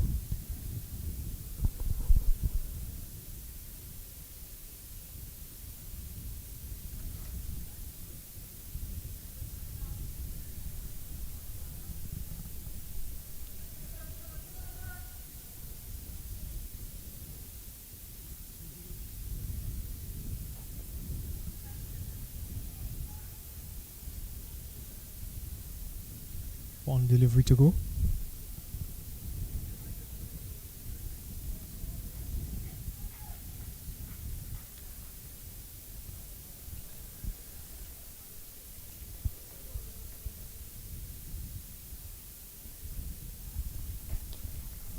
This one smacked back down to the man at long off, who puts it down and allows for it to go over the boundary line for 4. That brings the score up to 168 for 4 at the end of 20 overs. 169 for victory required. Brings an end to the first inning. So stay tuned, stay locked on. We will be joining you back shortly with live action here from the Brian Lara Cricketing Academy.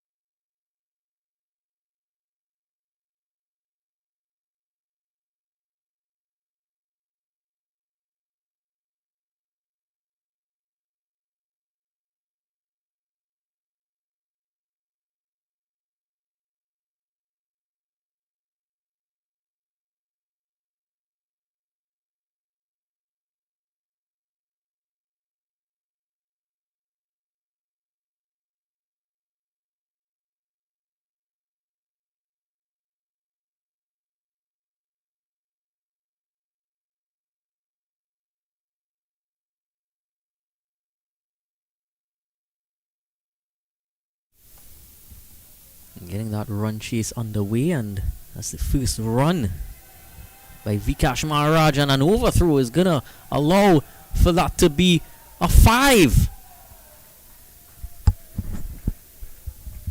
Well, not the sort of start that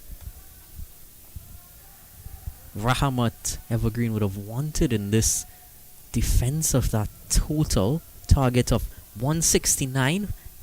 May have fallen just a bit short of where they would have been looking at around that mid-innings time.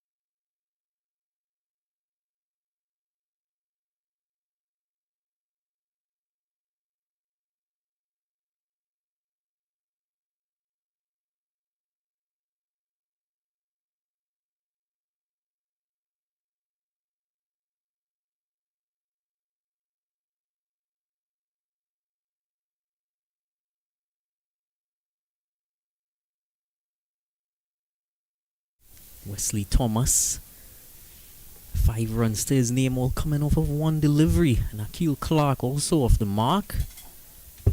So in this first over, they opting for the use of Gregory Nanlal, who was nursing that hamstring earlier. You see he's not quite at full tilt here. But he's still putting in that effort to ensure that ball doesn't go past him there. 6 without loss after 1.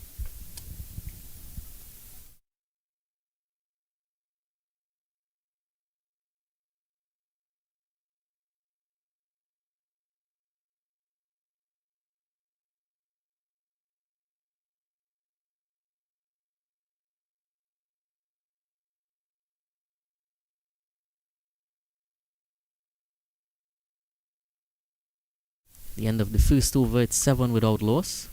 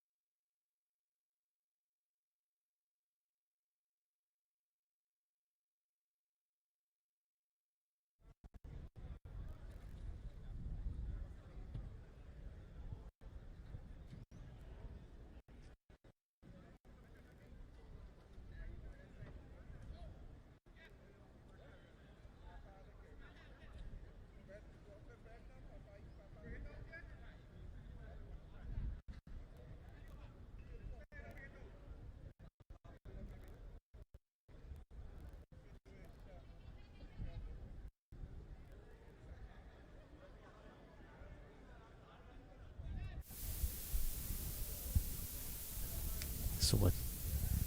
Opening the bowling with 2 Nanlals here. Sachin Nanlal now enters the attack from the northern end.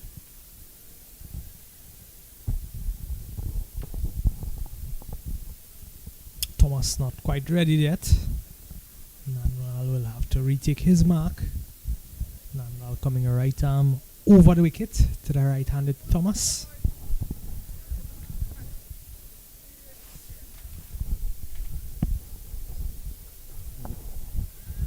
Pushing it into the gaps and taking those critical singles. Just one fielder. There's one fielder down on the boundary to cow corner.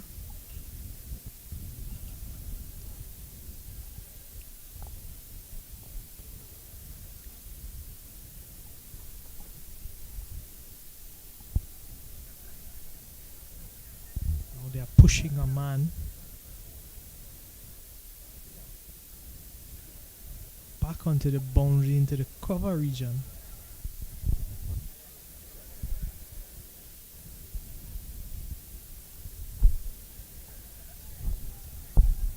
Taking just a tad here to settle.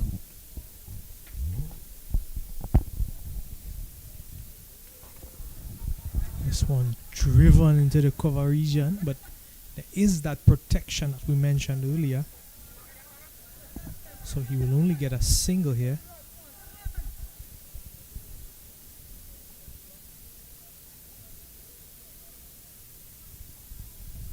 So I'm moving just a bit lethargic between deliveries to settle that field.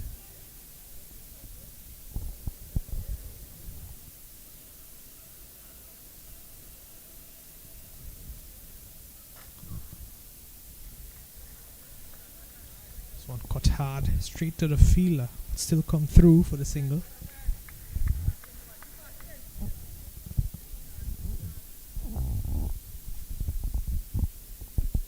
So every time the single is run, because of the right-handed, left-handed combination out there in the middle, they are making adjustments to their field.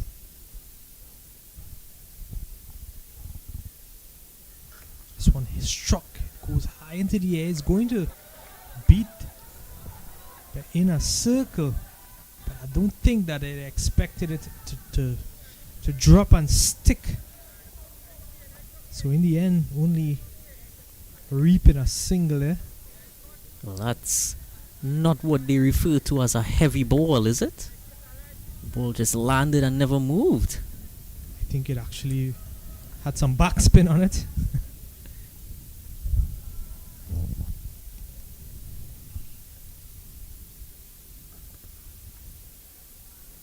Working the gaps nicely. Rotating that strike well.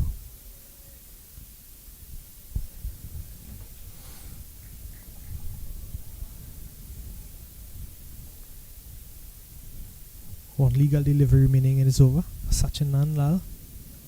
Just 5 from it so far.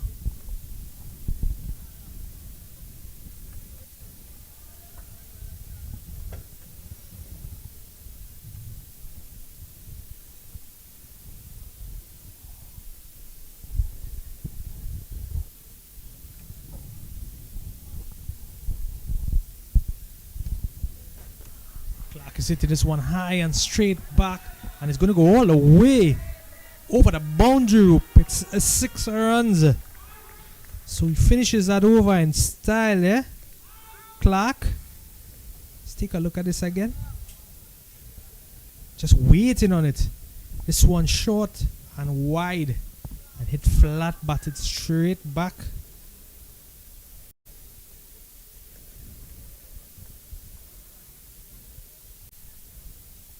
For 6. Completes 2 overs. The score pushes up to 18 for the loss of no wickets.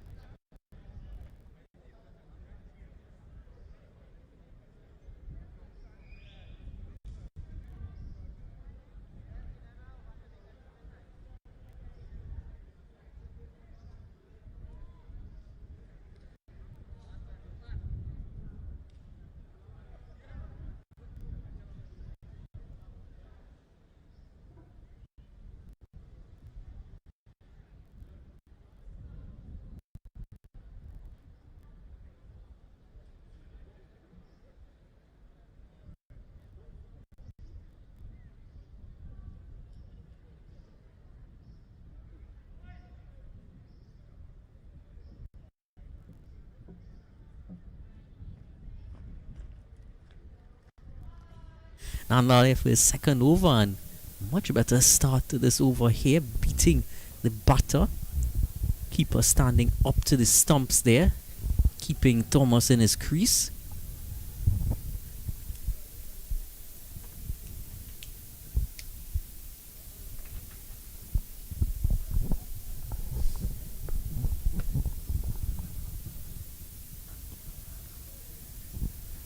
Excellent start to his over. 2 dots. And a good first over as well, just 6 from it. There's 151 runs required and 105 balls for victory. As you can see, there's Bisundat in at a first slip. A deep third man and deep point as well.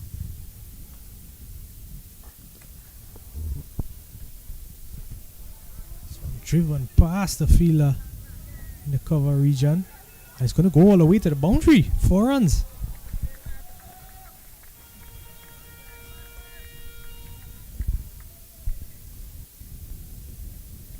Yeah, that certainly shouldn't have been 4. He should have definitely done a better job at stopping that, restricting it to at least 1.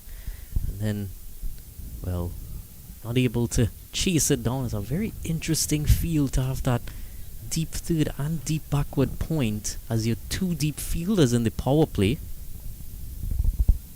And he's just brought up that deep third man and sent back the long off now where that ball went.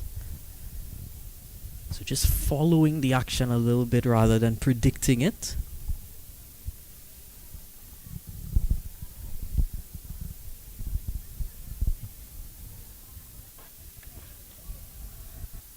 He's brought into action right away. And they hustle back for a successful couple there. So he seems to be favoring that cover region.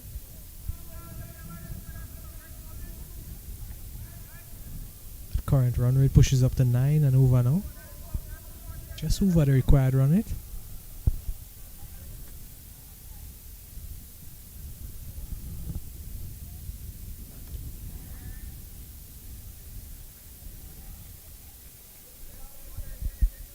One delivery to go. The second over for Gregory Nanla.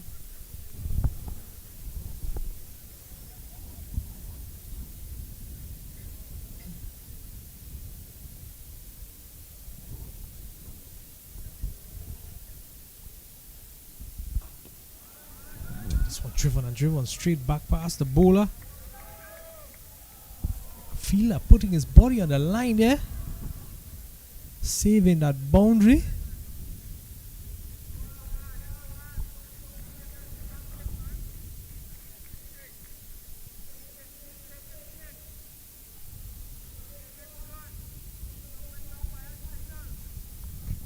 And that couple of runs there will bring the third over to end. The score pushes up to 26 for the loss of no wickets.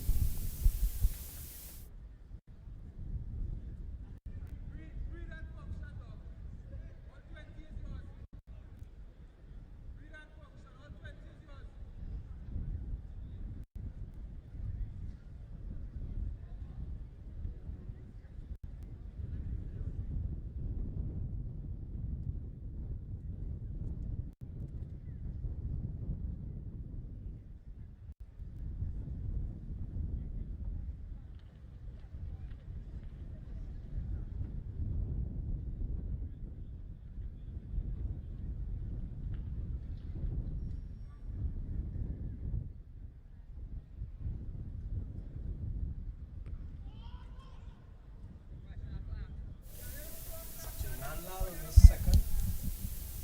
A bit expensive. His first over.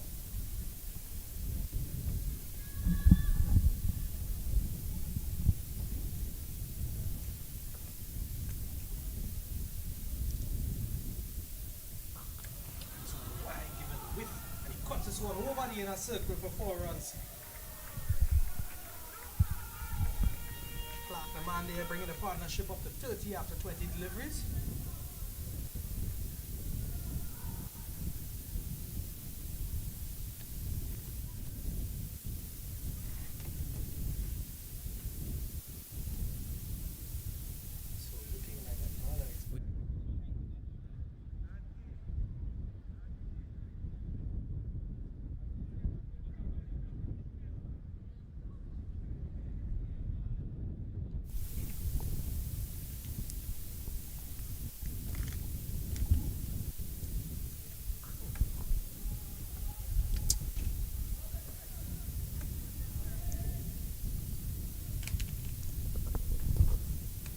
was a beautiful shot there for 4 runs by Akil Clark.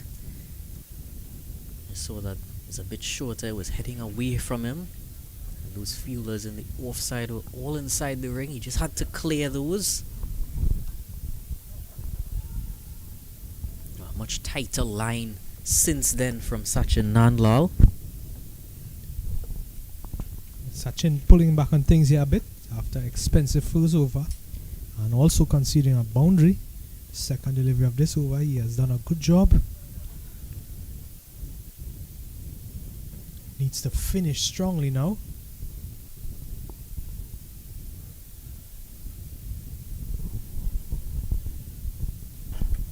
This one is pulled to the man at long on, who just sits back and allows for it to fall in front of him.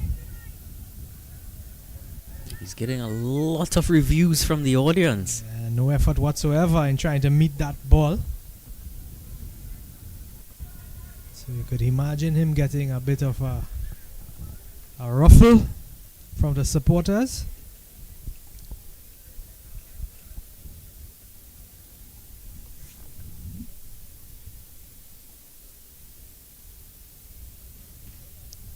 All those 2 deep fielders sent out at deep mid wicket and long on.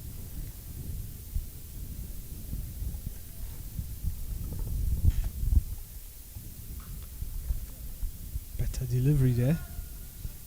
Crabbing him for space, but still doing a great job to work it into the gap and take a single to complete the 4th over. It's 32 for the loss of no wicket.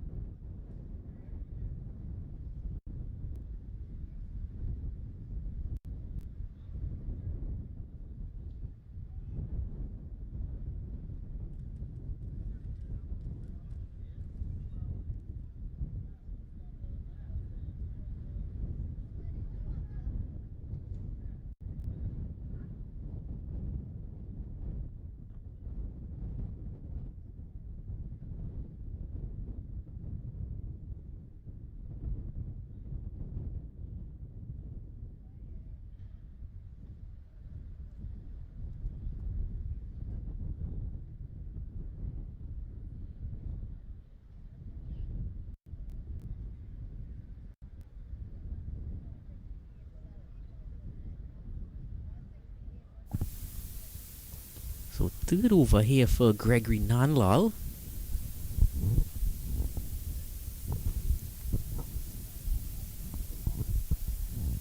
He's dispensed with the slip now. Brought in a short extra cover. You just see him on the right of screen there.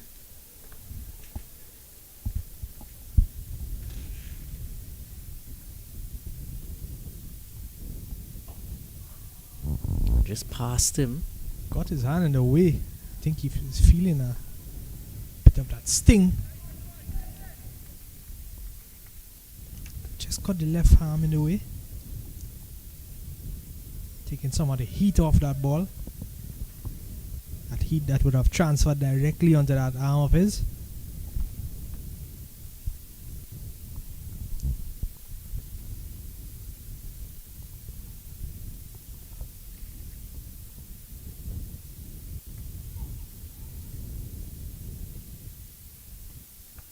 One thing I'm not seeing, Dylan, I'm not seeing the fielders attacking that ball as it comes off the bat. Even so, as the bowler is approaching that popping crease, you're not seeing those fielders walking in to meet that ball. And I think that's allowing the batters the room to manufacture those singles easily just in front of these fielders.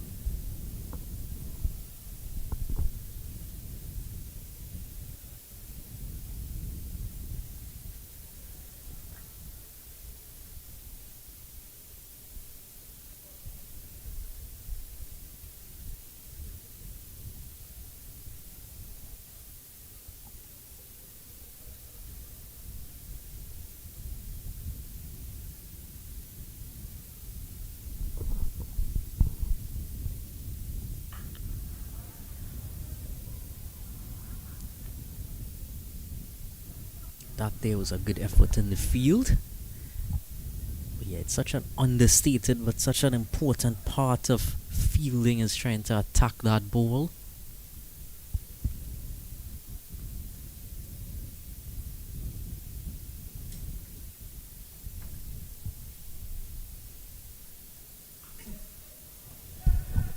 Pull high, goes high into the air. Fielder running back, falls safely, and it's a comfortable couple they managed to pick up here.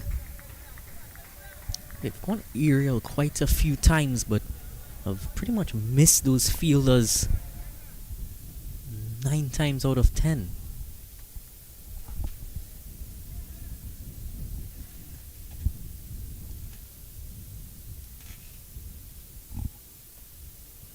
Now opting to have 2 fielders deep at long off and long on.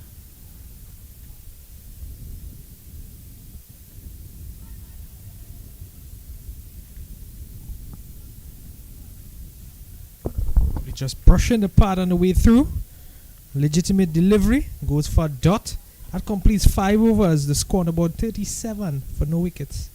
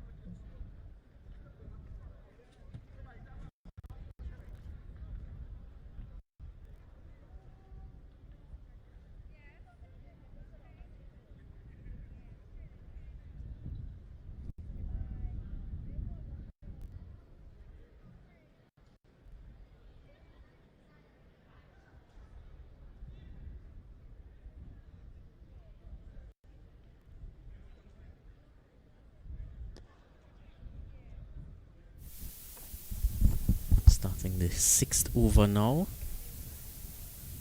And a bit of spin into the attack now.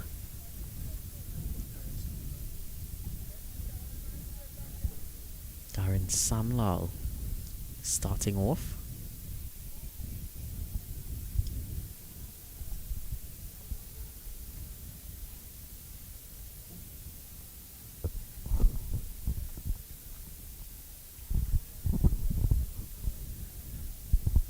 One wide. Samuel probably just in a bit of a flash of panic there. Seeing Clark charging at him.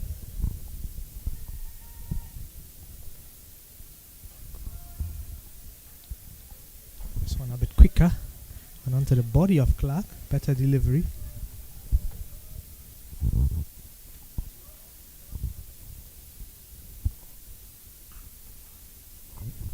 Beating the inner circle, going down to the man at long off.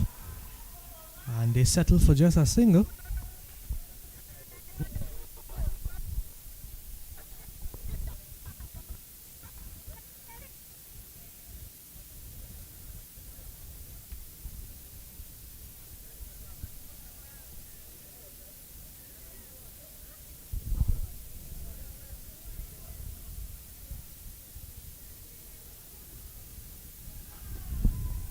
This one pulled back and dropped.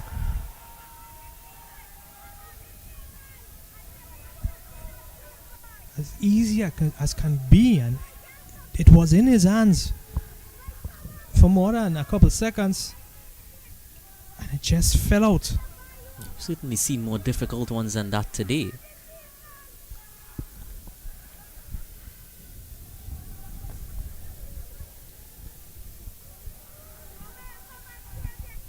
This one put some butter on his hands there. This one takes the top edge. It goes high. The man from backward point settles and he completes the catch. So a good recovery here. The wicket is taken. And they get the breakthrough.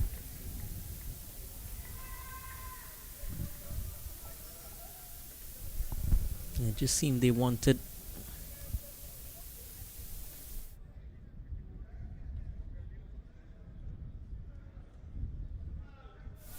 Seems as if they wanted Akil Clark out more than Wesley Thomas out. So they put that other one down and said, well, let's take this one here.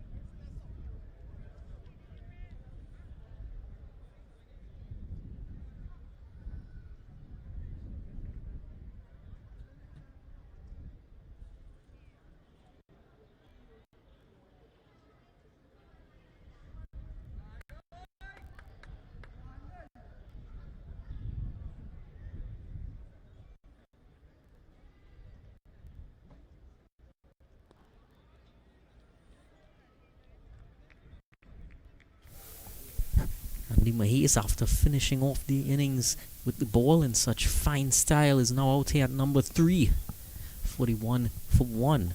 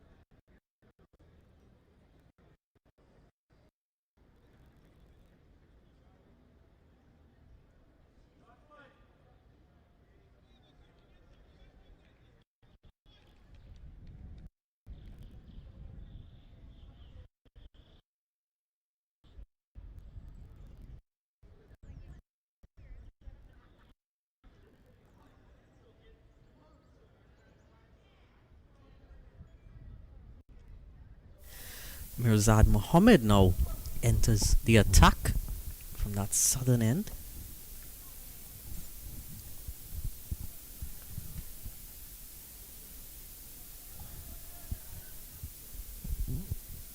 An interesting wide call there. It's not the first time we've seen a spell begin like this. Sworn that the bat would have passed over that ball.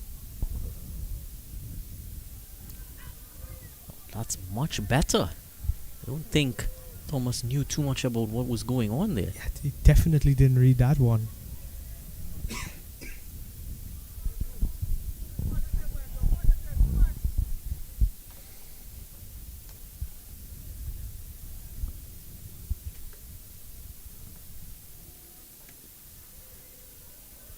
It's straight to the fielder.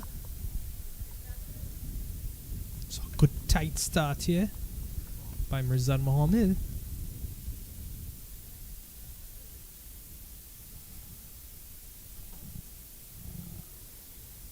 Not very easy to read the ball as it leaves his hand. He has one of those busy actions. Yeah, one of those mystery spinners as they like to call them these days. Yeah, it does resemble a mystery spinner's action. I'm just not sure how much mystery there is to the action. If it's more show than tell. Well, so far, Dylan, it seems to be working. It seems to be successful, save and except for that first wide called by the umpire. We see here 4 dots in succession. I'd certainly love to see him bowl from this end.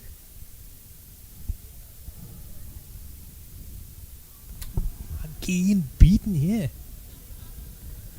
Yeah, keeper there was just wishing there was a feather on it.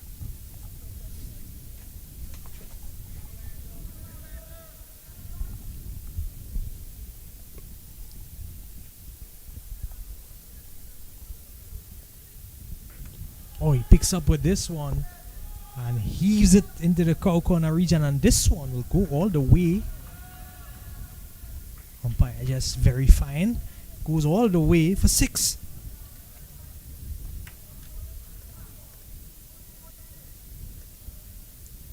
Just put that one within his reach. And he rafted at it, dragging it over the ropes to complete the over. 7 gone, it's 48 for 1.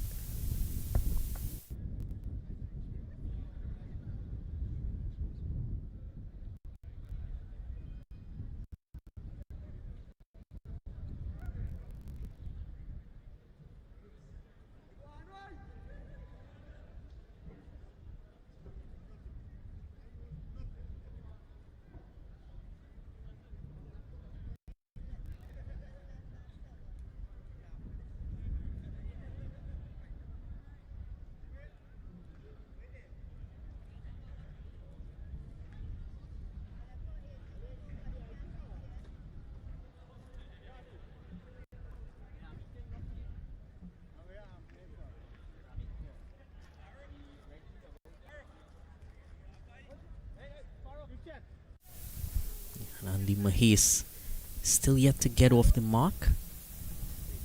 Thomas in that previous over wasn't having the most comfortable time against Mirza Mohammed. Now Darren Samlal back into the attack after that. It's actually Raja Premchand. Right, off break.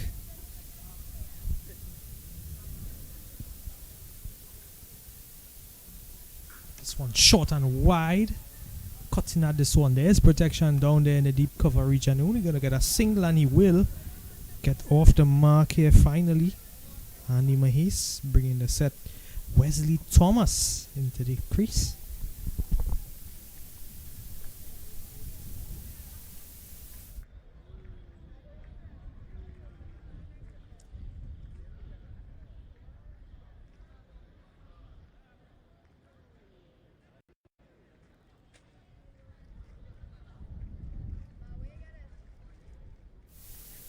Wesley Thomas now to face up. Oh, lovely timing there, and it makes it all the way. Beautiful 4 by Wesley Thomas. Yeah, impeccable timing, just flicking it off the legs backward of square, and just looked at it as it made its way steadily across the boundary rope. As calm as ever, Wesley Thomas.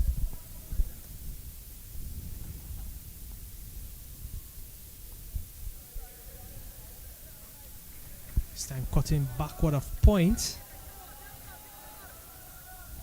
And yet another boundary. Back-to-back 4s here for Wesley Thomas.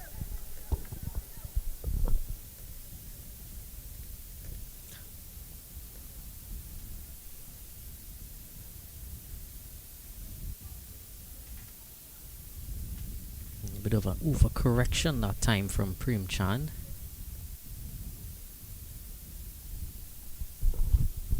Thomas here just as elegant as you'd like it. Waits on it and places it into that gap. This time he's rocking back onto it, and it goes all the way over the cow corner region, all the way for 6. So Thomas putting the foot onto the accelerator pedal here in this over. And he's walking all over Raja in these last 3 deliveries. He pushes up to 43 from just 29 deliveries.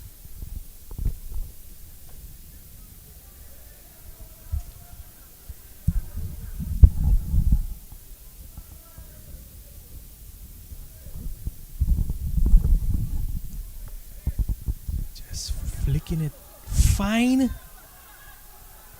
down the fine leg, and it finds the boundary. Four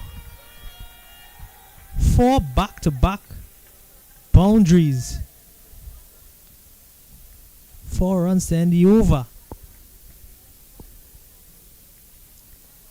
Makes it look effortless.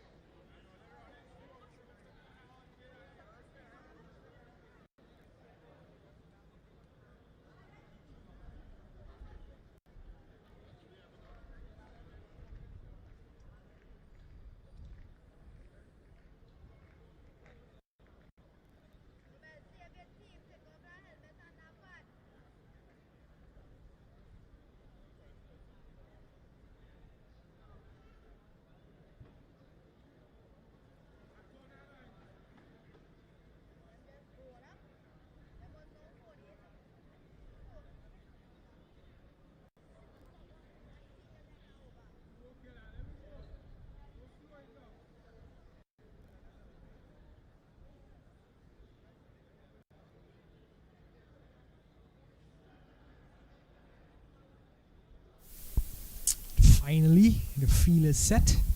Mirzad Mohammed continues from the southern end. This one driven through the covers with some haste, and the fielder runs straight past the ball, and the ball runs straight past the fielder for 4 runs.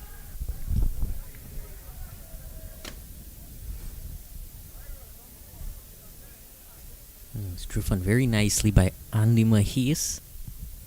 Right there, just went too far. It's almost like when you add too much salt, you can't go back.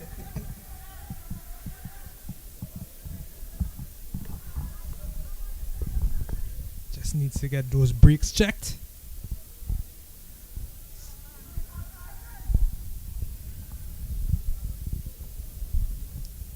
Coming over the wicket now, Mohammed.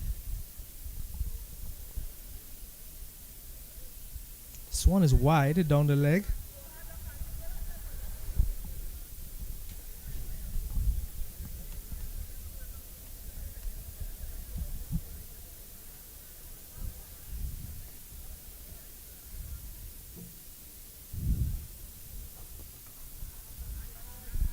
Push down to the man at long on. It's going to get the single and the strike over to Wesley Thomas, who's just 3 short of his 50. He will be looking to secure that in this over, surely. Required run rate almost at par, just above par, the current run rate.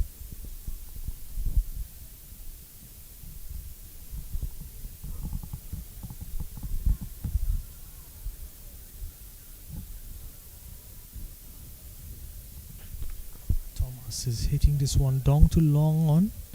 He will settle for the single. He pushes up to 48 now.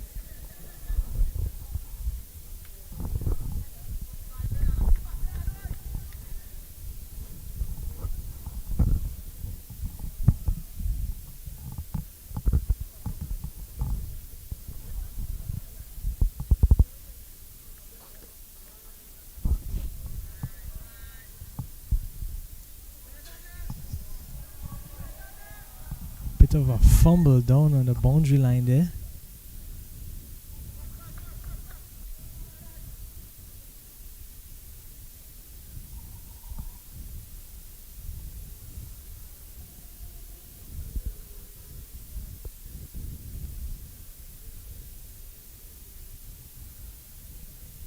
Definitely some World Cup fever in the air. Buzzer beater.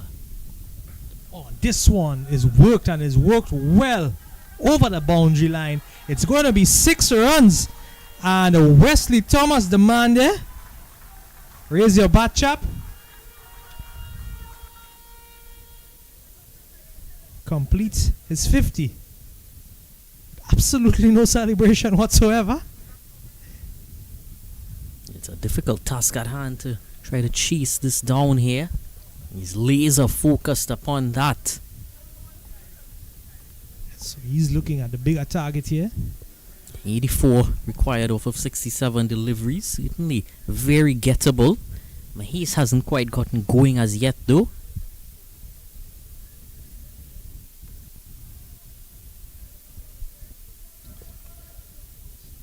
It's going to end the over with a dot. But the score pushes up now to 81 for the loss of 1. It's 9 complete.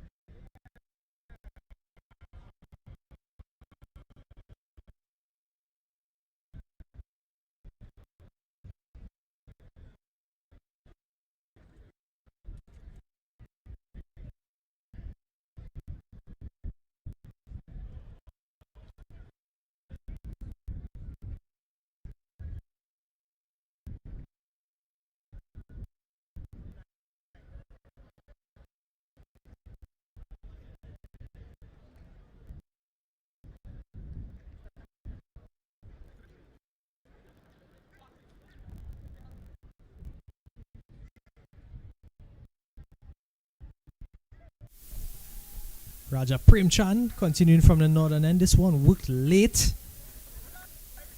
Worked straight to the field up. A good running in the end. Take a quick single to bring the set man on strike. Wesley Thomas.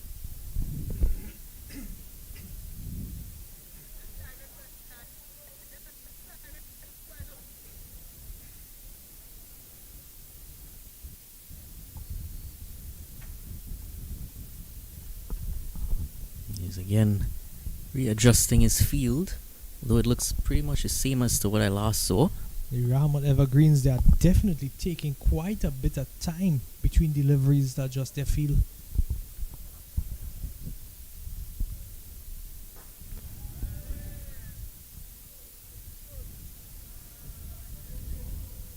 Guessing that they are within time constraints.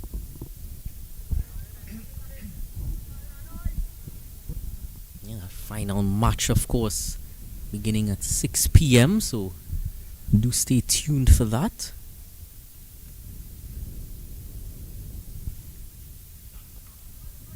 We are promised a good evening, a good remainder of the afternoon.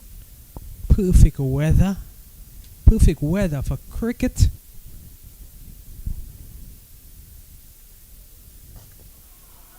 And that's almost a perfect catch down there at long on. And Andy Mahes, the man, he will have to go. Caught just for 8 runs. Umpire will call for drinks. We're going to take a short break. We'll be back with you live with the action right here at the Brian Lara Cricketing Academy.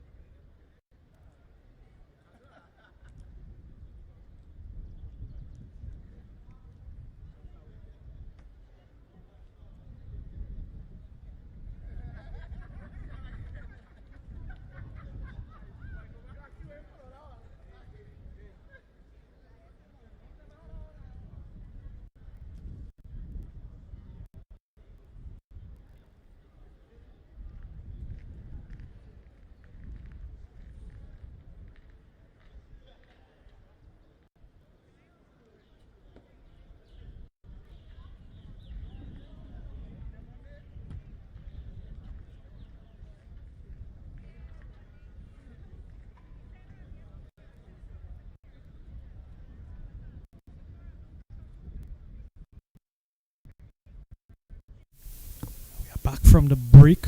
New batter coming into the attack. The left-handed wicketkeeper batsman, Richard Dodds.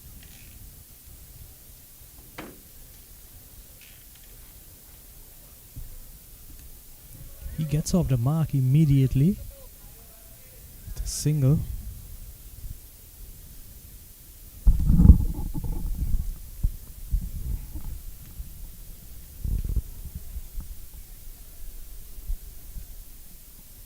Require 85 runs and 61 balls for victory here this evening.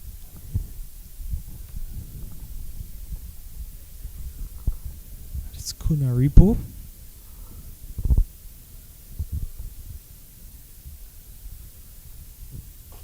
Oh, and this one is driven straight back and driven well all the way over the boundary. 6 runs to end that over. 10 complete. It's 90 for 2. Take a look at this exquisite drive again. Absolutely perfect. I think 360 will have to put some shelter over their camera down there. Shots like these.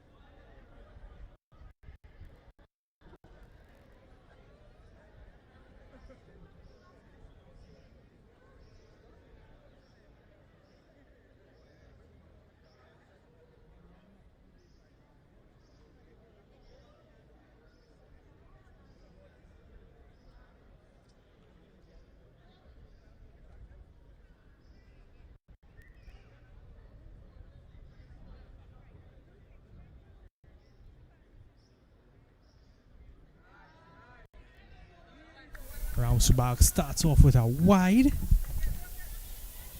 and a run.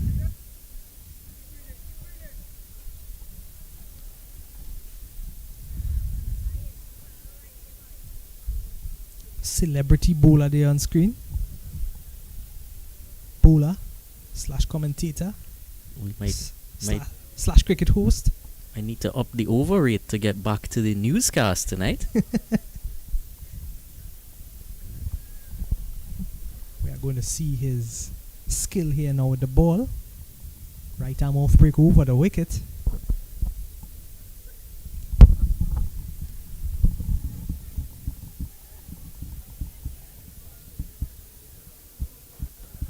Much better line.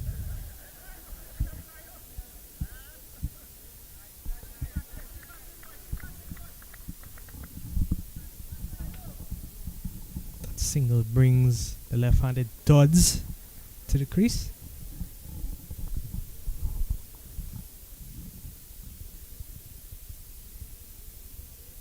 Oh, that one kept really low.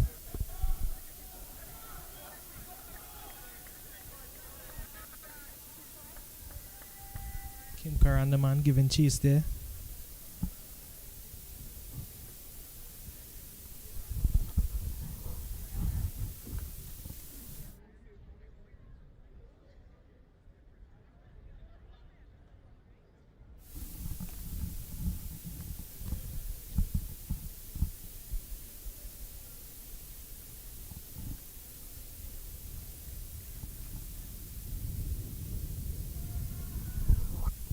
This one drifting wide past the left-hander. Good comeback delivery.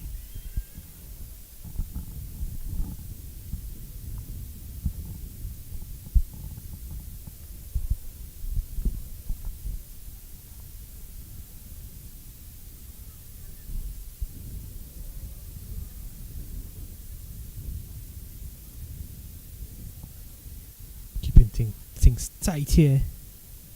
2 back-to-back dots. Dodds not being allowed the room to work it away.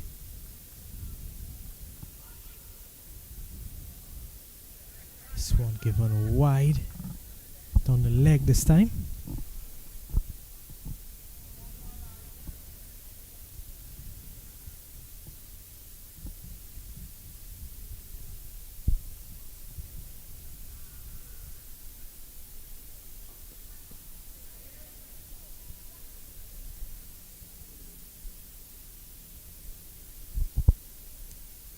One delivery remaining in its first over, conceded 7 from it thus far.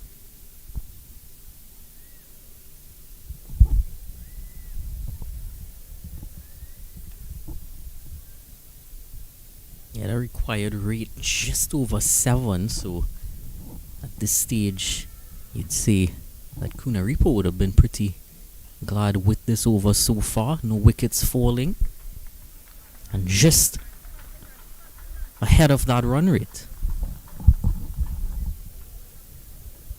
It's 11 gone, 98 for 2.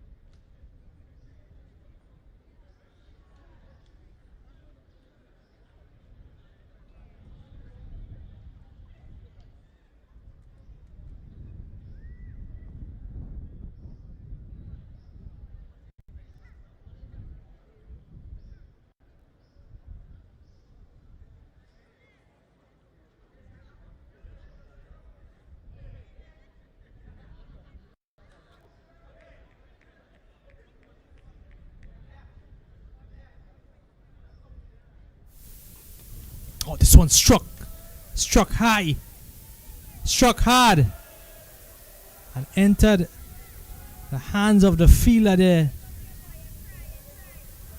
with quite a bit of pace. Exited his hands with quite a bit of pace as well. Not being able to hold on to that one.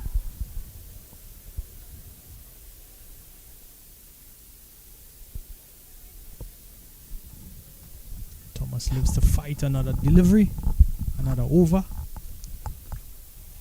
Todd's throwing the bat at that one down to the cover region to bring Thomas back into strike. That single will bring the 100 up for the Cunaripo.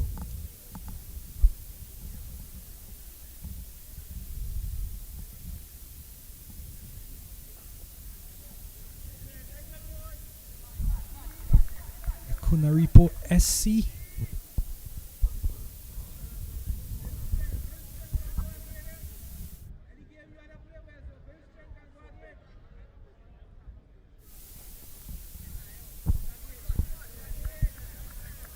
Singles coming easily here in this over.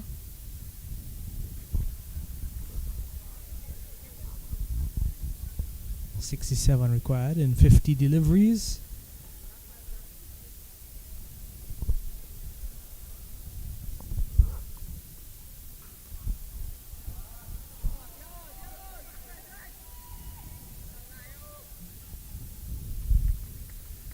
I'll pick up a couple here. So runs coming easy here. That required run rate well over. The current run rate well over the required. Oh, and he picks up with this one. This one is hit high. It's hit hard. And it's hit far. All the way to end the over with a massive 6 down at Cow Corner.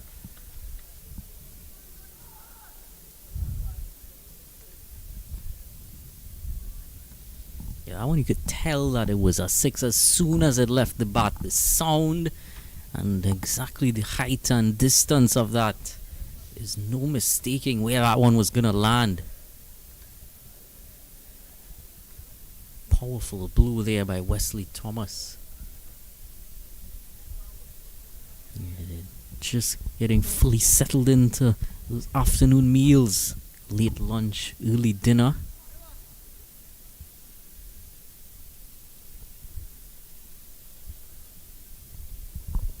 The man Sachin Ramsubag back in strike from the southern end.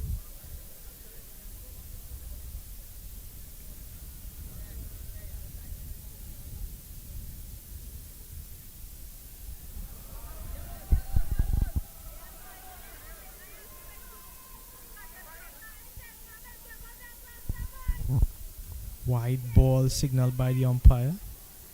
They also run a couple.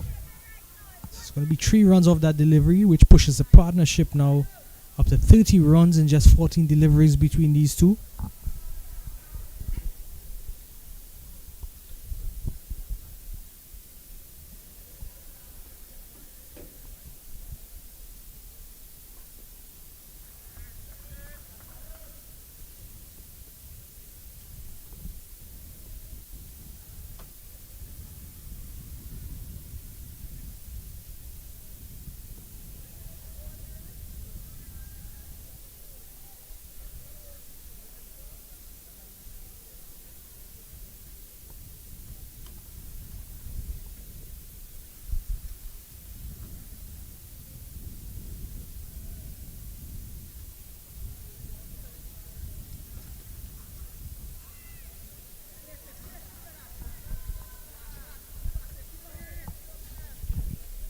Today would have turned out to be an absolutely beautiful day for cricket.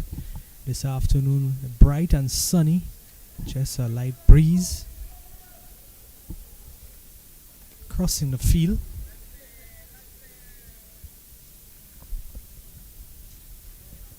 Warm and breezy conditions, bright summer skies.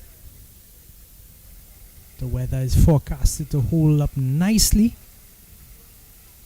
for the duration of today as well as tomorrow.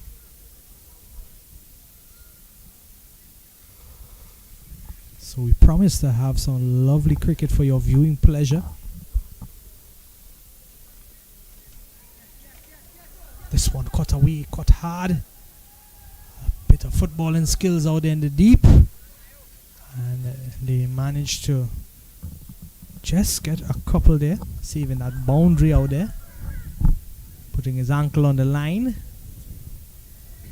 Yeah, speaking of football right now in the World Cup, it's all tied up at 1-1 between Canada and Bosnia, with just 4 minutes remaining. Just remind me, Dylan, this place Bosnia. What part of the globe could I find Bosnia?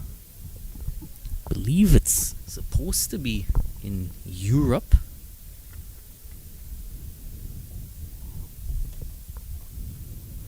Oh, this one slashed, it goes high. And this time the footballing skills will not help the situation. This one goes all the way to the boundary. It's a 4 to close the 13th over.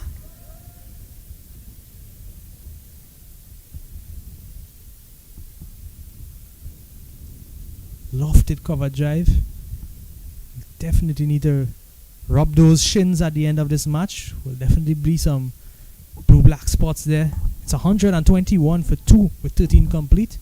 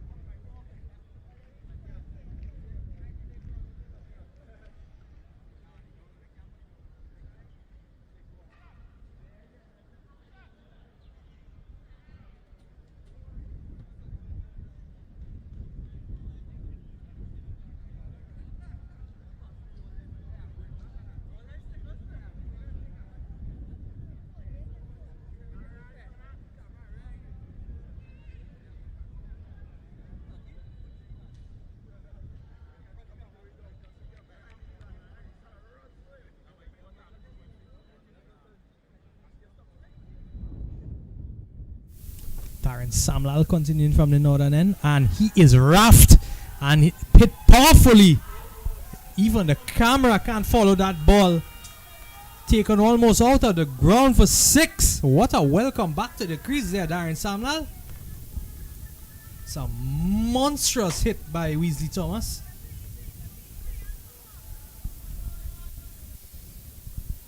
Goodness gracious me.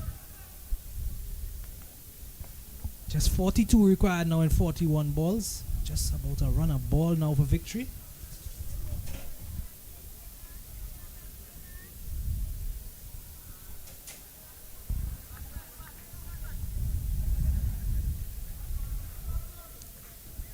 Cutting this time.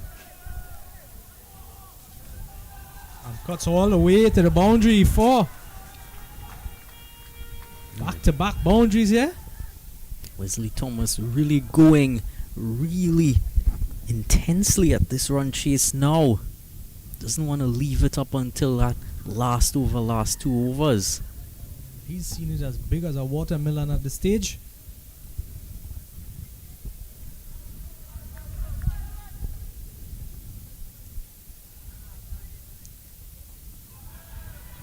Oh, this one struck directly in front of the wicket. An easy decision for the umpire here. Unfortunately, after that flare, he will have to walk off, giving out LBW. An excellent knock by the man Thomas.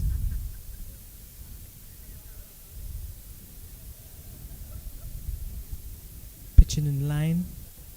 Impact in line. I'm shocked he took that long to raise the finger.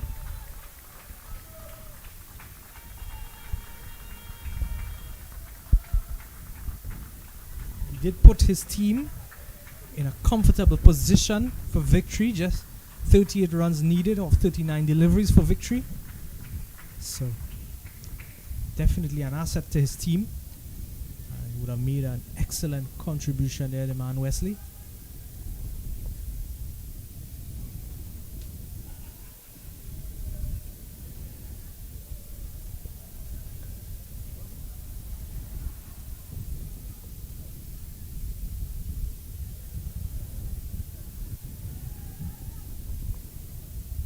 Sam is a man who will be coming in to replace Wesley.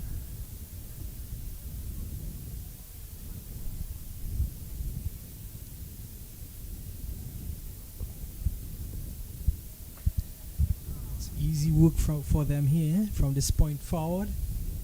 Just need to take it a delivery at a time.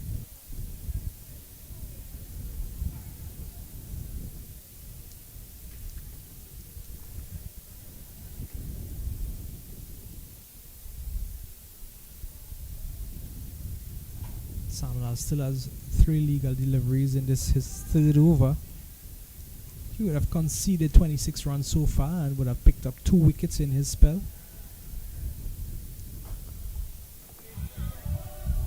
Sam just punching this one to the man down at long off. He will get off the mark with a single.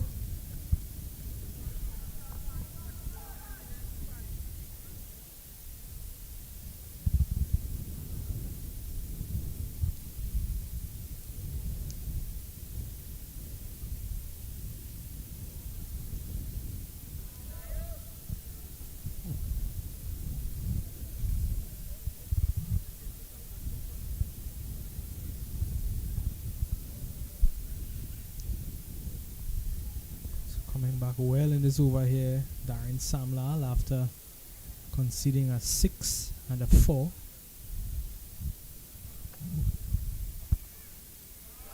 Oh, this one, he threads the gap between point and backward of point, and it's another boundary. This boundary to finish the over. It's 14 complete.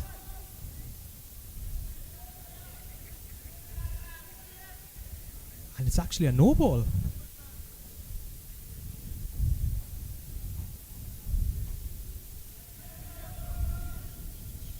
Yeah, Cardinals sin for a spinner, especially at this stage when you're trying to defend a total.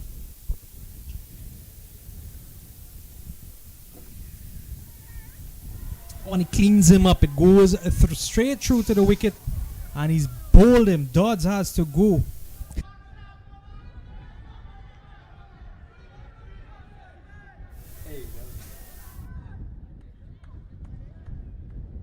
Well, Dylan, I was caught up in that excitement there and totally ignored the fact that that delivery was a no ball. So, Dodds, he remains to see his team through.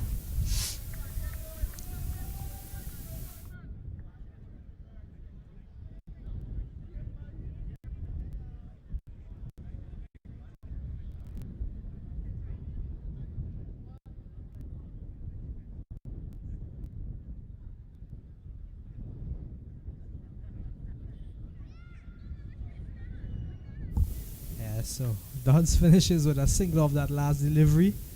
Would have clipped the bails off. Was a no ball. So he was in the safe.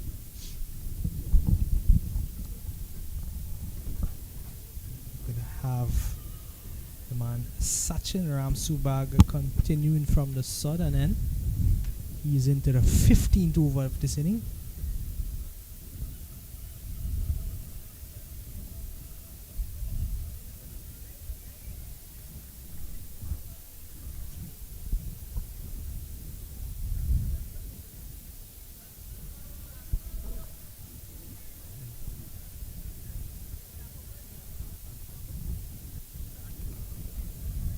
Definitely taking his time and slowing things down here, Ramsubag.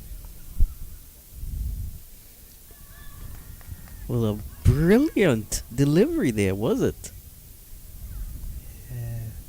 Todd slashing at it. The ball coming off the gloves of the keeper. Back onto the bails. Todd's well grounded in the end. Just looked at Romel with a bit of a smile.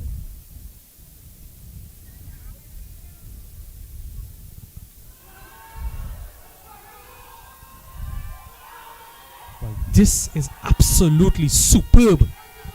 Just swiveling off the hips, full connection, and Dodds just sees that ball straight over the square leg boundary for a monstrous 6. Deposited in the party stand and back out again. Sometimes that's just how those nights at the party stand go, in then out so quickly.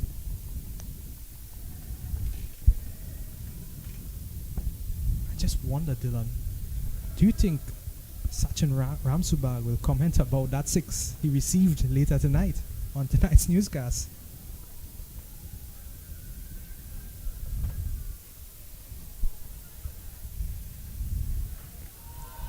Goes again this time high.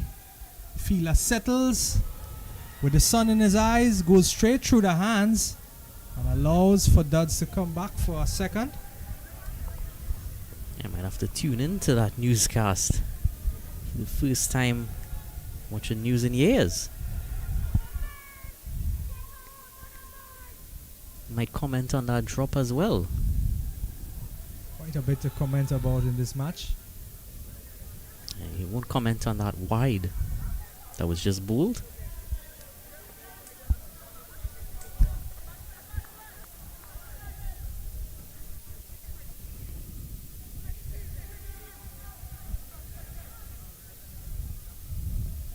Just 22 needed now from 31 deliveries. Still a delivery to go in this third over from Subag.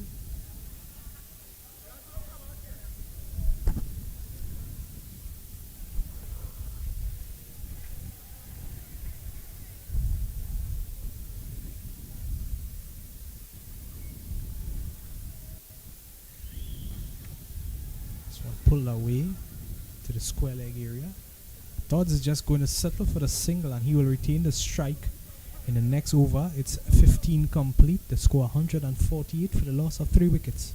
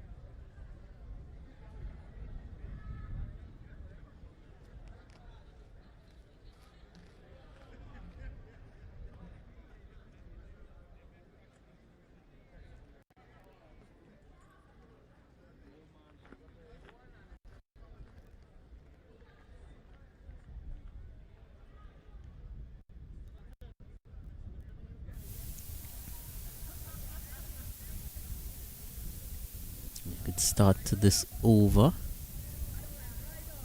Justin Baldat, the new bowler, into the attack. A low full toss and dealt with just over the hands of that fielder at log off. But that ball had 6 written all over it regardless.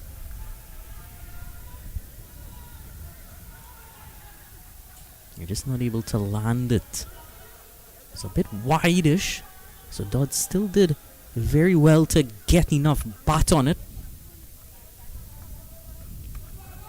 This time powerfully through the covers. 4 more. No time wasting and chasing this total down now.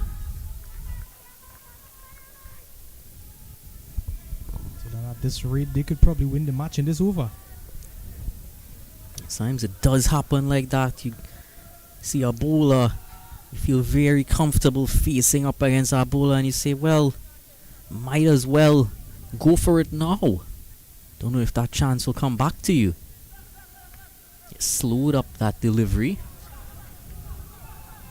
He still managed to come back for a second run very easily. It wasn't very on point chasing after that delivery there.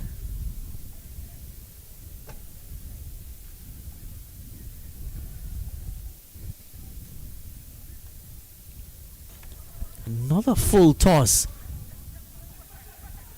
but this time hit towards that fielder on the bounce, and they come back for a second yet again.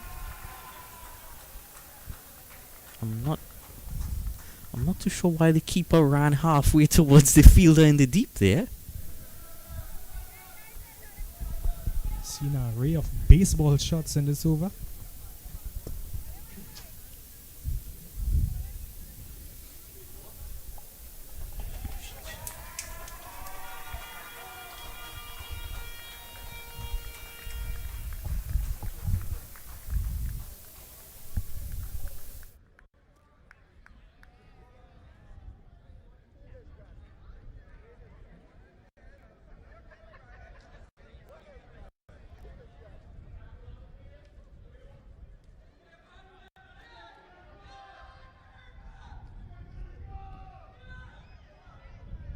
So Cunaripo SC win by 7 wickets in the end here.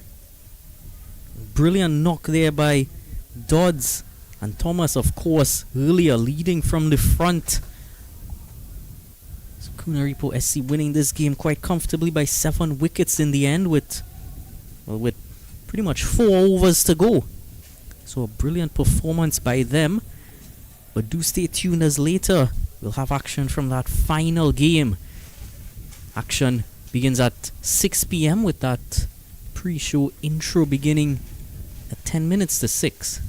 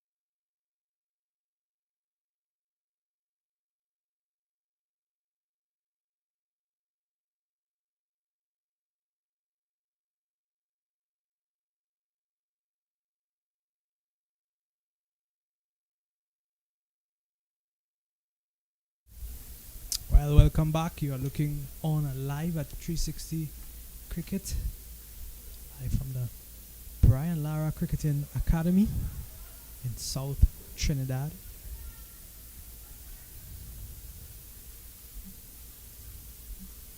And we are live with you with the third T20 matchup for today's tournament. It's the TTCB T20 Championship Clash. Right now you are viewing the President Associates versus the CG Warriors.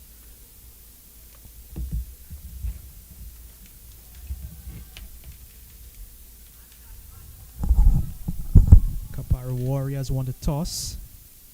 We have chosen to bat first. On strike it's Peter Alfonso. On the opposing end Zachary Duki. We have seen Alan Laurent with a fiery start. Just a wide on the last delivery.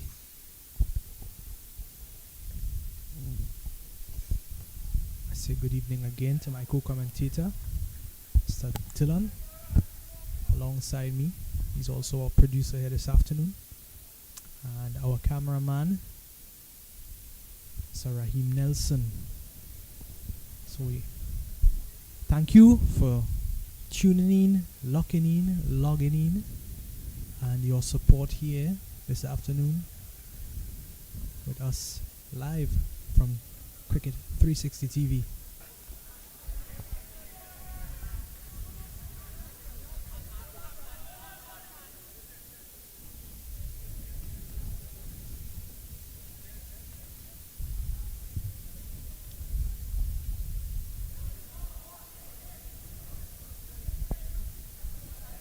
Laurent coming over the wicket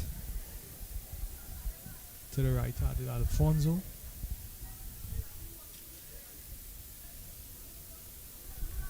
And displaying some good pace bowling from the northern end. It's on a very good length right from the start here. He's gotten it to go both ways as well off the surface.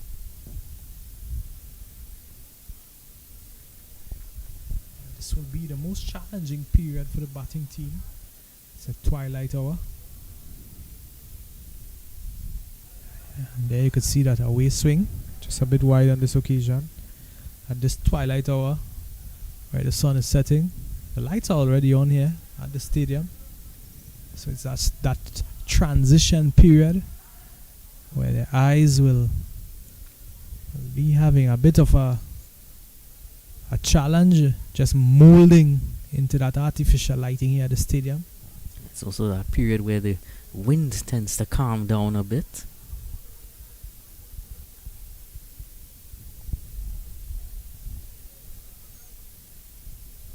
This one wide down the leg side.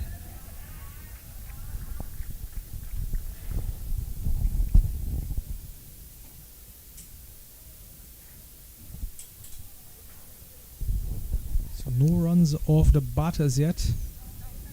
All 3 runs on the total from wides.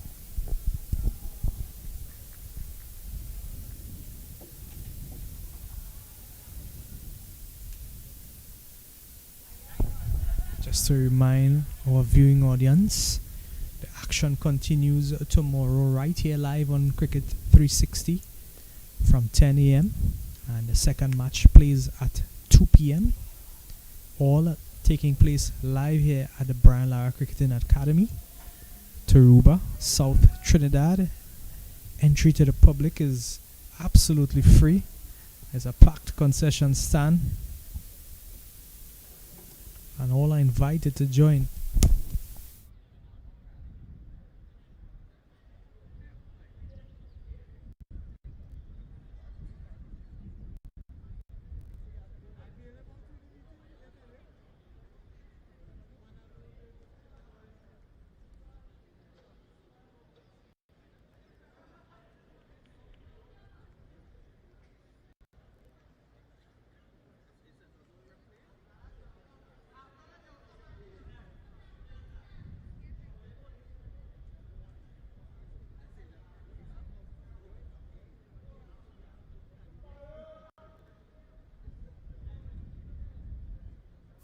So Shane Khan to take up proceedings from the southern end.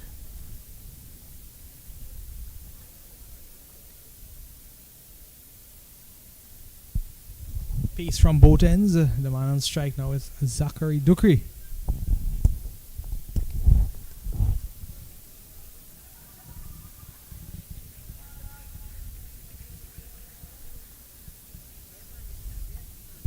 Ball on the body.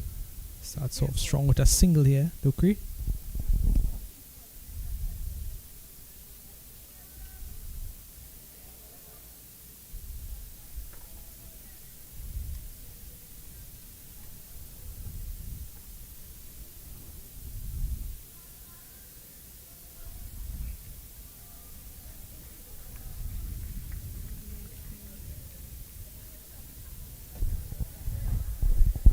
Now strain down the leg side. He will have to reload that one.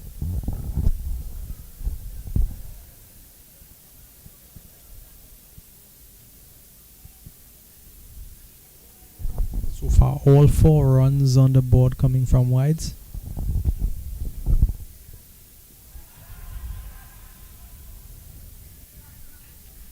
I wouldn't seem to hit him on the pad, but certainly outside the line. Well outside off stump.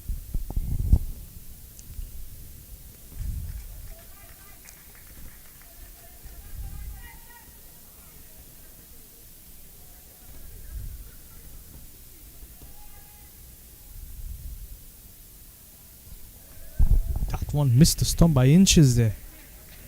I'm not quite sure if Dukri would have understood how close that ball would have missed the stumps.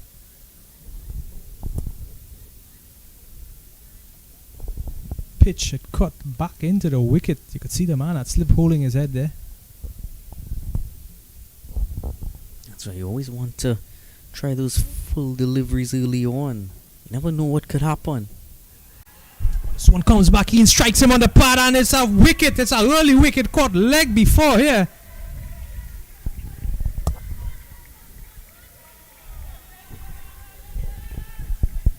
Mentioned that inward movement to the left-hander just in the previous delivery, and we could see a repeat here, just drifting it into the left-hander, no connection with the bat, striking him on the pad, and the umpire, without a hesitation, he raises that dreaded finger.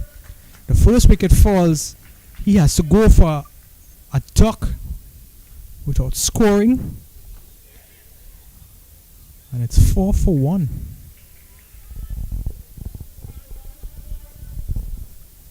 Exactly what I was saying there. You want to pitch that ball up early on. It's not going to move for very long, and especially in this twilight period. New batter Darian Gooding now meets Peter Alfonso.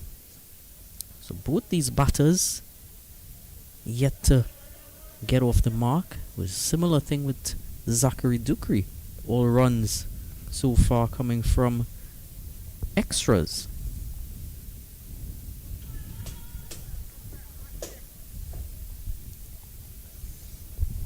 It's another left-hander coming into the crease. So I'm sure Shane Khan, he'll be licking his lips after what he would have experienced in his last couple of deliveries. Still 2 remaining in this, his first over.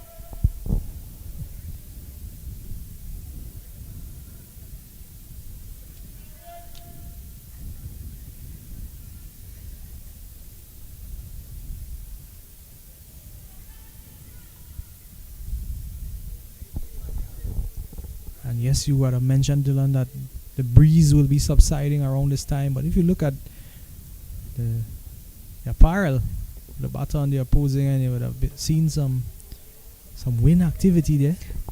Yeah, well, I didn't say it was coming to a complete stop.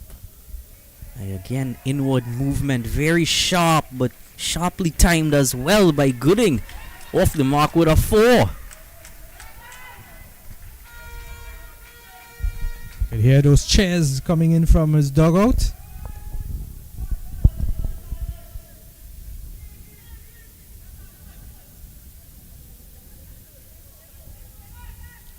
Nicely timed shot. Played it with the swing. Played it straight as well.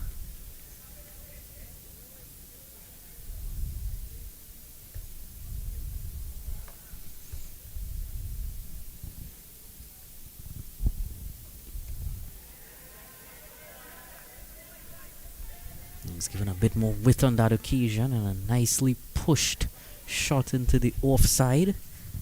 Finishes off the over. It's 8 for 1.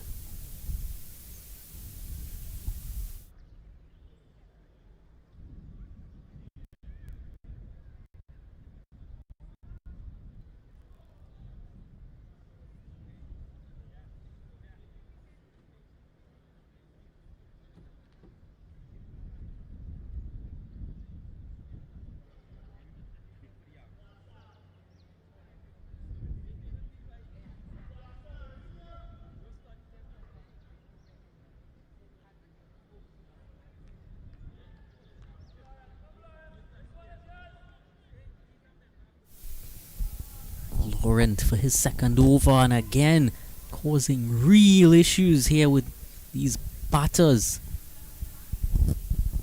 Alfonso on that occasion, not too sure about that one. It reared up on him.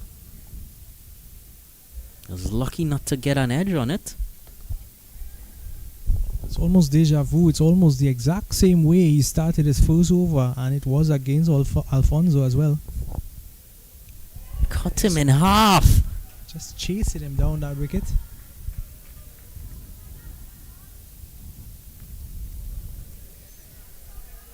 And the umpire doesn't signal buys, so I figure he must have gotten a speck of an inside edge onto that one.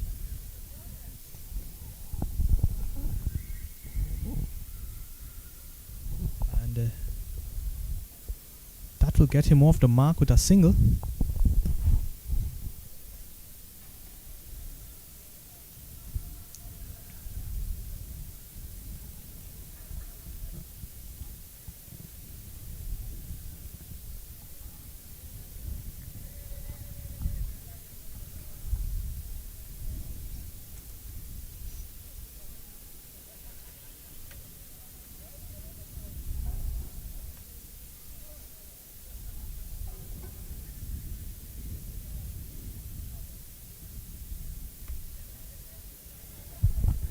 Surprised him there with that bit of extra bounce.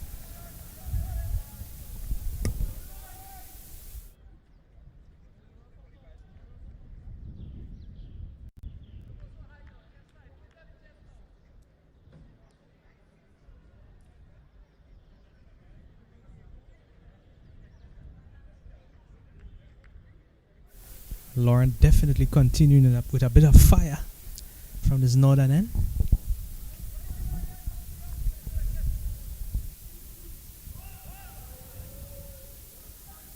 Away with that one.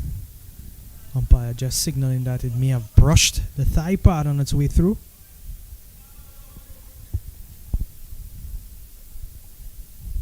Yeah, a bit lucky on that occasion to get away with that one.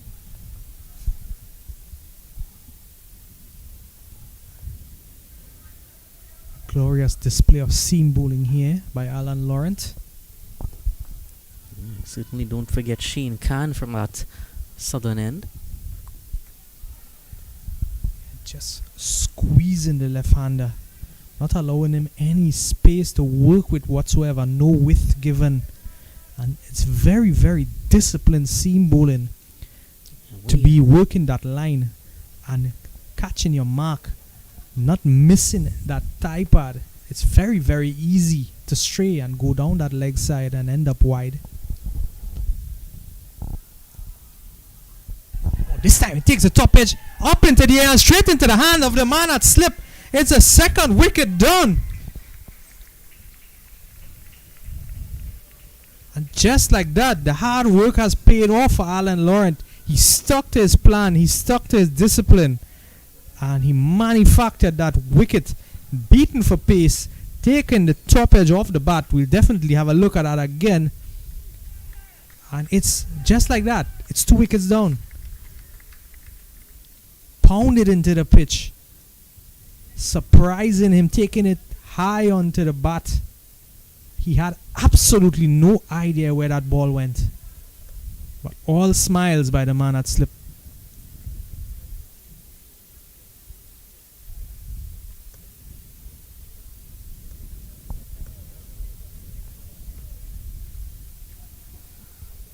Absolutely beautiful cricket here. Yeah, what is very well directed pace bowling as well on a few occasions in his previous over, as well as that over from Shane Khan. What I would have noticed was that a lot of times the batters are just struggling to get the bat out of the way of the line of the ball, which means he's really directing it right at the body, not giving them any width.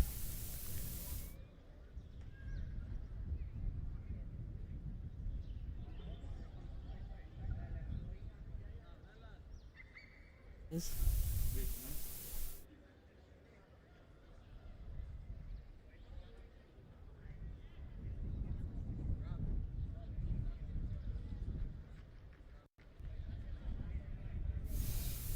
New batter in at the crease, Christopher Leonard.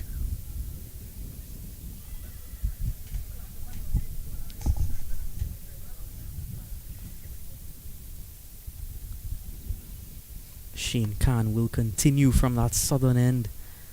So now both these opening bowlers with a wicket to their name.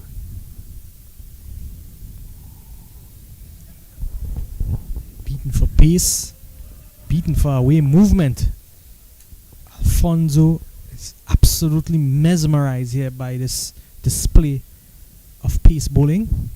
You know, we talked about earlier when we saw the opening innings of both the previous matches would have been very easy to bat on this surface. Now we see with that twilight period surface having been used twice already, it's a bit more bowler friendly, and look at how that one moved away.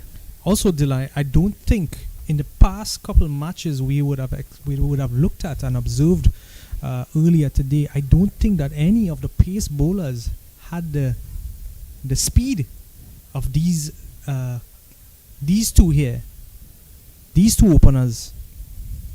They are definitely quicker than any of the pace bowlers we have witnessed over the course of today's play.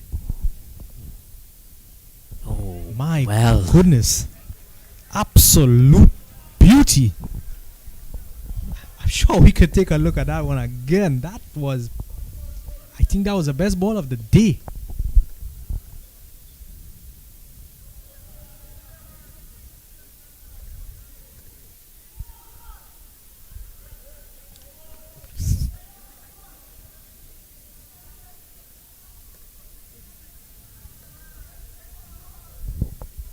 Ball drifting into the batter, pitching and moving away. Antonio Alfonso had absolutely no idea what to do with that ball. And again that movement. You see as well what they're doing is bowling well as a partnership. Shane Khan definitely looking to go a bit fuller, whereas Laurent looking to hit the pitch hard, go at the body. They're both moving the ball quite big as well, just like that. And you see as well as they're using the ends effectively with whatever little wind comes across, that Khan is able to get that outswinger going to the right hander from that end, whereas Laurent looking to move it the other direction, move it more off the seam.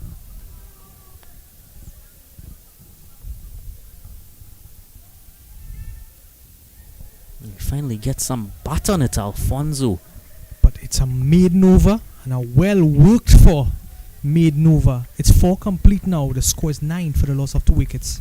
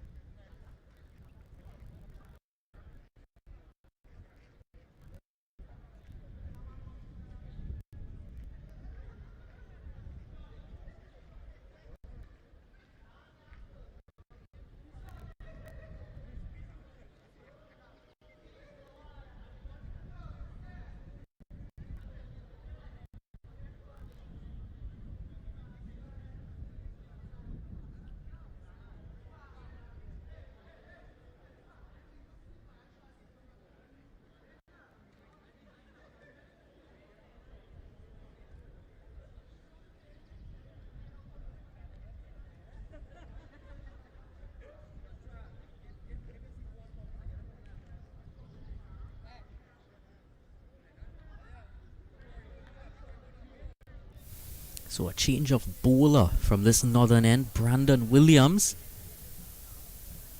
It looks to be more pace. I wonder what's going on there.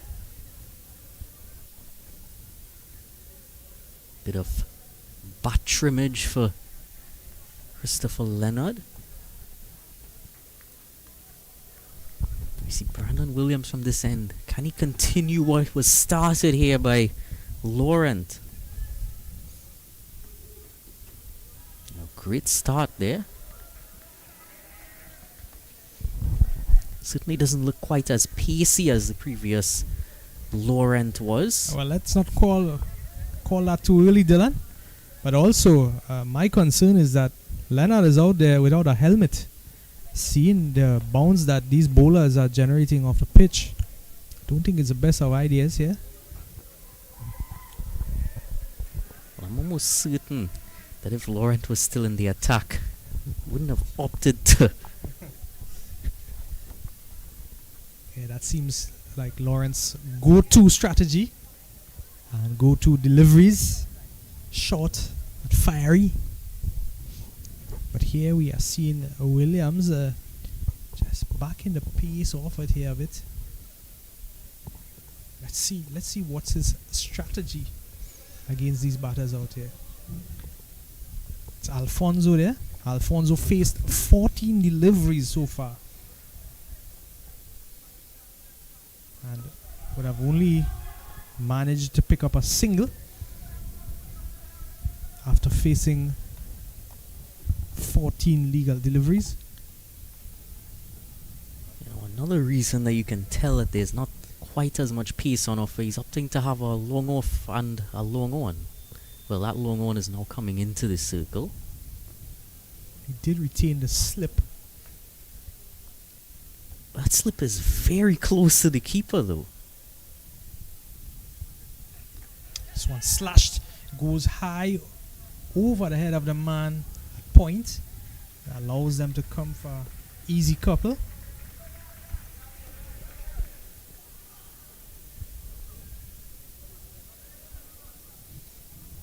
Would you have given Laurent a third over given his start? Or is it that maybe they want to use him as more of a surprise package when the batters least expect it? This one hits over the circle, gives chase, gives them the opportunity to come back for a second. To get back to the point you're making, Dylan, if I had a say, I would have retained Laurent. I would have given him that third over, seeing that the momentum that opening pair of bowlers would have built here, and taking wickets, penetrating the batting lineup. I would have retained him for a third over. Try and break through that opening batting lineup very early in the game and make some advancements.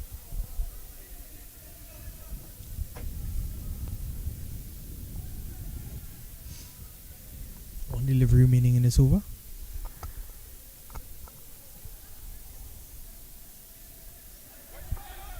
Finishes strongly wide outside that off stump line. The dot delivery that will complete 5 overs to score 15 for the loss of 2.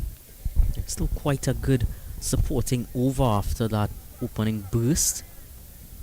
Just 6 runs coming from it. 15 for 2.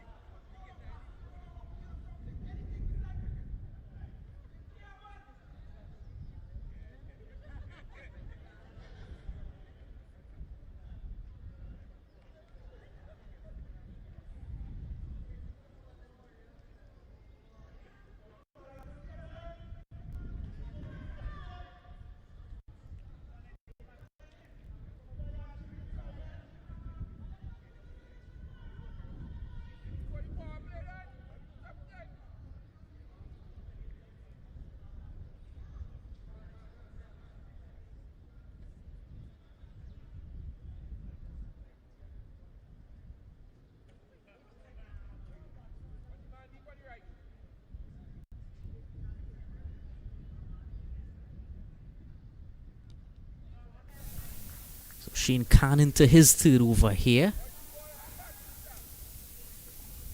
Get that single onto third man. Well, actually Leonard still without a helmet to Shane Khan.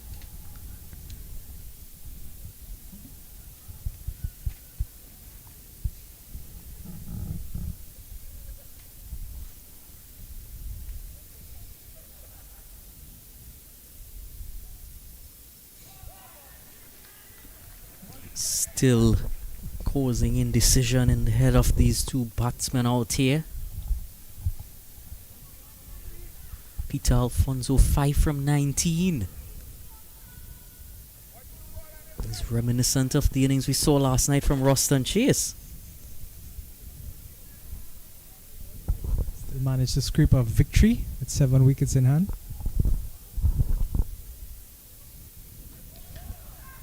Oh, brilliant. That one came back in at him. Leonard seemed to want to come back in at him too.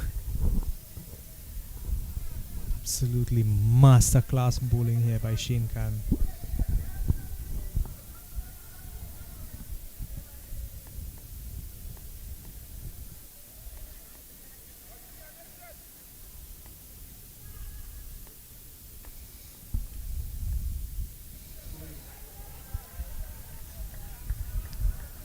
Just can't get back to ball. Leonard's asking the question now. He said, I got one off the first delivery of this over.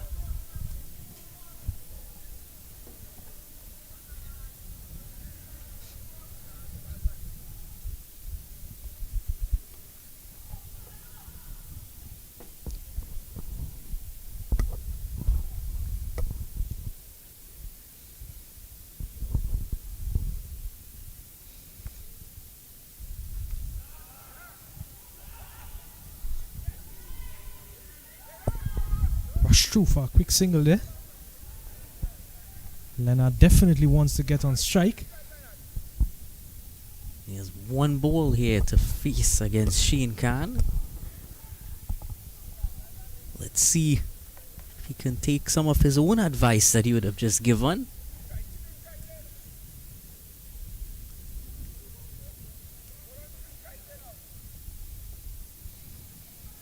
And the extra cover fielder just coming up a bit.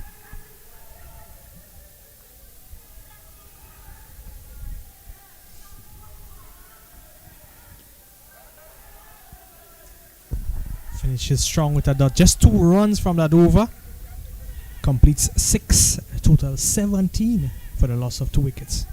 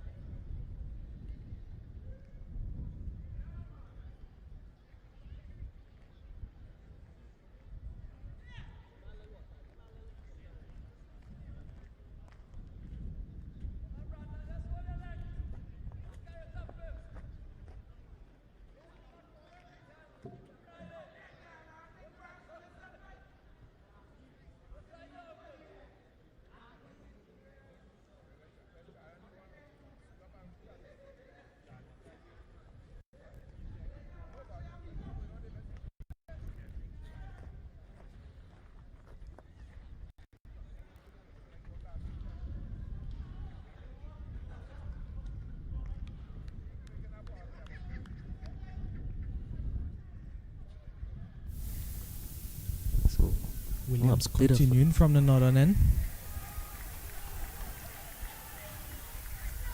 Good running out there in the middle. He got that one to go back in to the batter. Was generally getting it to leave the right-handed batter in his previous over.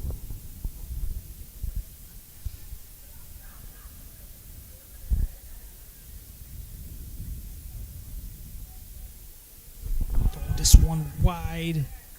Takes a thick edge, but goes down to third man. Just going to be a single. He took the slip out for this over. I'm not sure if the slip would have gotten to that, but just one point to note. think at a score of 20 for 2, you can afford to keep the slip.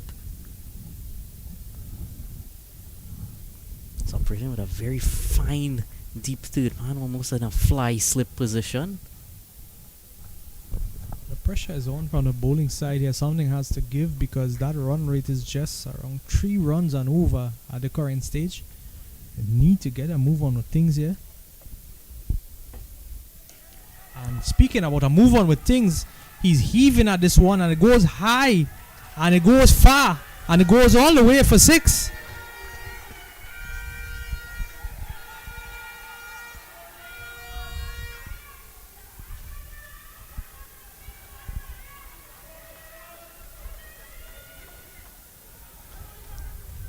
Let's get into the pitch of that one early.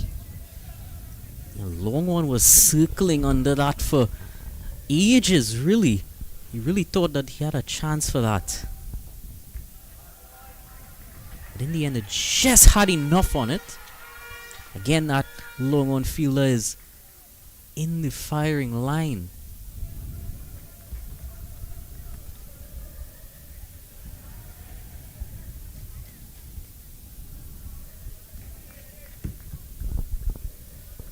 So far, it's been the most expensive over yet. 11 off it with 2 deliveries remaining.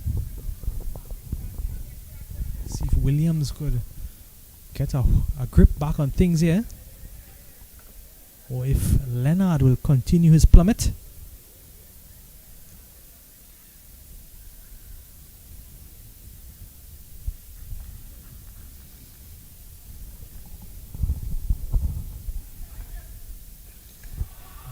Slashing hard at this one over the man at point. It's going to come back for a second. Yeah, as soon as that 6 was hit, they sent an extra fielder outside the ring. Just before that, they had 4 fielders outside. Third man, cover, long off and long on. And after that 6, they put that deep mid-wicket in place. On delivery to go in this over. Leonard. Just satisfied to take that single and retain the strike for the next over. 31 runs on the board, 2 wickets down, 7 overs complete.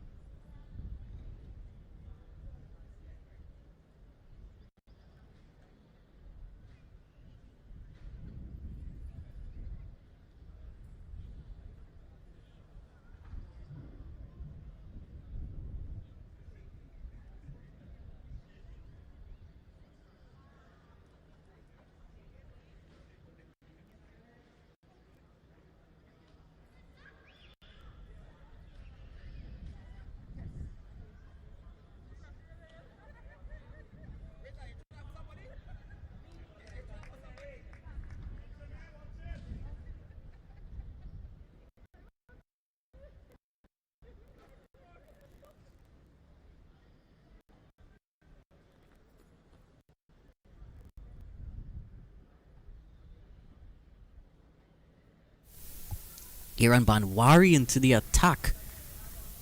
Starting off pinpoint on those stumps. Now Leonard is on 5th gear. He's looking to go at anything that's in front of him at the moment.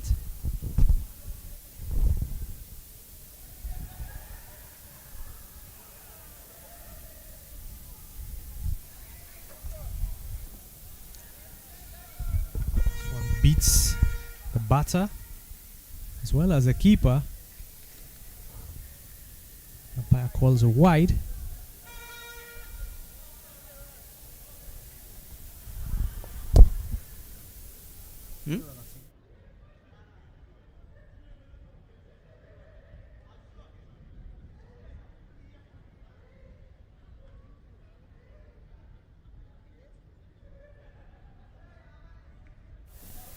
So now Peter Alfonso doing away with the helmet. Let's see if that changes his fortunes.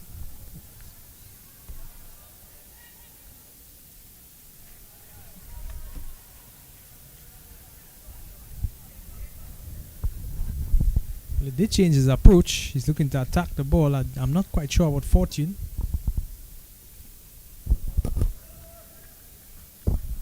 Right now, Banwari, he's chasing him down in that wicket.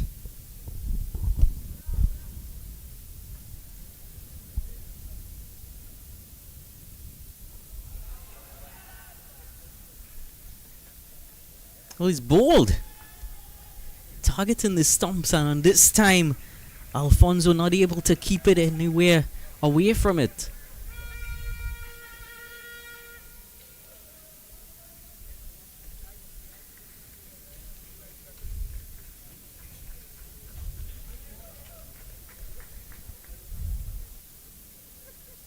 Or was he stumped? I see more stumping.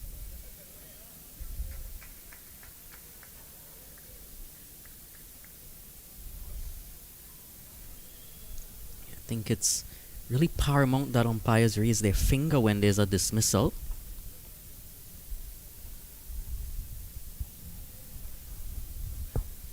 There was definitely a look of disappointment from the opposing end by Leonard. Almost a blank stare. Aaron Ali now out there with Christopher Leonard.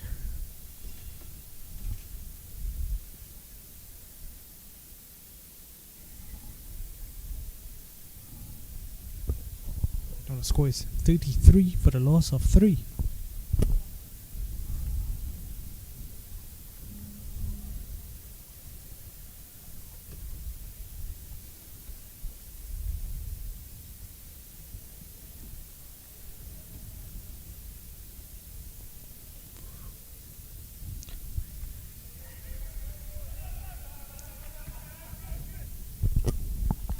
Just like that.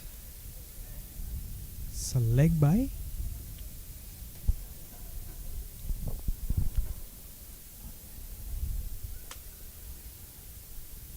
One delivery remaining in Banwari's over. An excellent over for him. Just 2 runs conceded with a wicket.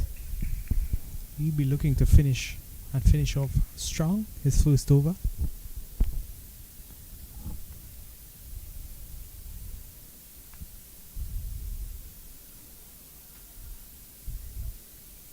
He's not too pleased about something there, Banwari.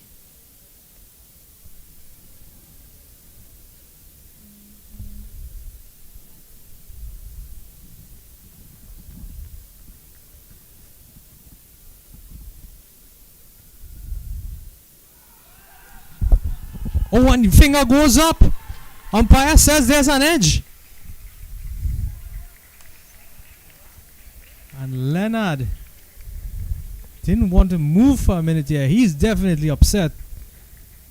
But that finger was raised. He has to go. And it's 4 wickets down. 34 for 4. Well, what an over this has been from Aaron Banwari. Creating havoc in the batting lineup here. He's been ever so accurate and just, you see all that deviation there as it just went past the blade of the bat. He just kept it on that off stump line. He's brought a lot of deliveries more inward, but those that turn just tend to surprise the batter a bit more.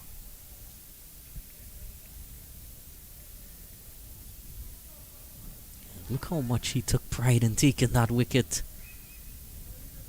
All celebrations there from Aaron Banwari. 34 for 4 now in the 8th over. And it's 2 new batters at the crease. Aaron Ali has only faced 1 delivery and he's joined now by Akil Lovell.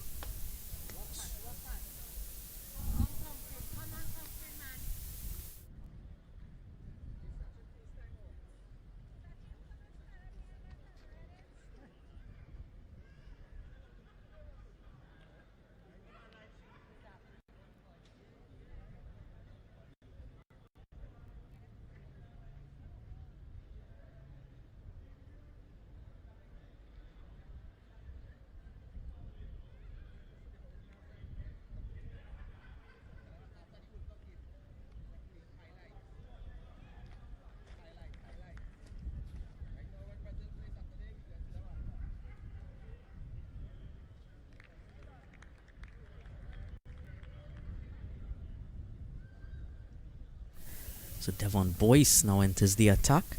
Another left arm spinner. Can you replicate what Banwari has done?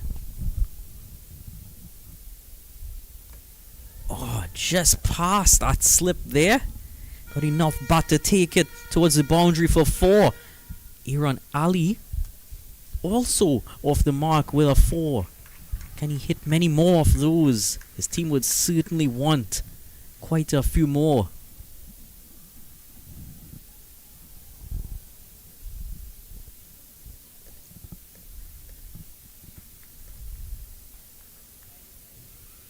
Yeah, it was very far away from that slip.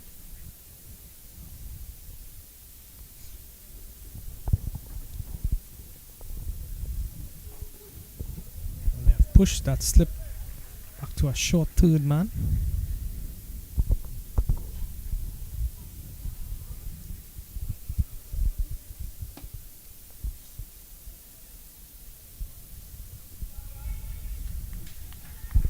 Hurry through for a quick single. Will bring Akil Lovell on strike. New batter, yet to get off the mark. 2 legal deliveries remaining in this. The first over for Devon Boyce.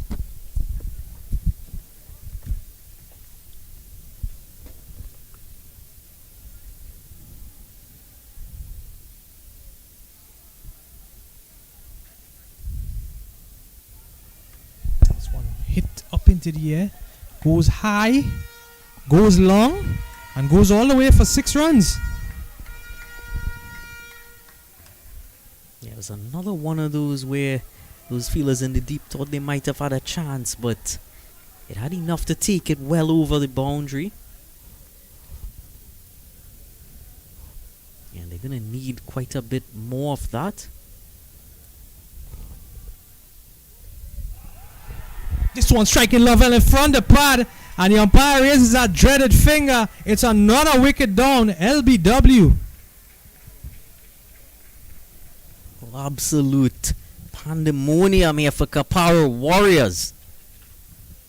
Score is now 45 for 5 after 9.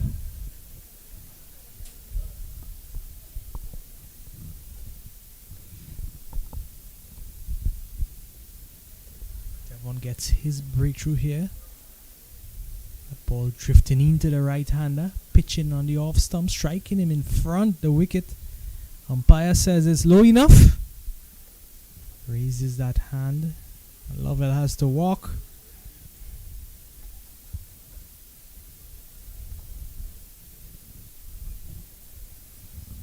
Wickets falling now in quick succession.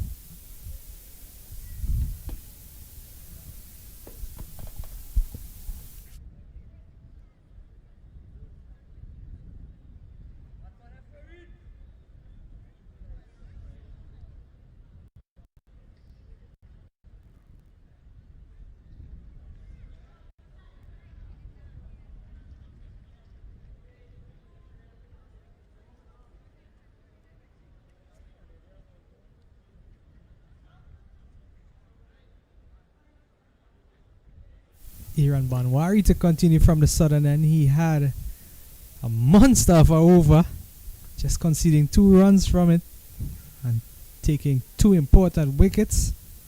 He's going to continue now. He's into the 10th over of this inning.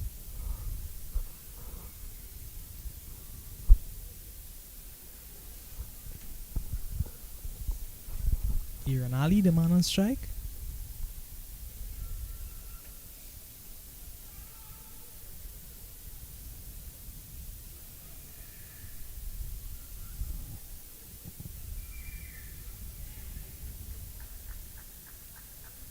Worked away for a single to bring the new batter into the crease. Mohammed left-handed.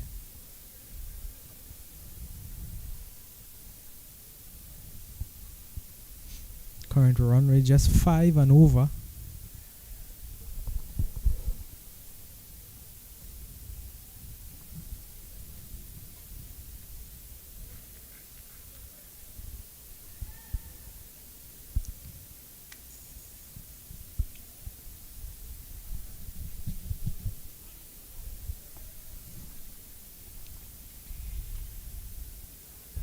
He's going to get off the mark with a single. Just pushed in front of that man at point.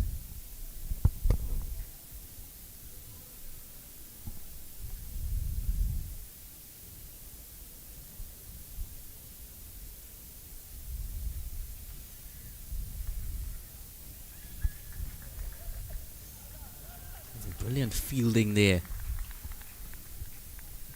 Acrobatic effort.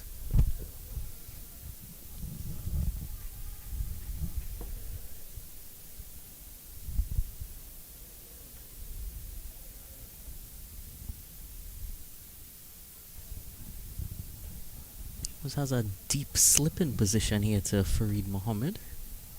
Just right on the 30-yard circle.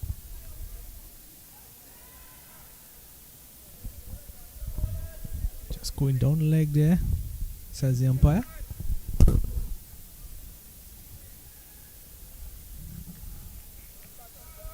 Projected score below 100 at the moment.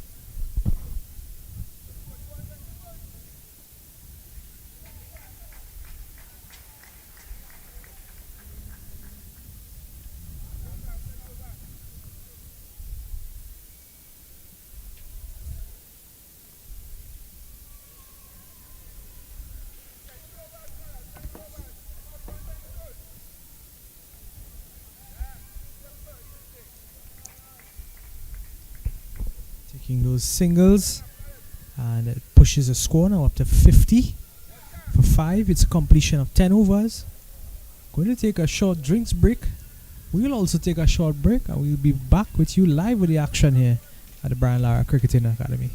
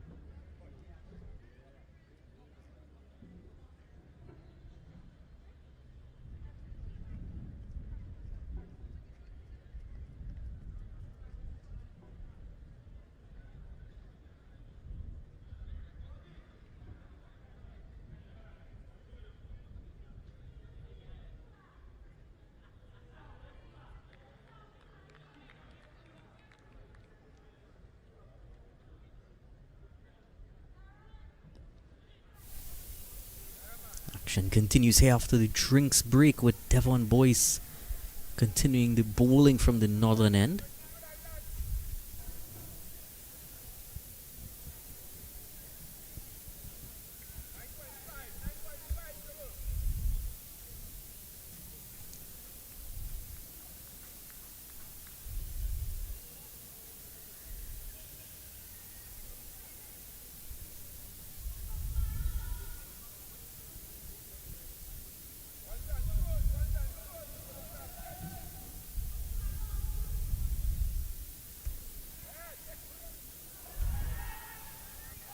Oh, well, a very quick single there.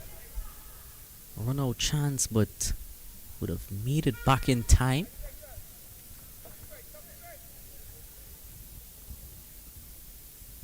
You can understand that every run at this stage is going to count for Kapara Warriors.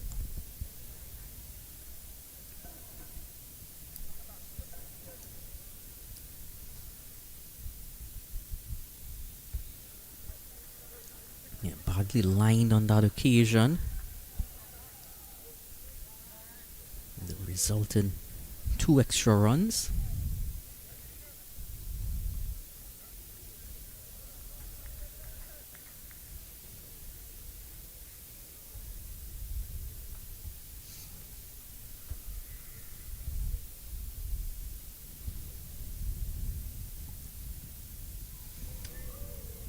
Almost chopped that one on.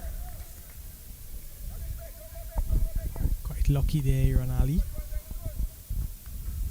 This one taking the inside edge. Missing the wicket by fractions.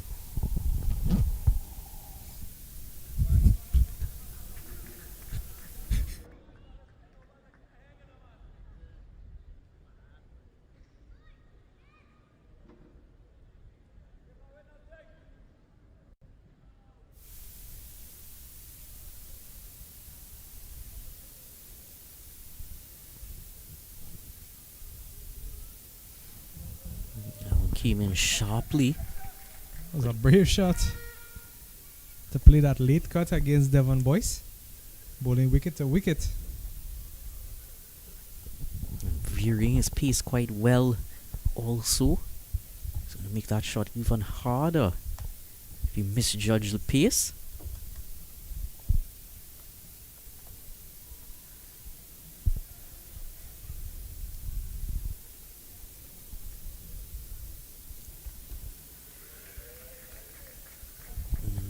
Nudge there into the point region.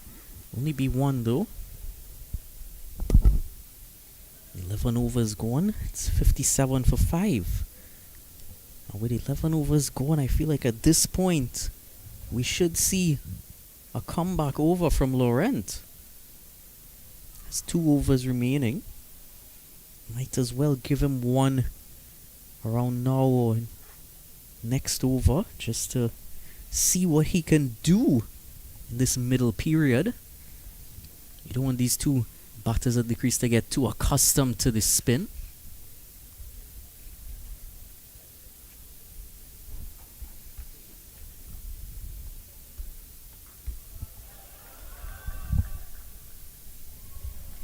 Massive 6 there into the empty stands. They are definitely getting settled and starting to see the ball. Both batters on 10 each. So as you rightfully said, Dylan, maybe the reintroduction of Laurent at this stage to shake things up a bit would be a good idea for the bowling team.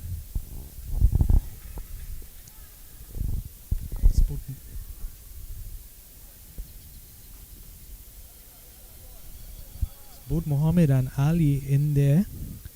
They have been managed to work the ball comfortably around. Just feel that ball onto bat. Get those singles. And that scoreboard ticking over. Will build their confidence there out in the middle.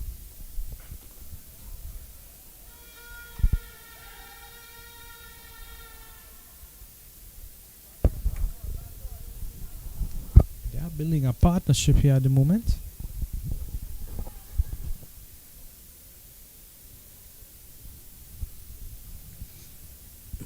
Partnership now up to 19 between these two. Highest partnership so far would have been between Leonard and Alfonso. That would have been 24 runs.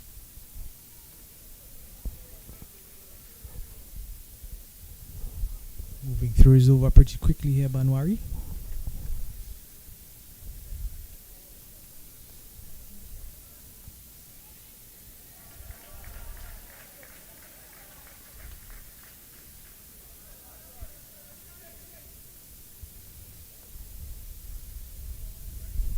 One legal delivery to go in this over.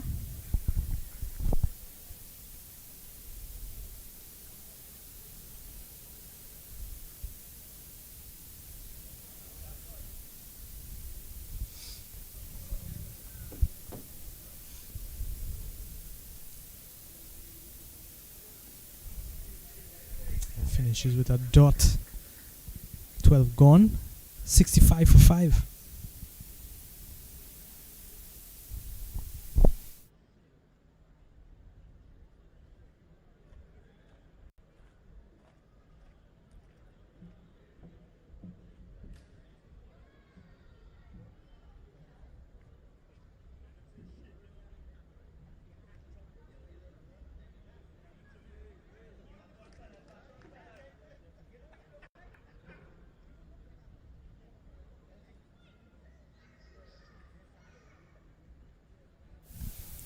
Boys for his third over here. Bit of a lower arm on that occasion. Tucked away for one.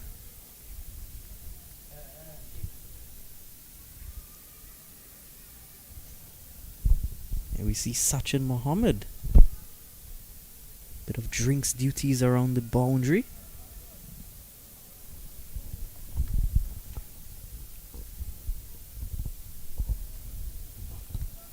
This one struck high, straight back, falls safely. Just going to be a single. Sachin Mohammed, man with the drinks you have seen on screen. Would have been Good spin bowler. It would have been interesting to see him in this bowling lineup. Here he bowls a mean left arm wrist spin.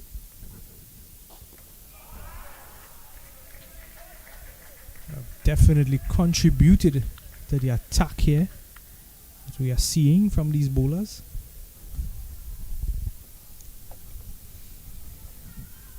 What they can't afford is all these easy singles.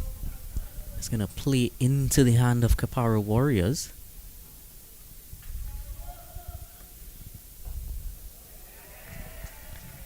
I think that they are both now reading into Boyce.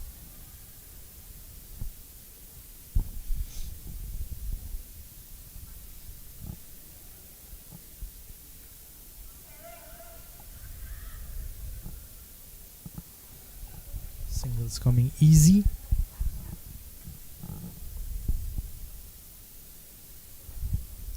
Better delivery. This one flighted into that block hole. Here and Ali getting that bat down on time. Maybe just a bit surprised there.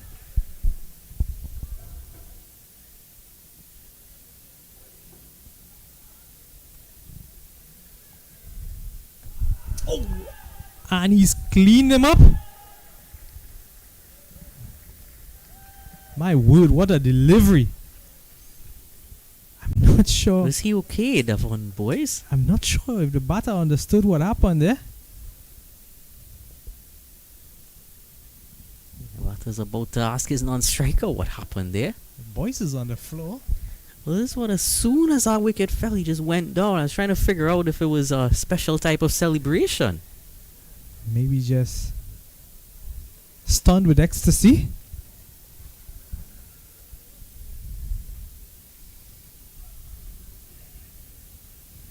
Brilliant left arm spin delivery. Just pitched on that off stump line, straightened well enough to just stay in line with the off stump.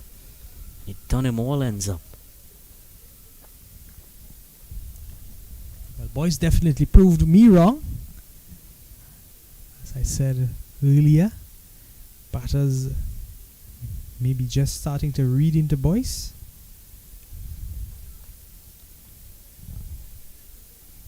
So Joshua Banky now. Banwari is going to complete his spell from the southern end.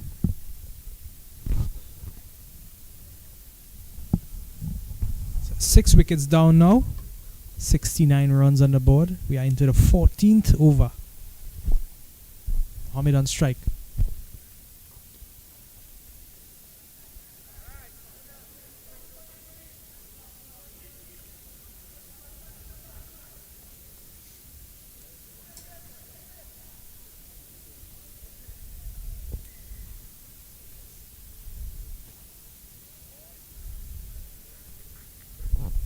Banky taking his guard.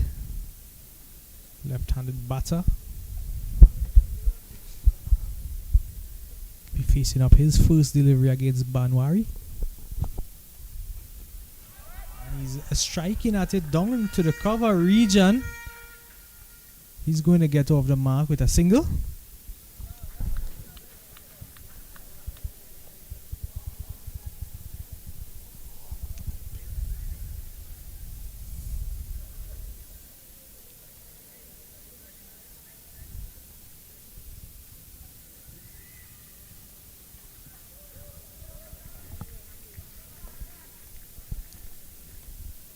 Played all around that one. Was a bit quicker from Banwari.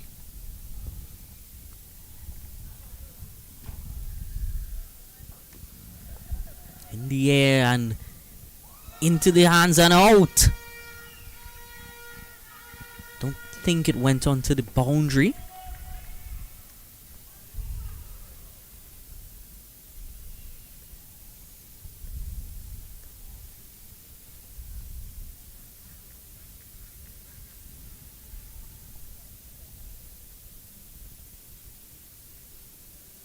Yeah, did well to keep it off of the boundary.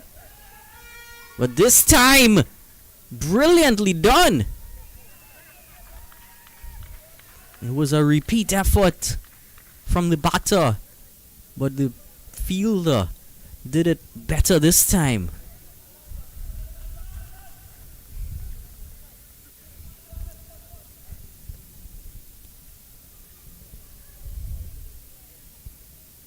Yeah, again going for that same shot, making the same error. But the bowler, well, the fielder took it very well and did a cartwheel as well. So 7 down now, 72 runs.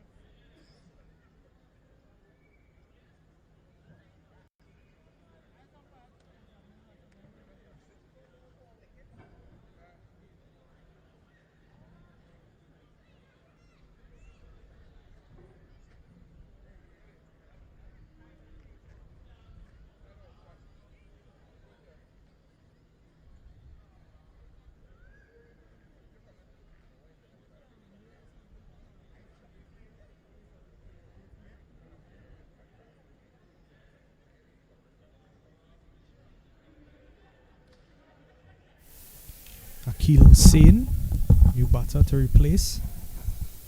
Just one legal delivery to face up against Aaron Banwari. He just has one delivery to complete his spell from the southern end.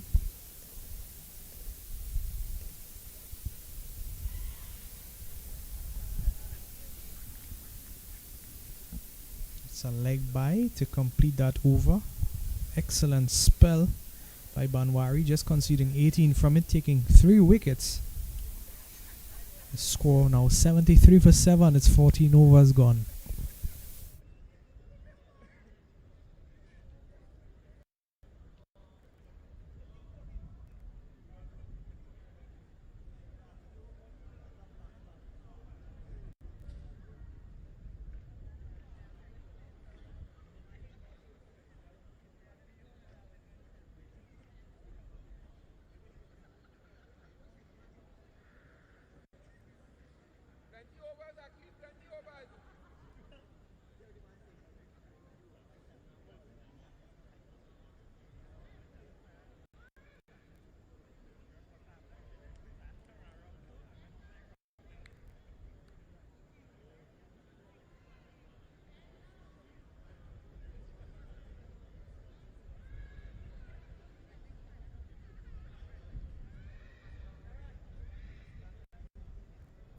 Alan Laurent being reintroduced into the attack from the northern end. He had a fiery couple overs earlier, taking 1 wicket, just conceding 4 runs from it. He'll be looking to clean things up here for them.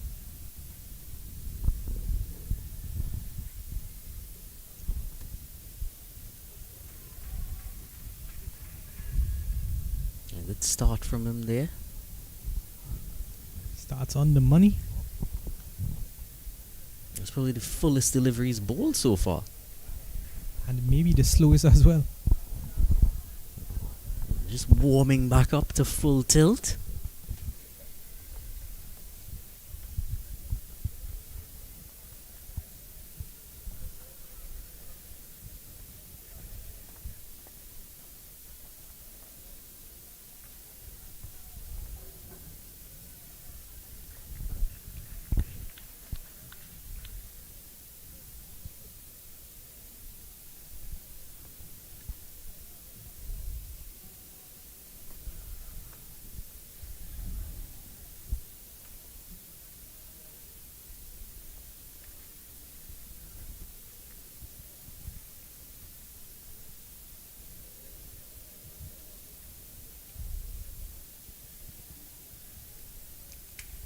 This one angled into the body. Swiveled into the gap for a single. Bring the new batter Hussein to strike.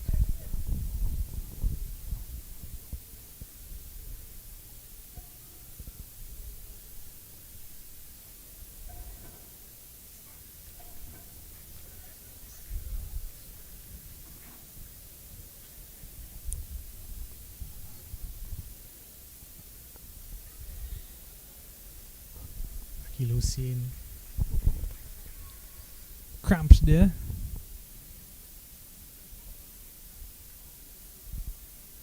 Laurent, all targets onto the body of the batters, not affording them any room to work. Just 3 from the over so far. 2 deliveries remaining.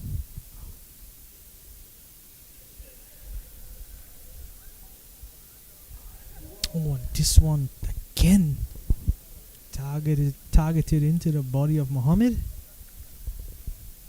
Just checking his helmet there.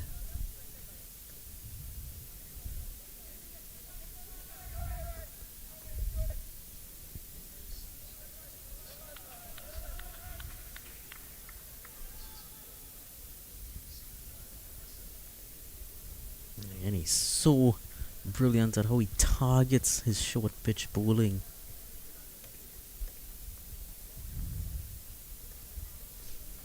What will that do? Hussein quite new at the crease.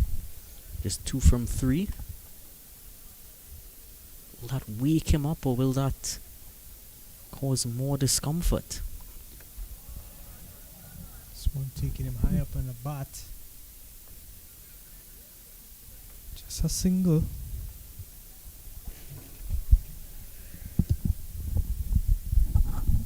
$78 for 7.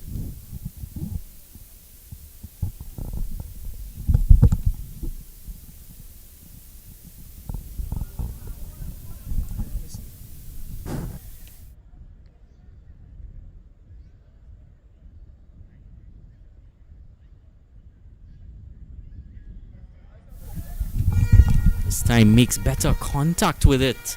A wonderful shot utilizing that short pitched angle as well as the pace on offer. And that's 4 runs. That was Lawrence's most expensive over thus far. Conceding 8 from it.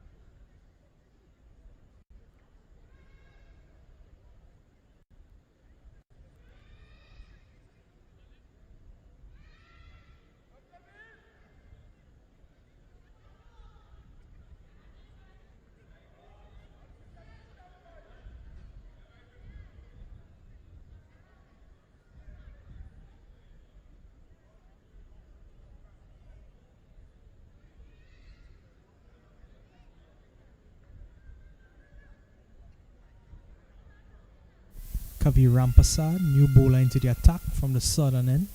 He'll be bowling right arm over the wicket. Mohammed on strike.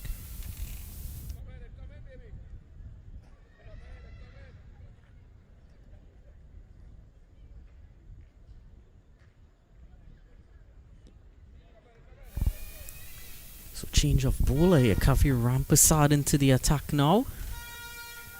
And 2 runs for Mohammed here. Passad getting that ball to swing into the left-hander. Just a bit too full on that occasion.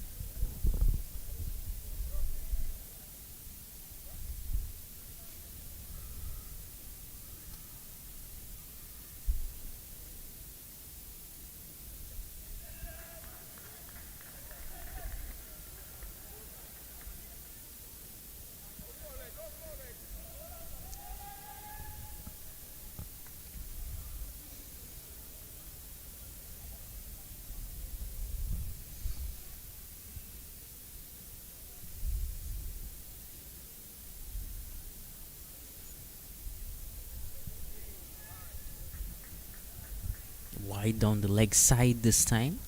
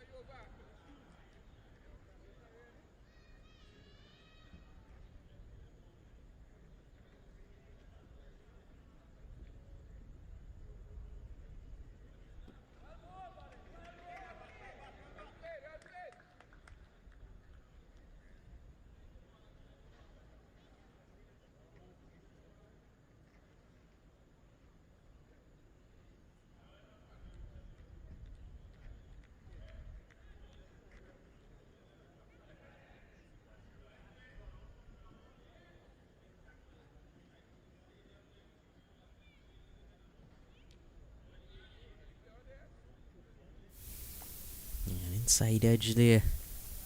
Down to fine leg for 1. 88 for 7.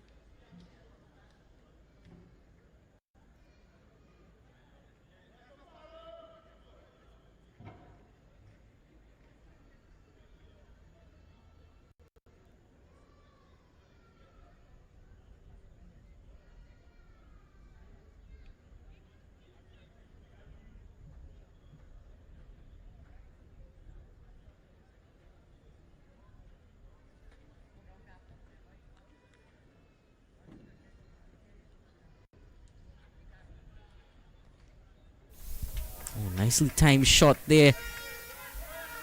And it makes it in the end. A diving effort isn't enough to stop that from going away for 4.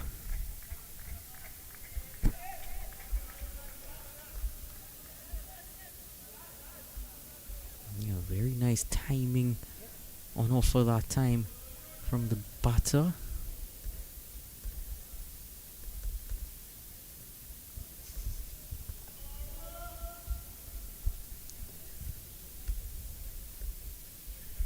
And Laurent not.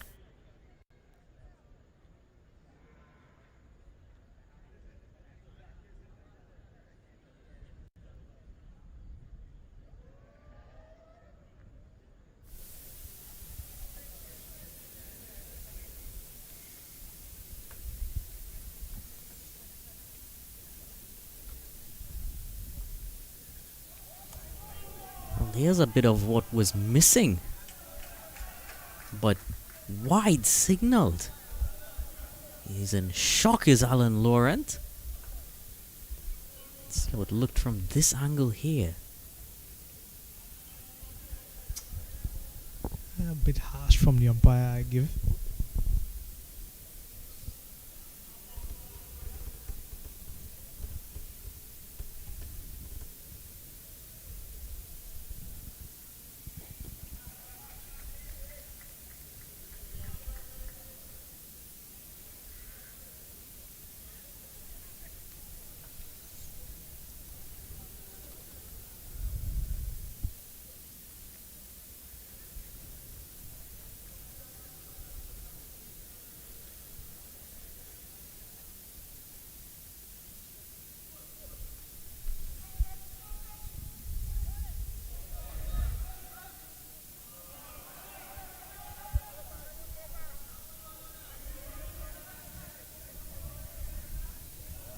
So umpire signaling there.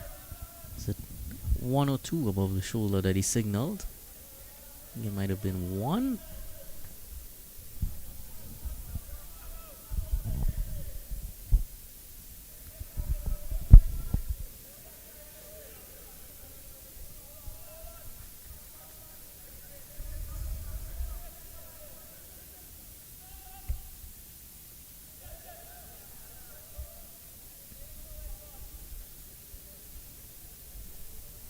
He was a bit lucky on that occasion.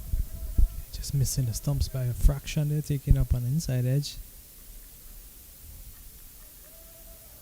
Almost dragging it onto the leg stump.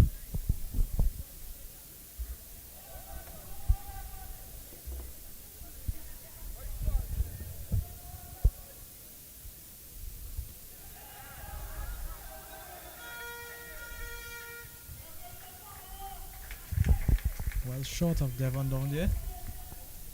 Just a single. Yeah, his second spell hasn't quite been the same as his first spell. One of the reasons I would have considered bowling him for a third over in that power play would have been still with the harder ball he might have been able to make more happen.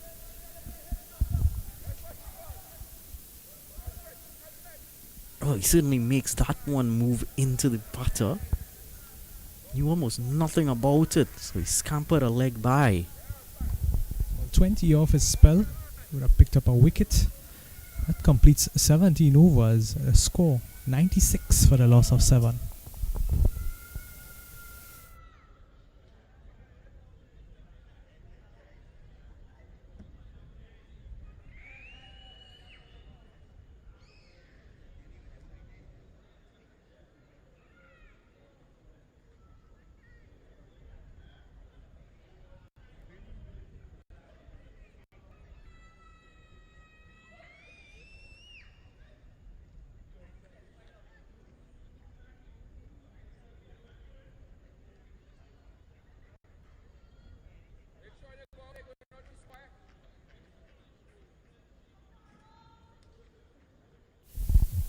Kavi Rampasad to continue from the southern end. Starting off with a wide.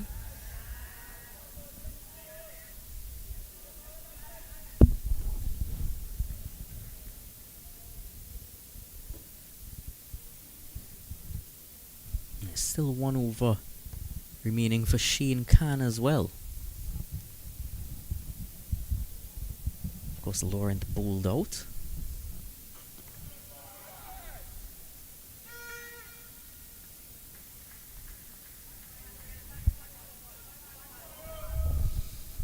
Both Mohammed and Hussein, they have anchored their spots here at the crease, and they are definitely contributing to the score. At current run rate now 5.7 and over.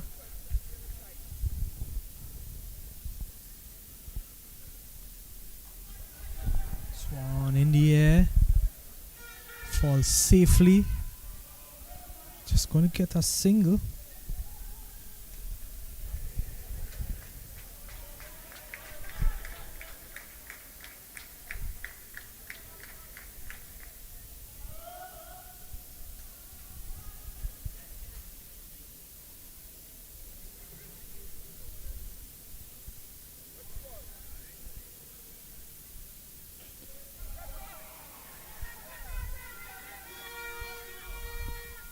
Pulled again into the mid-wicket area for single.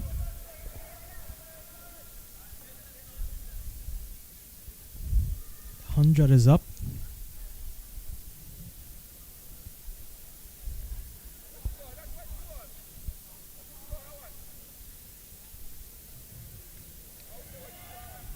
Taking a thick edge, not carrying all the way to the man down at third. So singles coming easy here now. That partnership pushes up to 30 after 23 deliveries for both Hussein and Mohammed. The highest partnership of the innings.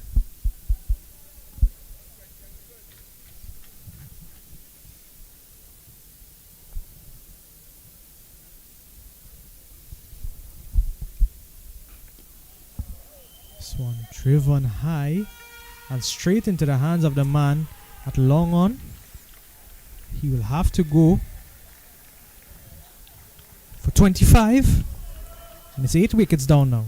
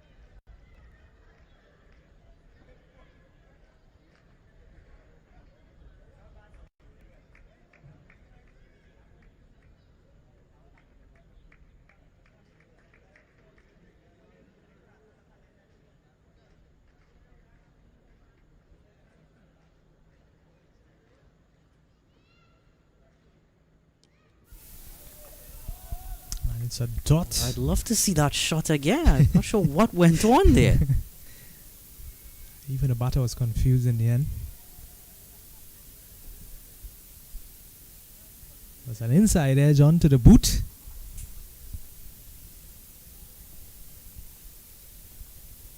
That finishes 18 overs. The score 102 for 8.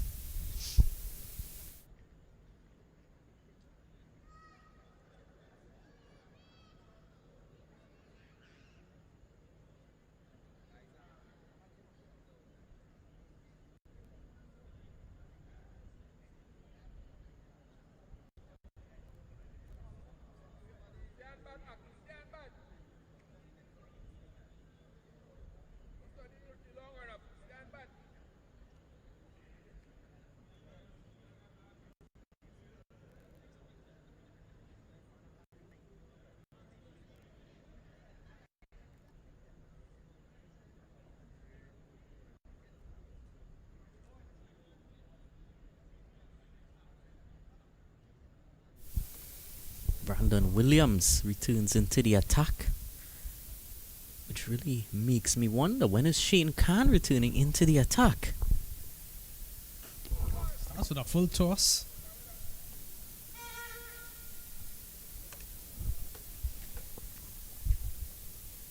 have seen absolute beauty from Shane Khan earlier. I think it's just 1 over remaining for him to complete his spell. It's just that 1 over. I would have preferred that over be the 19th rather than the 20th.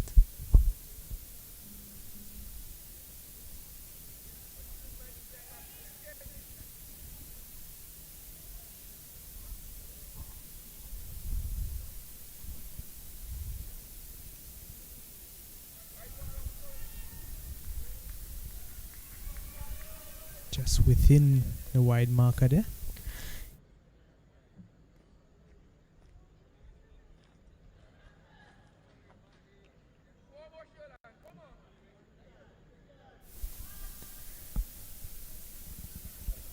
This one a bit too wide. And you can see that he's trying to go for that wide Yorker plan. Although his protection there is that deep third man is very fine. There's a decent gap between him and the backward point in the ring. Connects with this one. Gets off the mark. It's an easy couple. Retains a strike. Ghani. Played that one well into the deep and gave himself that opportunity to come back for the second run.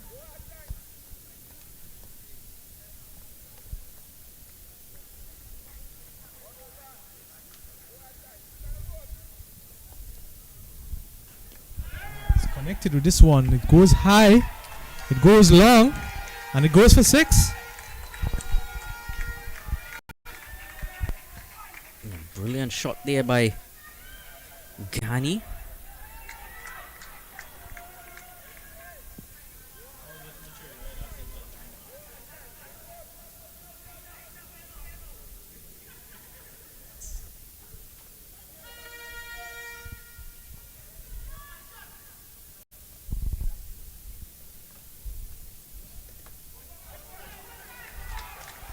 This time down the leg side.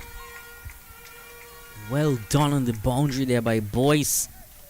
It's been a live wire in the field.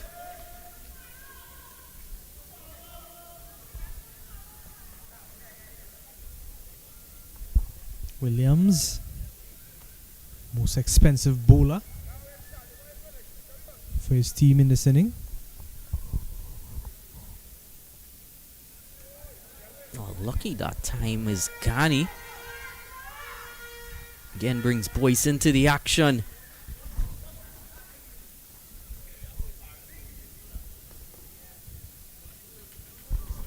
It'll finish 19 overs, 116 for 8. 1 to go.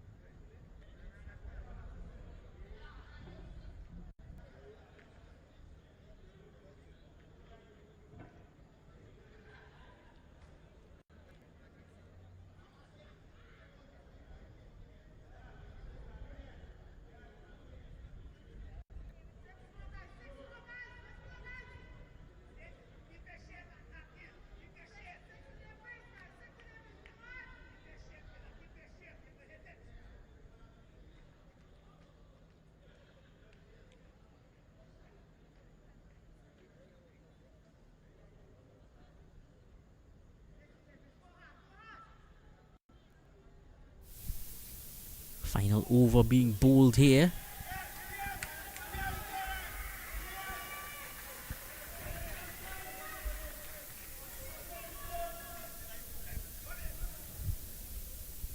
And that is Shane Khan back into the attack here.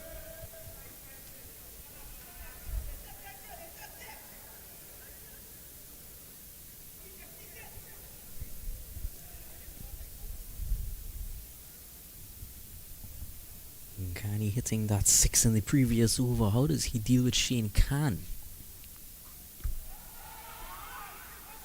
Very nicely struck there in the deep. It'll result in 2.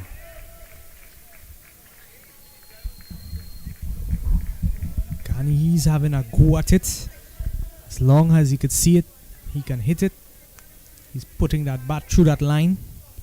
And once he connects, the least he's picking up is 2 runs.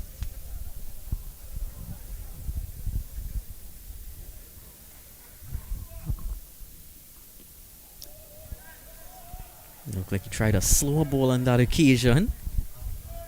Just close that line on Ghani.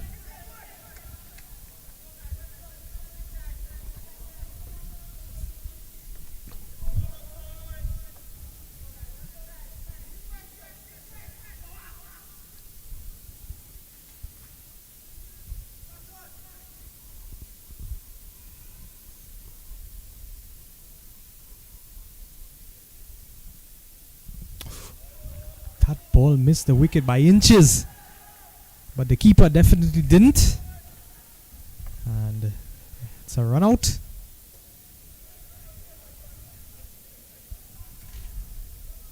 Akil Hussain, the man who has to go.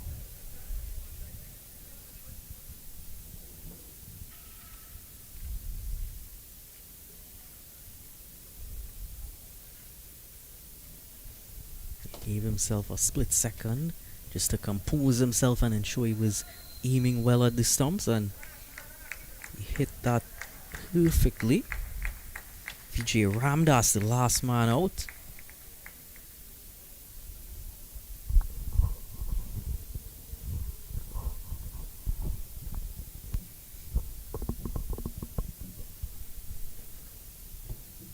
Not sure who Jadon M. Rosado is.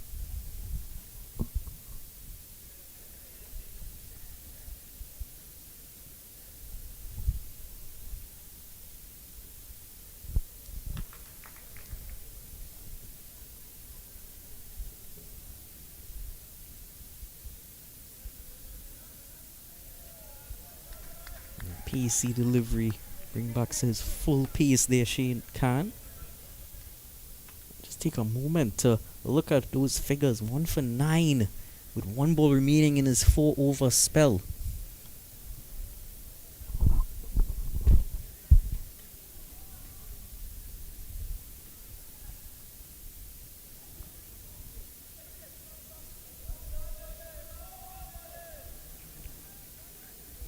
Finishes off with another dot. 119 for 9. A target of 120 for President's Associate Sporting and Cultural Club to achieve in their 20 overs. And that chase will be just about 10 or 15 minutes.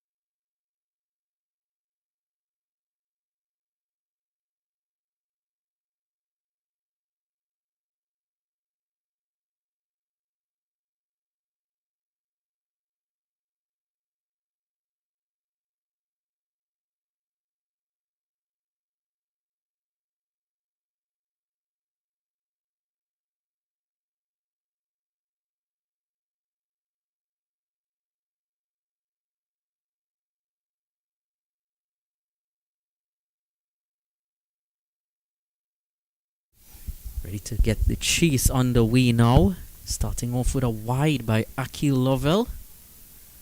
Not at all what Kapara Warriors would have wanted in the first ball of their defense of this total.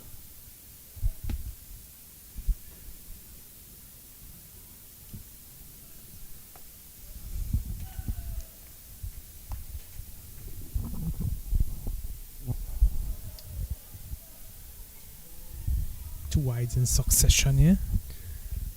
Two opening batters, Stephen Gomez and Rahim Ali. Gomez currently on strike.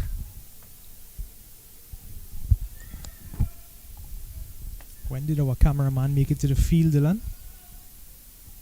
Just a moment ago, Rahim Ali was behind the camera. I think he's a big Sachin Mohammed fan.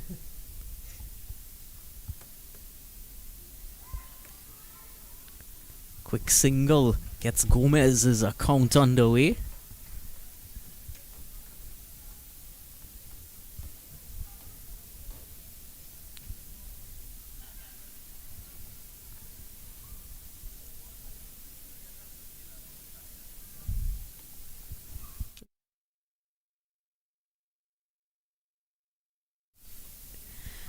Akil Charad Lovell. Is it charad or charad? How you think is the correct pronunciation? I think it's charad. Stand to be corrected. We'll have to find out. What do you viewers think? Do tell us in the comments. Do you think it's pronounced charad or charad? Let us know.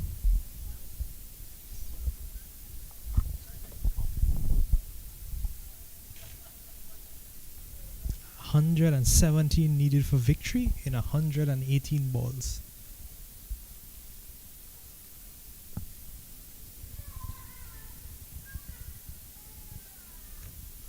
Ali's pulling at this one and pulls it straight to a fielder.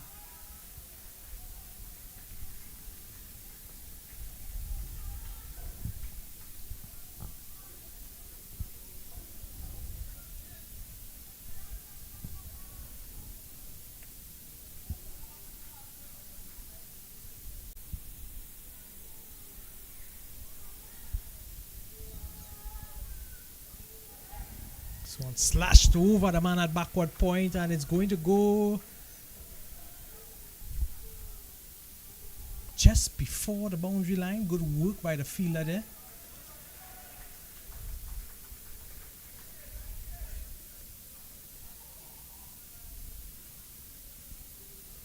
There's a bit of movement away, and he got bat on it and helped it over that head of point. It was a great long chase for that fielder there, but magnificent effort in the deep. More movement here. Yeah, he's found a bit more of the seam now, Akil Lovell. Slightly better line. Maybe it could just be a tad bit fuller, like what we saw in that first innings from Shane Khan.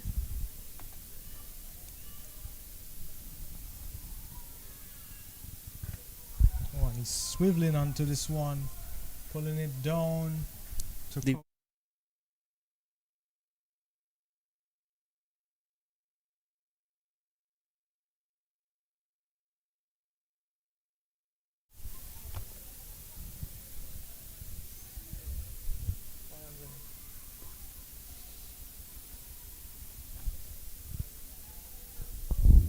First over complete, 7 from it.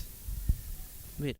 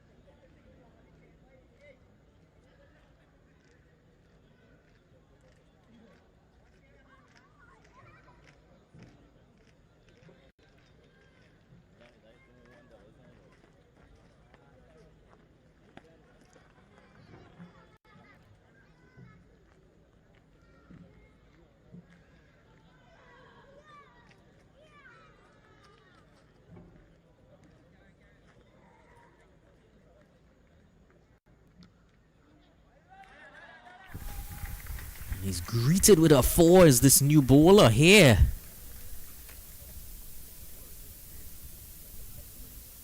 Certainly a bit of width on offer allowed him to free his arms and powerfully smash that through extra cover. 4 runs for Steven Gomez. It's number 64.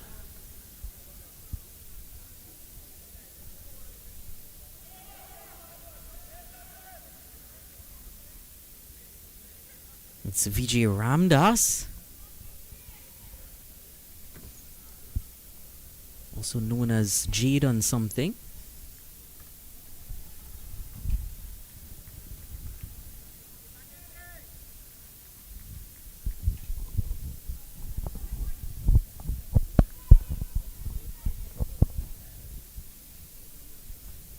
Gomez on strike. Wide delivery.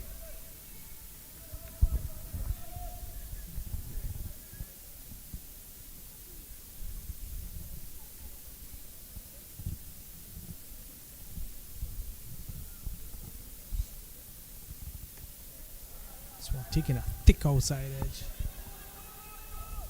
Come back for the second. Comfortable couple in the end.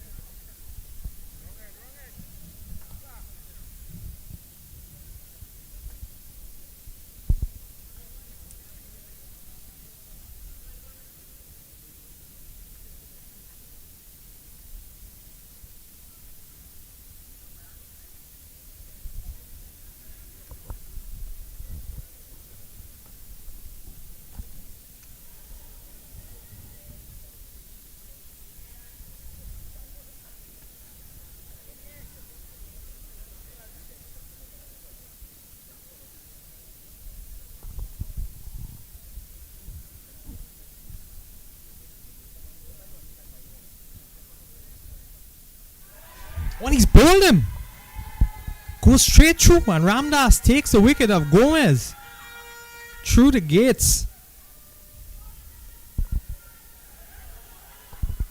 And it's the first wicket down here. He's keeping things simple, targeting the stumps, hitting a bit of turn. It's just as simple as that. May have just picked up an inside edge as well. My thoughts exactly when I saw it on the replay. Taking the bails off that leg stump. Just like that. It's 1 wicket down. 12.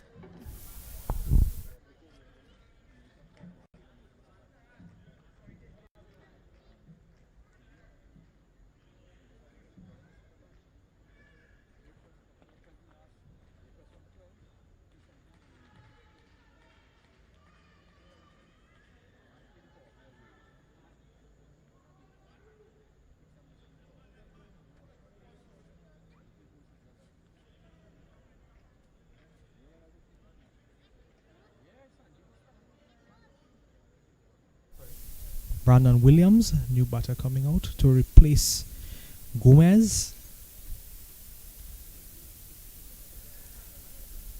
Definitely went for quite a bit of runs in his bowling, so he'll be looking to make that up here now for his team with the bat in hand. Has one legal delivery to face in this first over from Vijay Ramdas.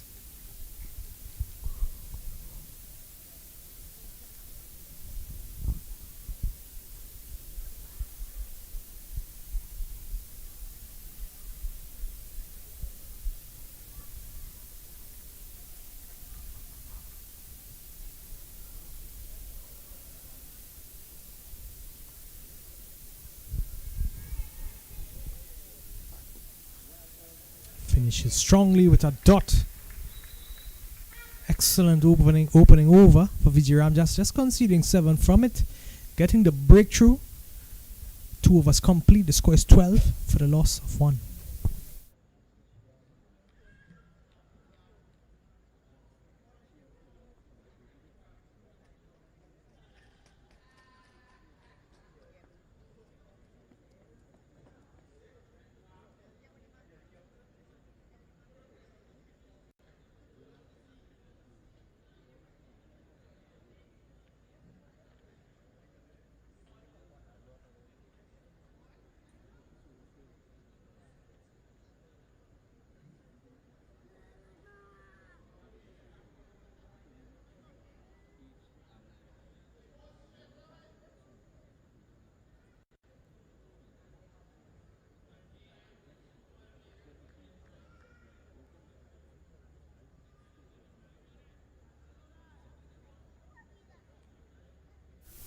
Lovell back into the attack. Given the width. Struck straight back. Beating Ramdas at mid-off. Half a chance there.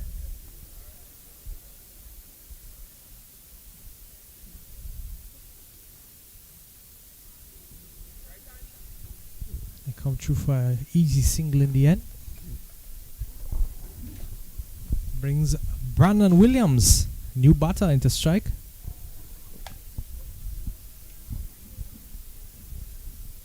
We see Lovell, he'll be coming around the wicket to the left-handed Williams.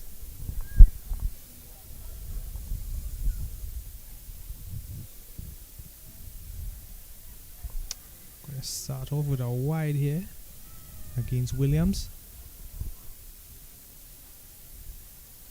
Struggling with his line a bit here.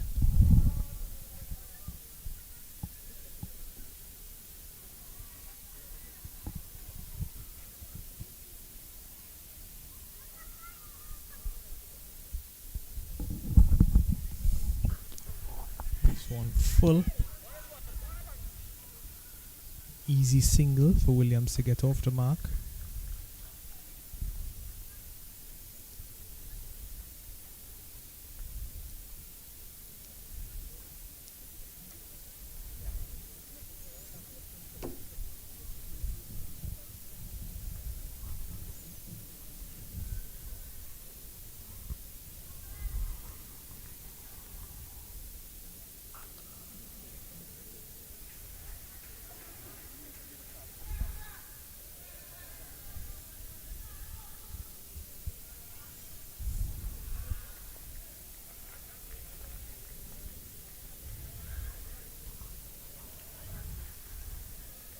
They need to pick up things here between deliveries and overs.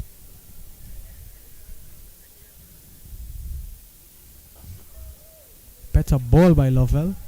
I was just gonna say that's right where he wants to be. It's where he should have been from ball one. May just be starting to settle now.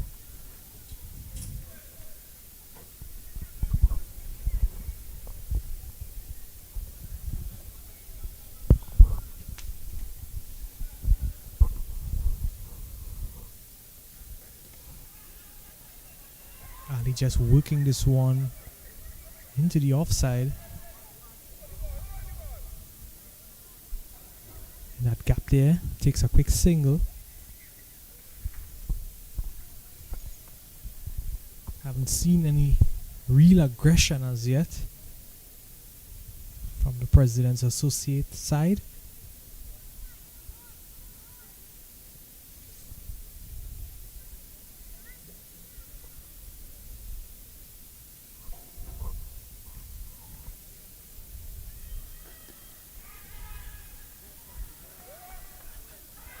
This time they hustle through for a single. Umpire says not out. They complete that single successfully to finish the over.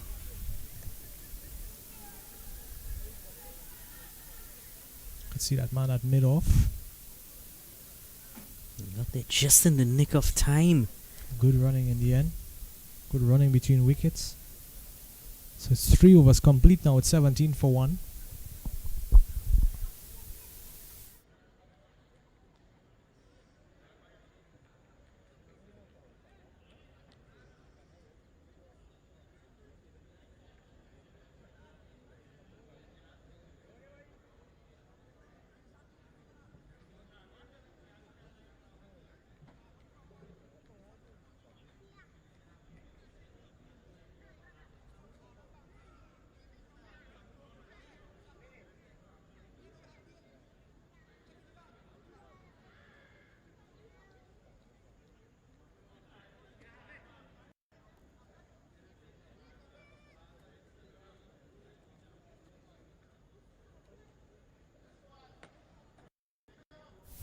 Ramdas to continue from the southern end. Oh, and he almost picked up his second wicket there. What a delivery. Come through for the bye. Ball would have beat batter as well as keeper. just inches from the stumps.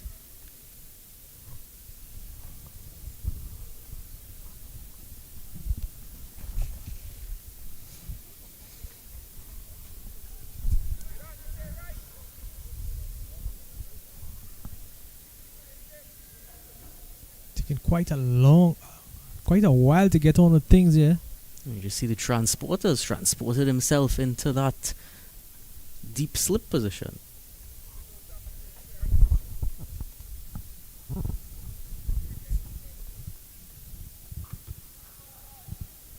This one cut into the gap. Feelers give chase. And they get a comfortable couple of runs there off that delivery.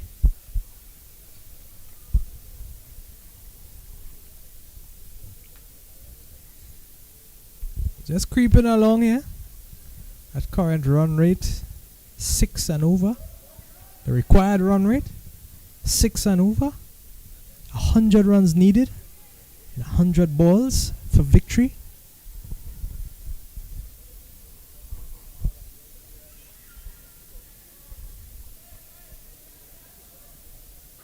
He's charging at this one. He strikes it. It's high into the air. Over the fielder.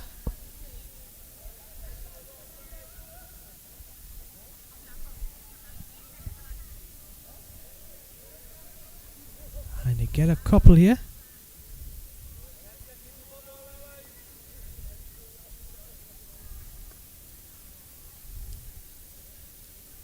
Half a chance.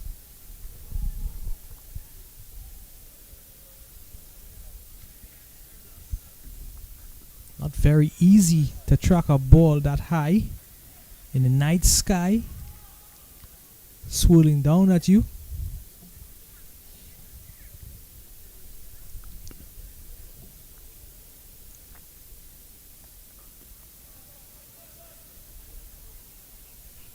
There's a fair point in the night time. The lights on. It's always very difficult to take that catch. The white light and white ball almost collide at times.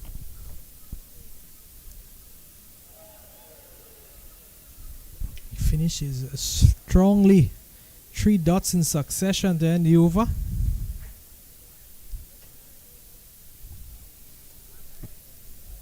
Excellent over there by the young man.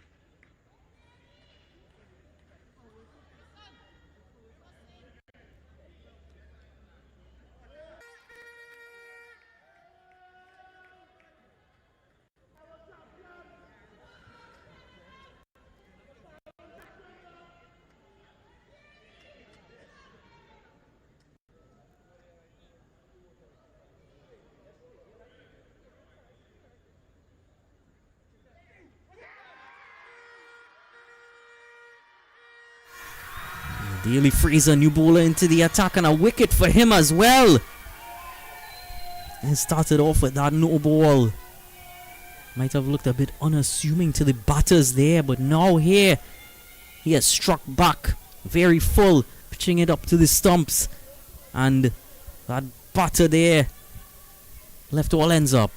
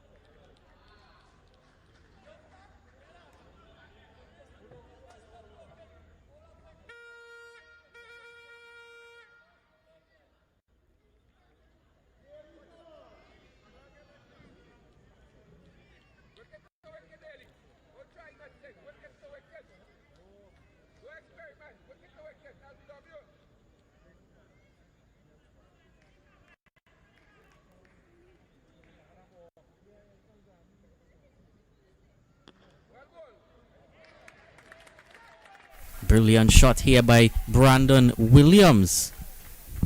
Goes away for 4.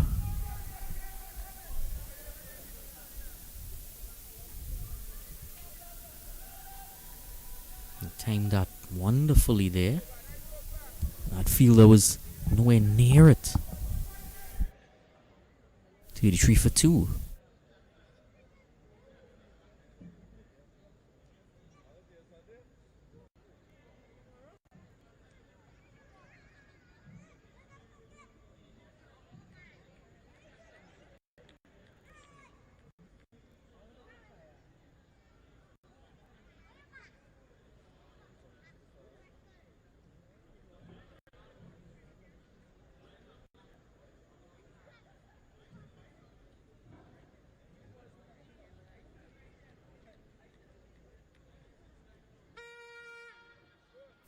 Vijay Ramdas about to begin his third over, 1 for 11 so far.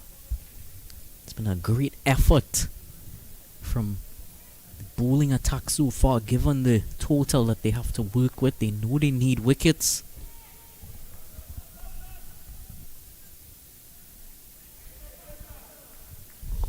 Starting off well with a dot delivery here outside that off-stump region. But on strike, Naresh Nanan, right-hander.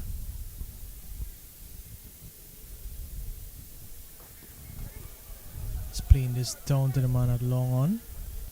So we're going to get a single to bring Williams back into strike. Non-striker to duck there.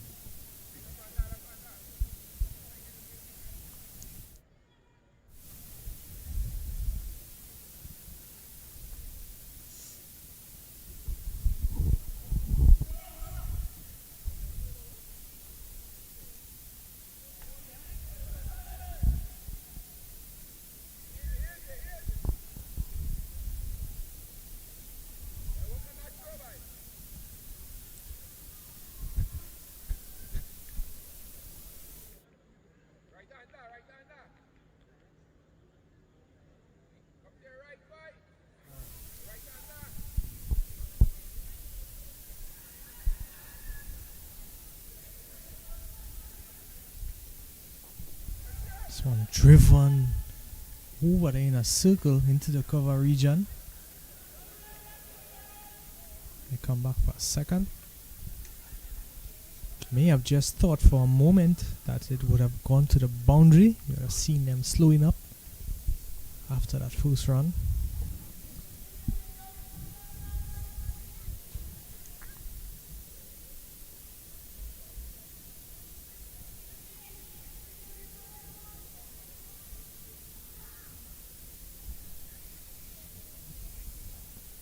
Down on one knee, slogging this to the man at deep mid wicket, just settling for a single here.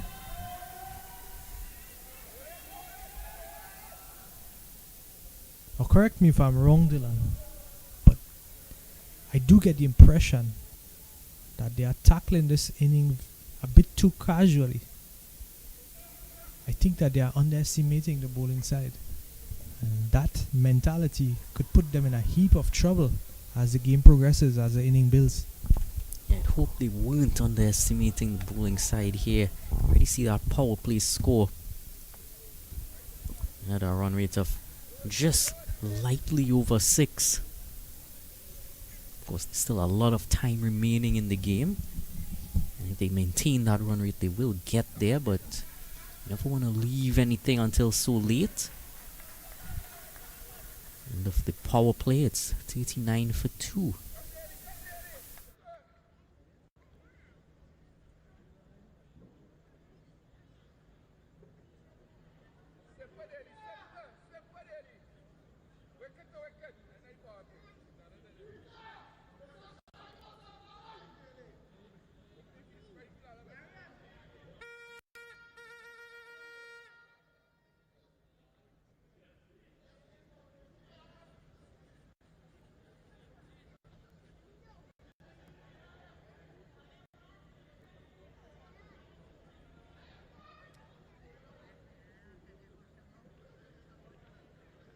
Fraser to continue. Definitely seems like a crowd favorite here.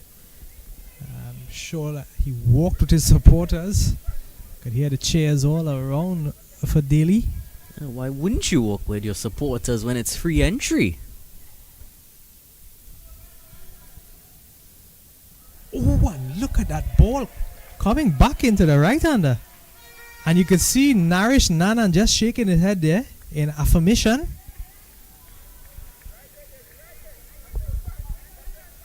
Look at this. Pitching outside the off, swinging, cutting, and just a couple inches away from that off stump. And look at Nanan's reaction.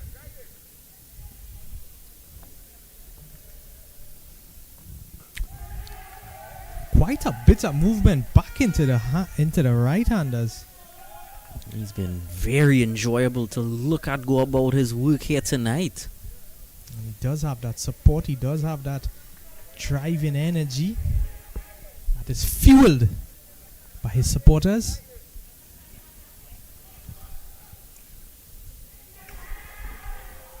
How has that not hit? My goodness. And it's going to be overthrows as well.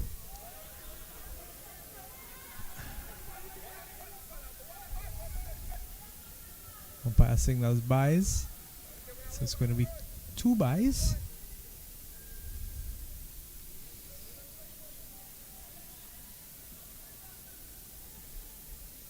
Yeah, that Nanan definitely thought that was gone by the way he reacted after that ball went past. Oh, that good delivery here. Lovely work off his own bowling as well.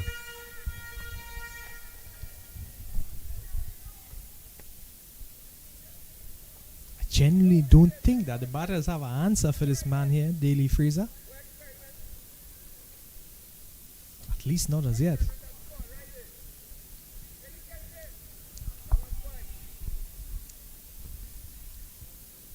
Oh my goodness, that one missing the leg stump definitely.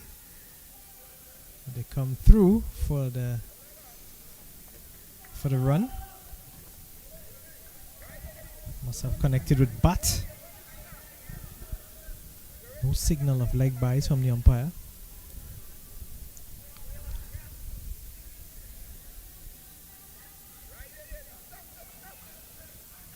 bringing the 90s back with that style of pants. I remember back in my days, Dylan, that baggy pants era in college. I was trying to figure out what you meant by style of pants.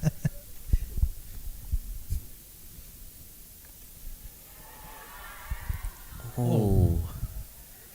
Wouldn't that have been something had he held on to that? Imagine, in a different timeline, what this over could have been. There were two chances that pretty much shaved the bail, and then that one there dropping just a millimeter short of the fielder. Daly definitely spiking the adrenaline here in his over, bringing some life back to the party. Complete 7 overs. It's 43 for 2.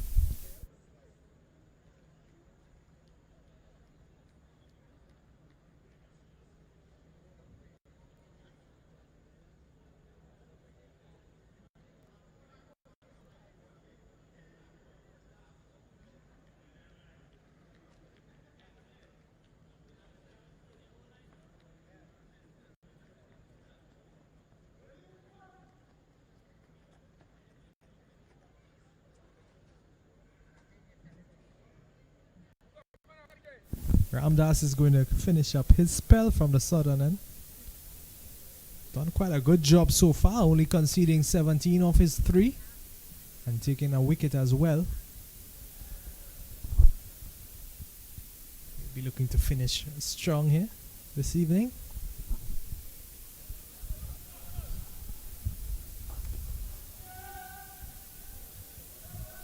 This one driven and it beats the man at long on. It's going to be 4 runs. Well, that was a very easy shot. He made that look so simple. Williams the man. Raced away to the boundary ever so quickly as well. It's one of those sleeper shots, you could call it. As casual as you'd like.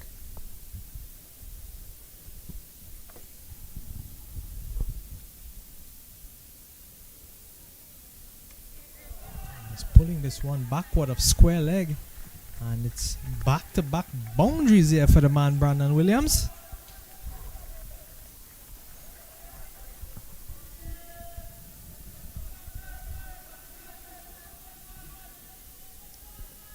He looks to be very familiar with runs, whether he's conceding them with the ball or striking them with the bat. He brings up the 50 with that shot as well. I'm sure his team would be cheering on every one of these runs. 21 from 12.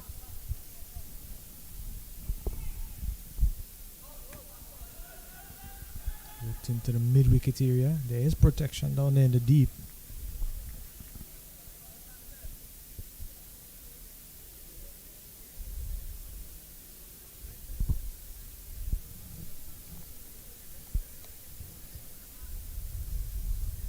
Moving at a steady rate here, that current run rate. Just 0.1 shy of 7 and over.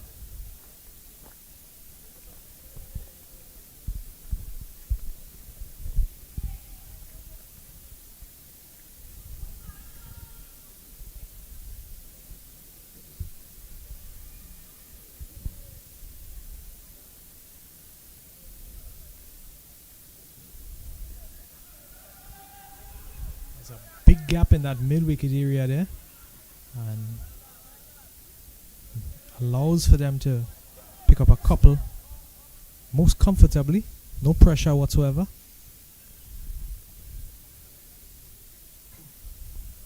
This over proving to be an expensive one. Already 11 from it thus far, with 2 legal deliveries remaining.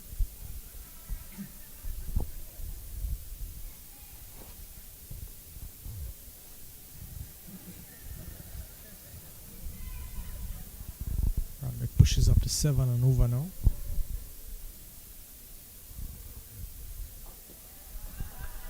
This one driven straight back, collected by the man at long on. That one went through the legs of Brandon Williams.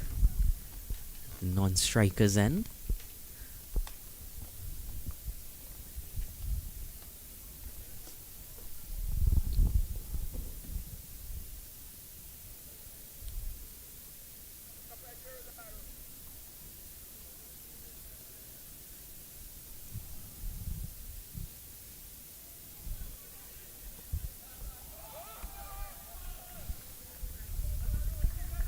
car signals wide.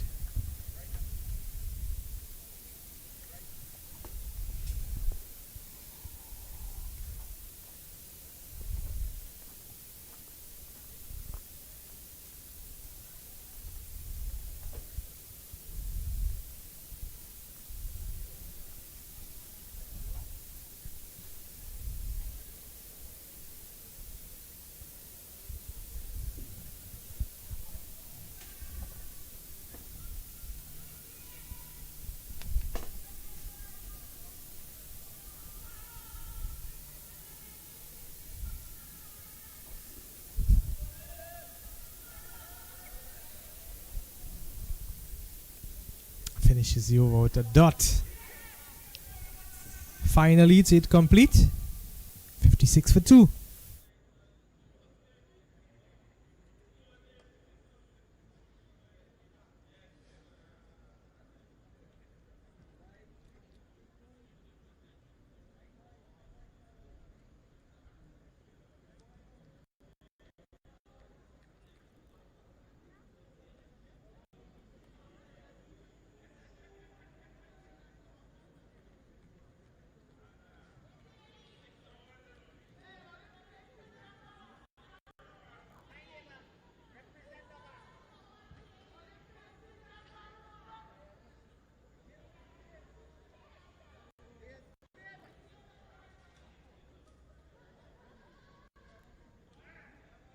Freeze at a man in the middle of a screen, just warming up for his third over. He just sprung to life.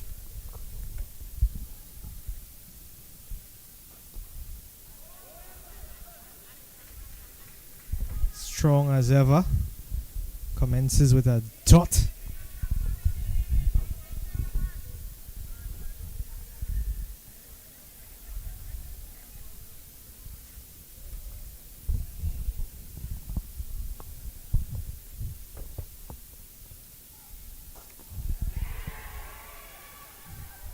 Driven to the man at long off. Just short of him in the end. That single brings the partnership up to 30 from 23 deliveries.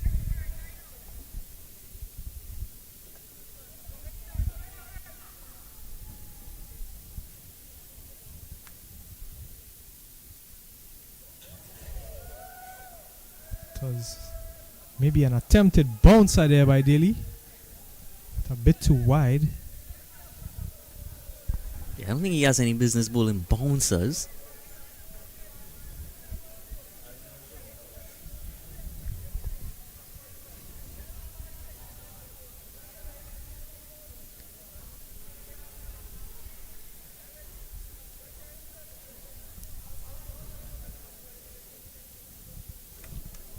This one full. Pull away into the mid-wicket region. It goes all the way for 4. That's the thing about bowling these slower deliveries, is that you have a finite sort of length and line to work with, because if it's too full, the batter gets a lot of time to size up that shot, and if it's too short, it could go very wrong very fast. Maybe just starting to tire here, Daly. I don't see how tiredness would affect that style of bowling. Has to reset.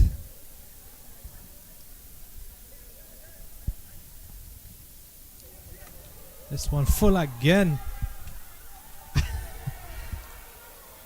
And just falls a couple feet in front of the fielder. And they hurry back for another overthrow.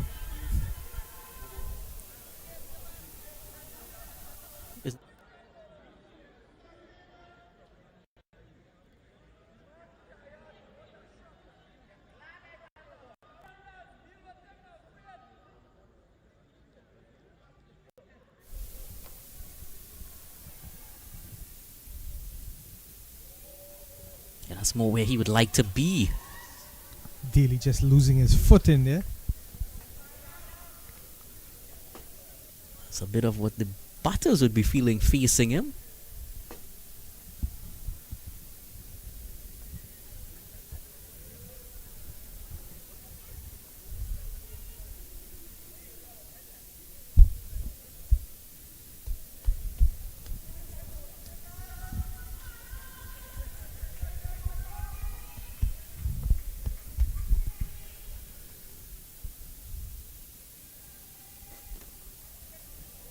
So pull down to the man at long on for a single. One legal delivery remaining in this over for the man Daly Fraser.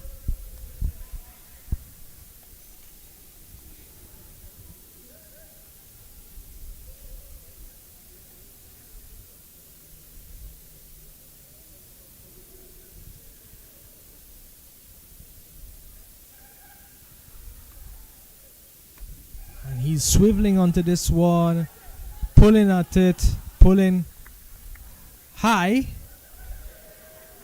and hard, and this one drops and sticks just before the boundary rope.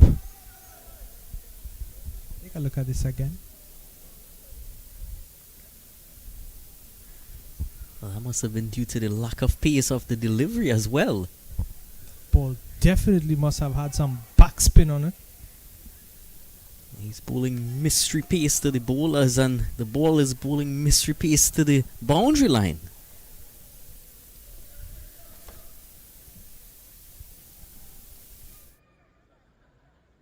$70 for 2. 1 over to go until drinks.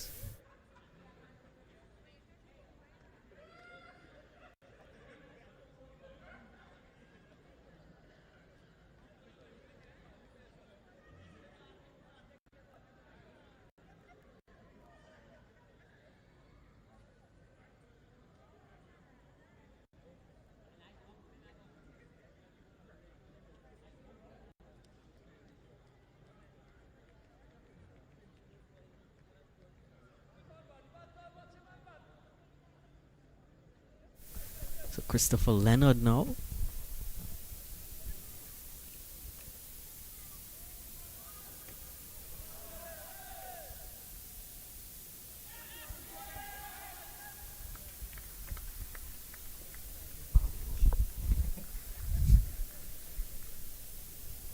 Clips that one down to mid wicket for 2.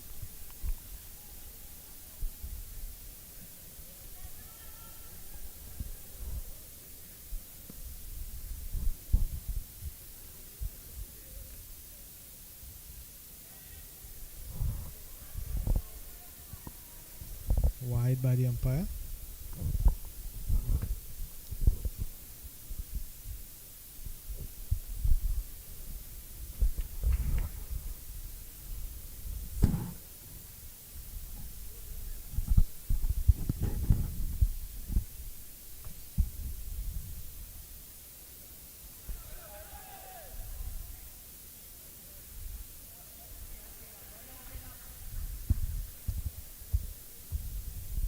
This time it's a leg by.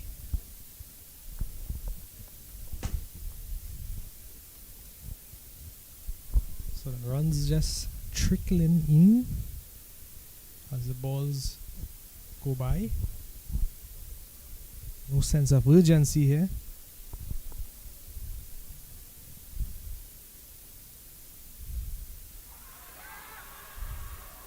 And the finger goes up. Leg before wicket. Nourish none and the man.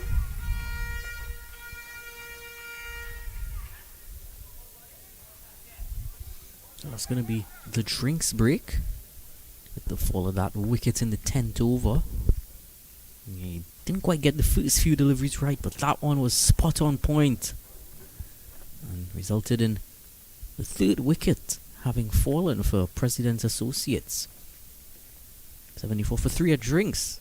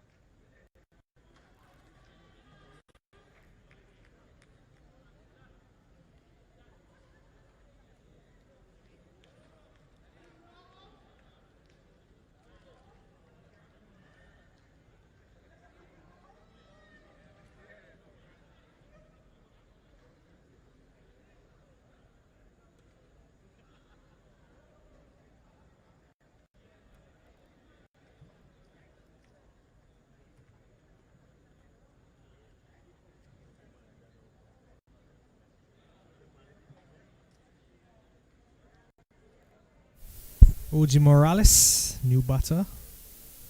Left-handed batter into the attack.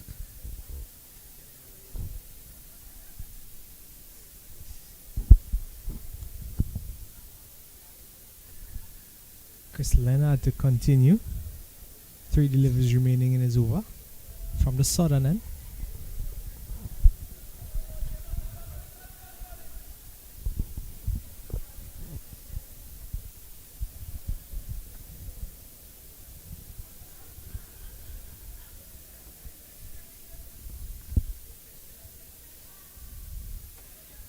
Taking a thick outside edge.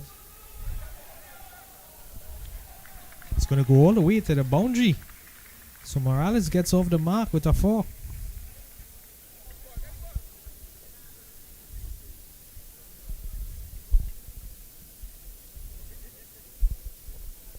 That edge just thick enough to beat the keeper. It's had enough pace on it. Out around the field has given chase. Yeah, look at that reaction from Leonard as well. Looked absolutely devastated.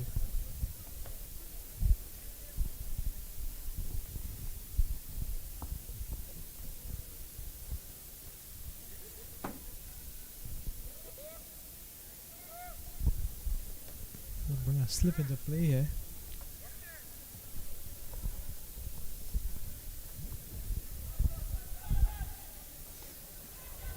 This one wide. Hit down to the man at cover. Just gonna get a single.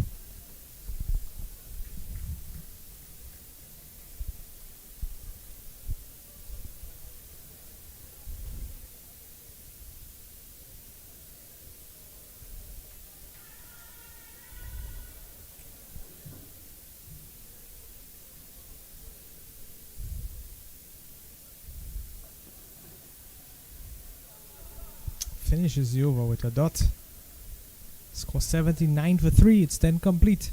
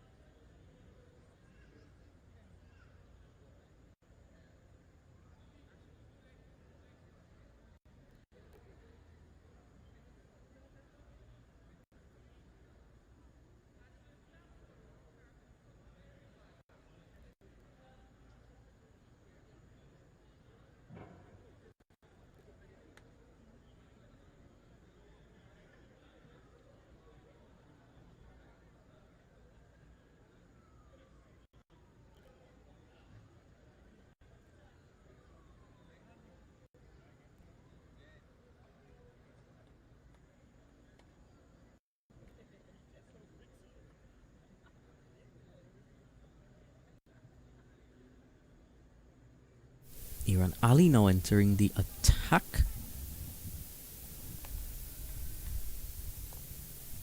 Oh, it took an eternity to arrive towards Brandon Williams. Taking a bit of inspiration from the bowling of Daly Fraser, taking all the pace off that he can.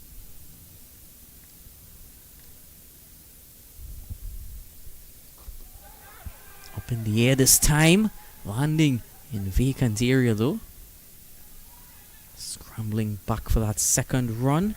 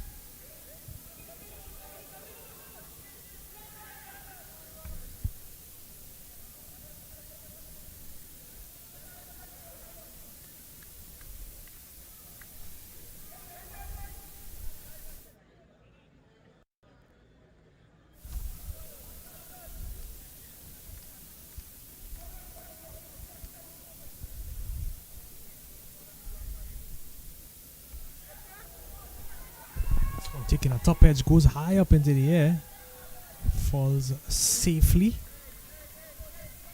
I'm gonna get a single from it.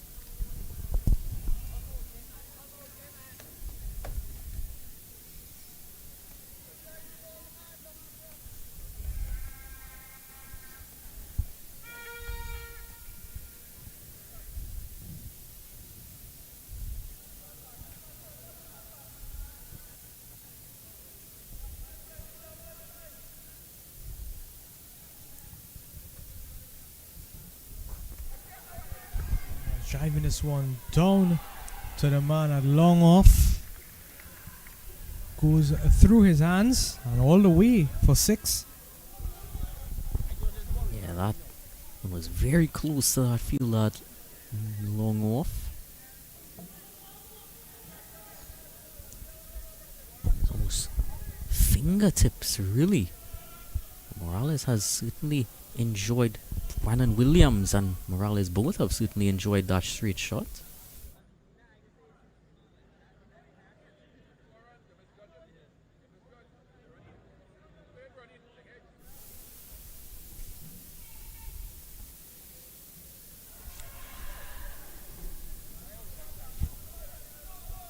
Oh, that looked out to me. I'll have to take a closer look at it. Of course, sometimes real time and on the replay it does look a bit different. You might have just been turning away. You may have certainly pitching in the right area. 91 for 3.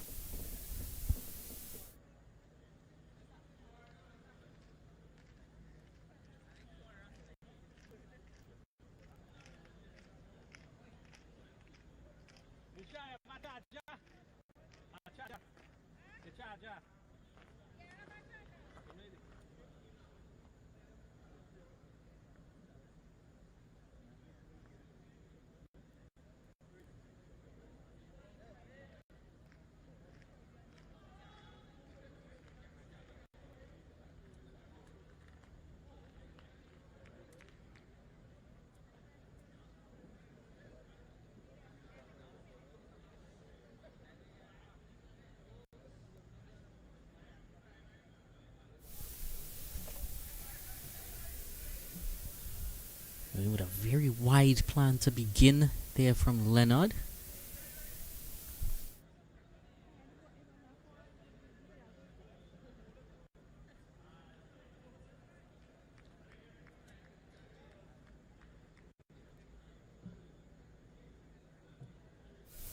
Morales on strike here.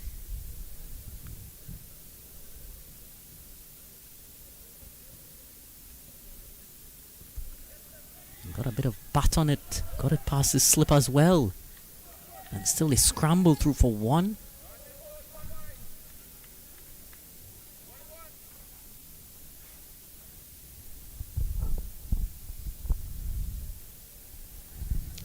Brandon Williams on strike. He's on 41. He will definitely be eyeing his half century here.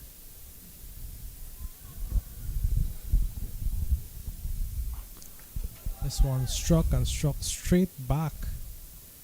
Just gonna get a single.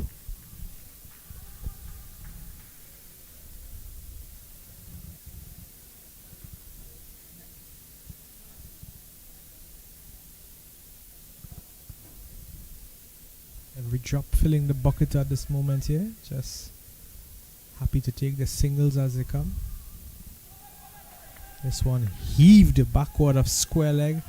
And heaved well. It's heaved all the way for 6.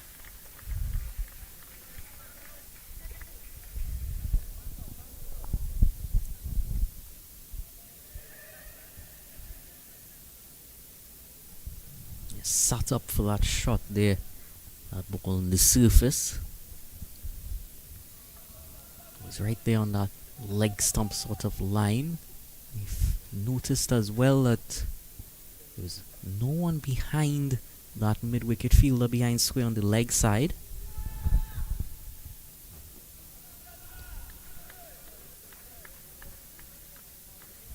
That single bringing up the 100.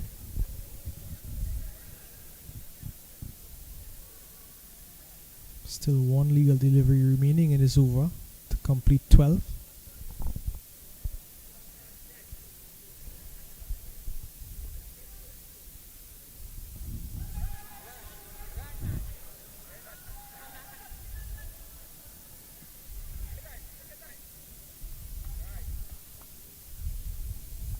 Pass signals. Leg buys. It's going to be 2 leg buys to close the over. 102 for 3. It's 12 complete.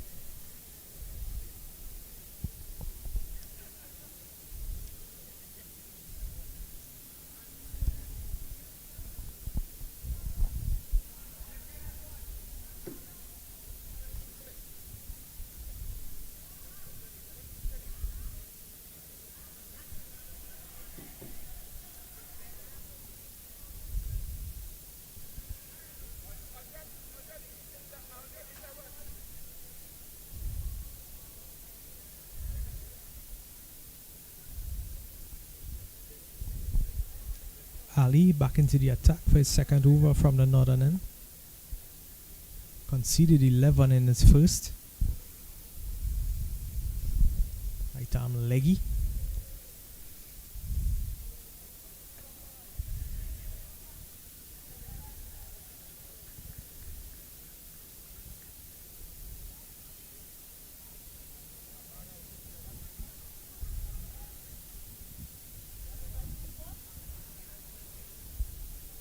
Things moving along slowly, steadily. Given flight. This one hits straight to the man. The inner circle. And Williams on 42. He will have to depart. Bit of a careless shot there.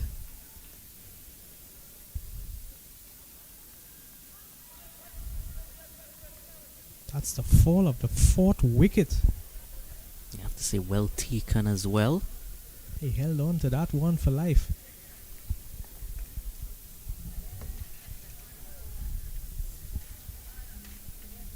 To 103 for 4 now.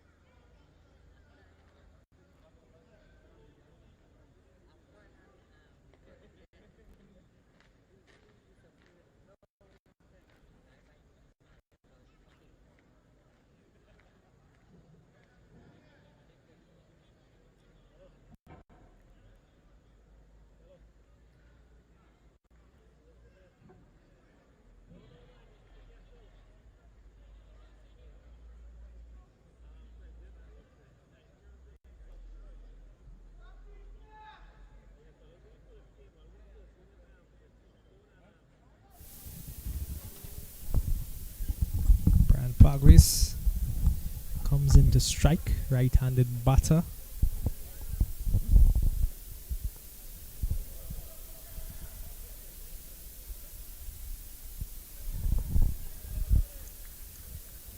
A lot of turn on offer on that occasion. Well, that was a wrong one. I think that one took him by surprise. He wasn't expecting for that one to turn back into him. Yeah, a lot of overs have been bowled on this pitch throughout the day. Understand that might be tiring a bit now. It's a good delivery here.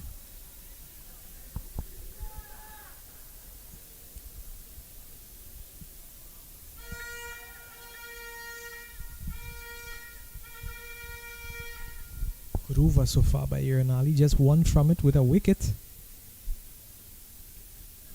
good comeback from him.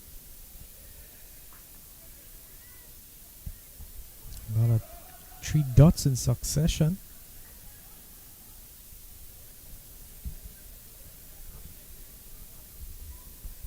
Just getting his line and length right here now.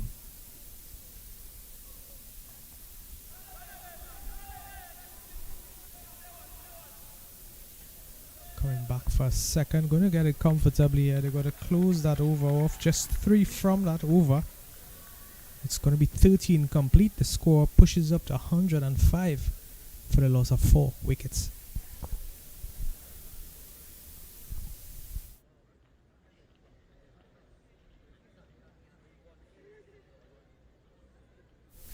Just a reminder, you are viewing the TTCB T20 Champions Clash live from the Brian Lara Cricketing Academy tomorrow. Please tune in, lock in. Our first matchup is going to be at 10 a.m. and the second game for the day is going to be at 2 p.m. So do look out and join us live again tomorrow for live action here from the Brian Lara Cricketing Academy. It is the TTCB T20 Champions Clash.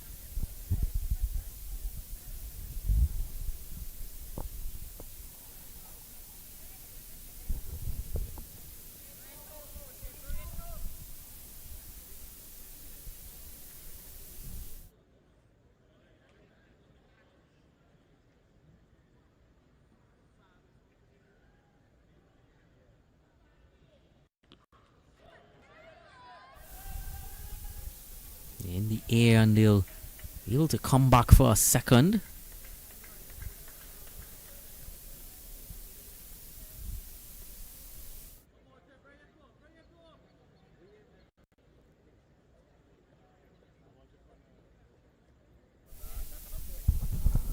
Joshua Banky, new bowler coming in from the southern end.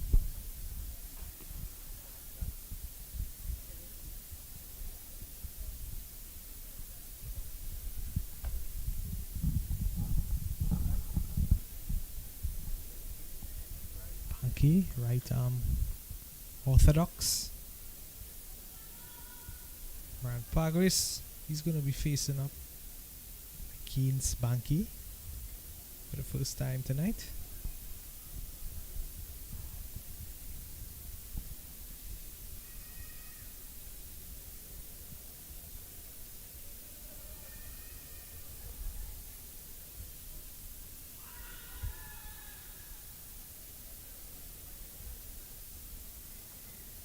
Beating him for pace there.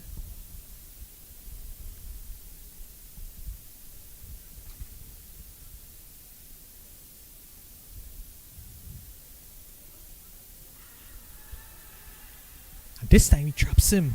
Leg before in front of the wicket. Pagris has to go. Look at this again.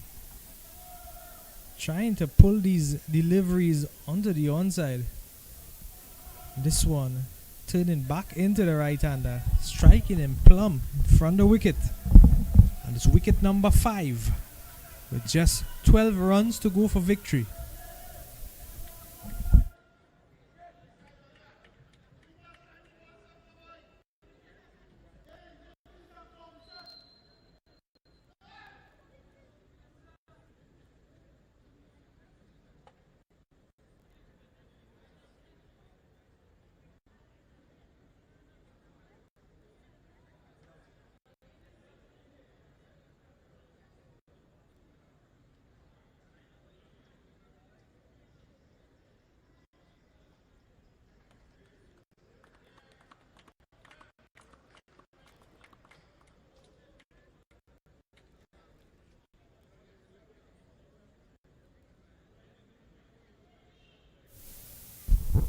Shane Khan, new batter to replace. Did a fantastic job earlier with the ball. He's now summoned to the wicket.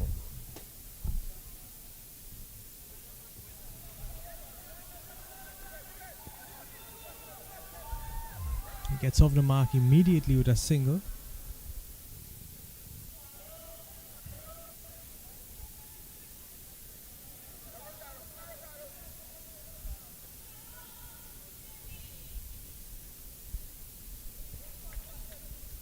Morales on 20 after facing 11 balls. Left-hander on strike at the moment. Just one delivery to face off this over from Joshua Banke.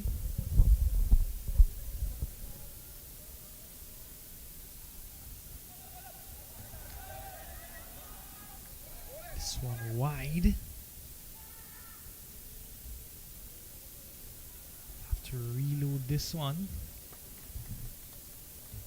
Not a good over so far. Conceding 6 from it with a wicket.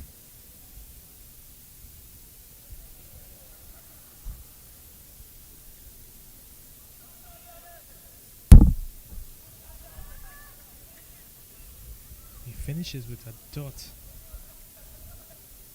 That'll complete 14 overs. The score 111 for 5. Just 9 away from victory here this evening.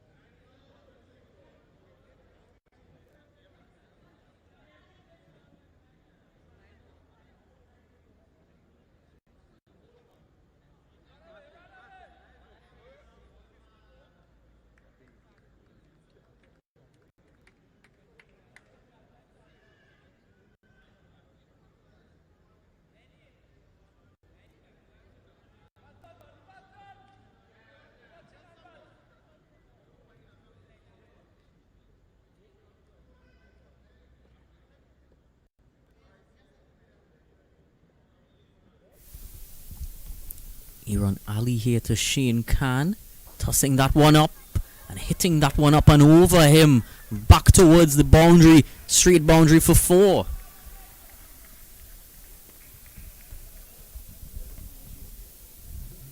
Shane Khan has really been a brilliant player today. 1 for 9. Giving away absolutely nothing with the ball, taking a wicket, and now 5 runs to his name as well.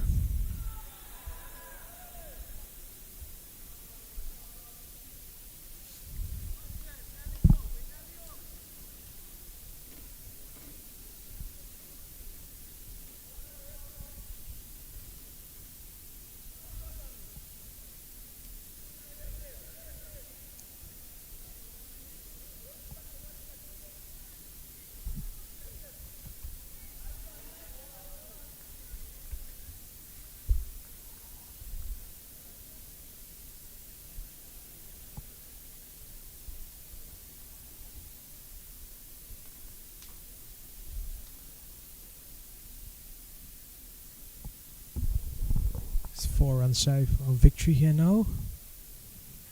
President's Associates.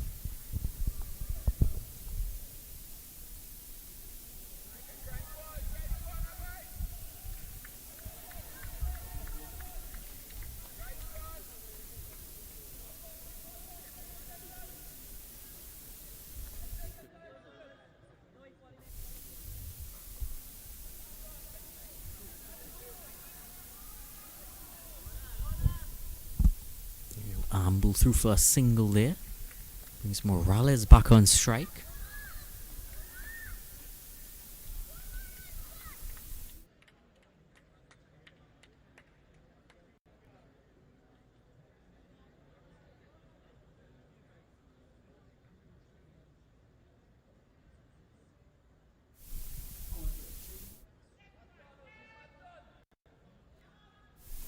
Sweeping it and sweeping it powerfully. Morales, will he come back for the second? No, he won't, but he'll keep strike.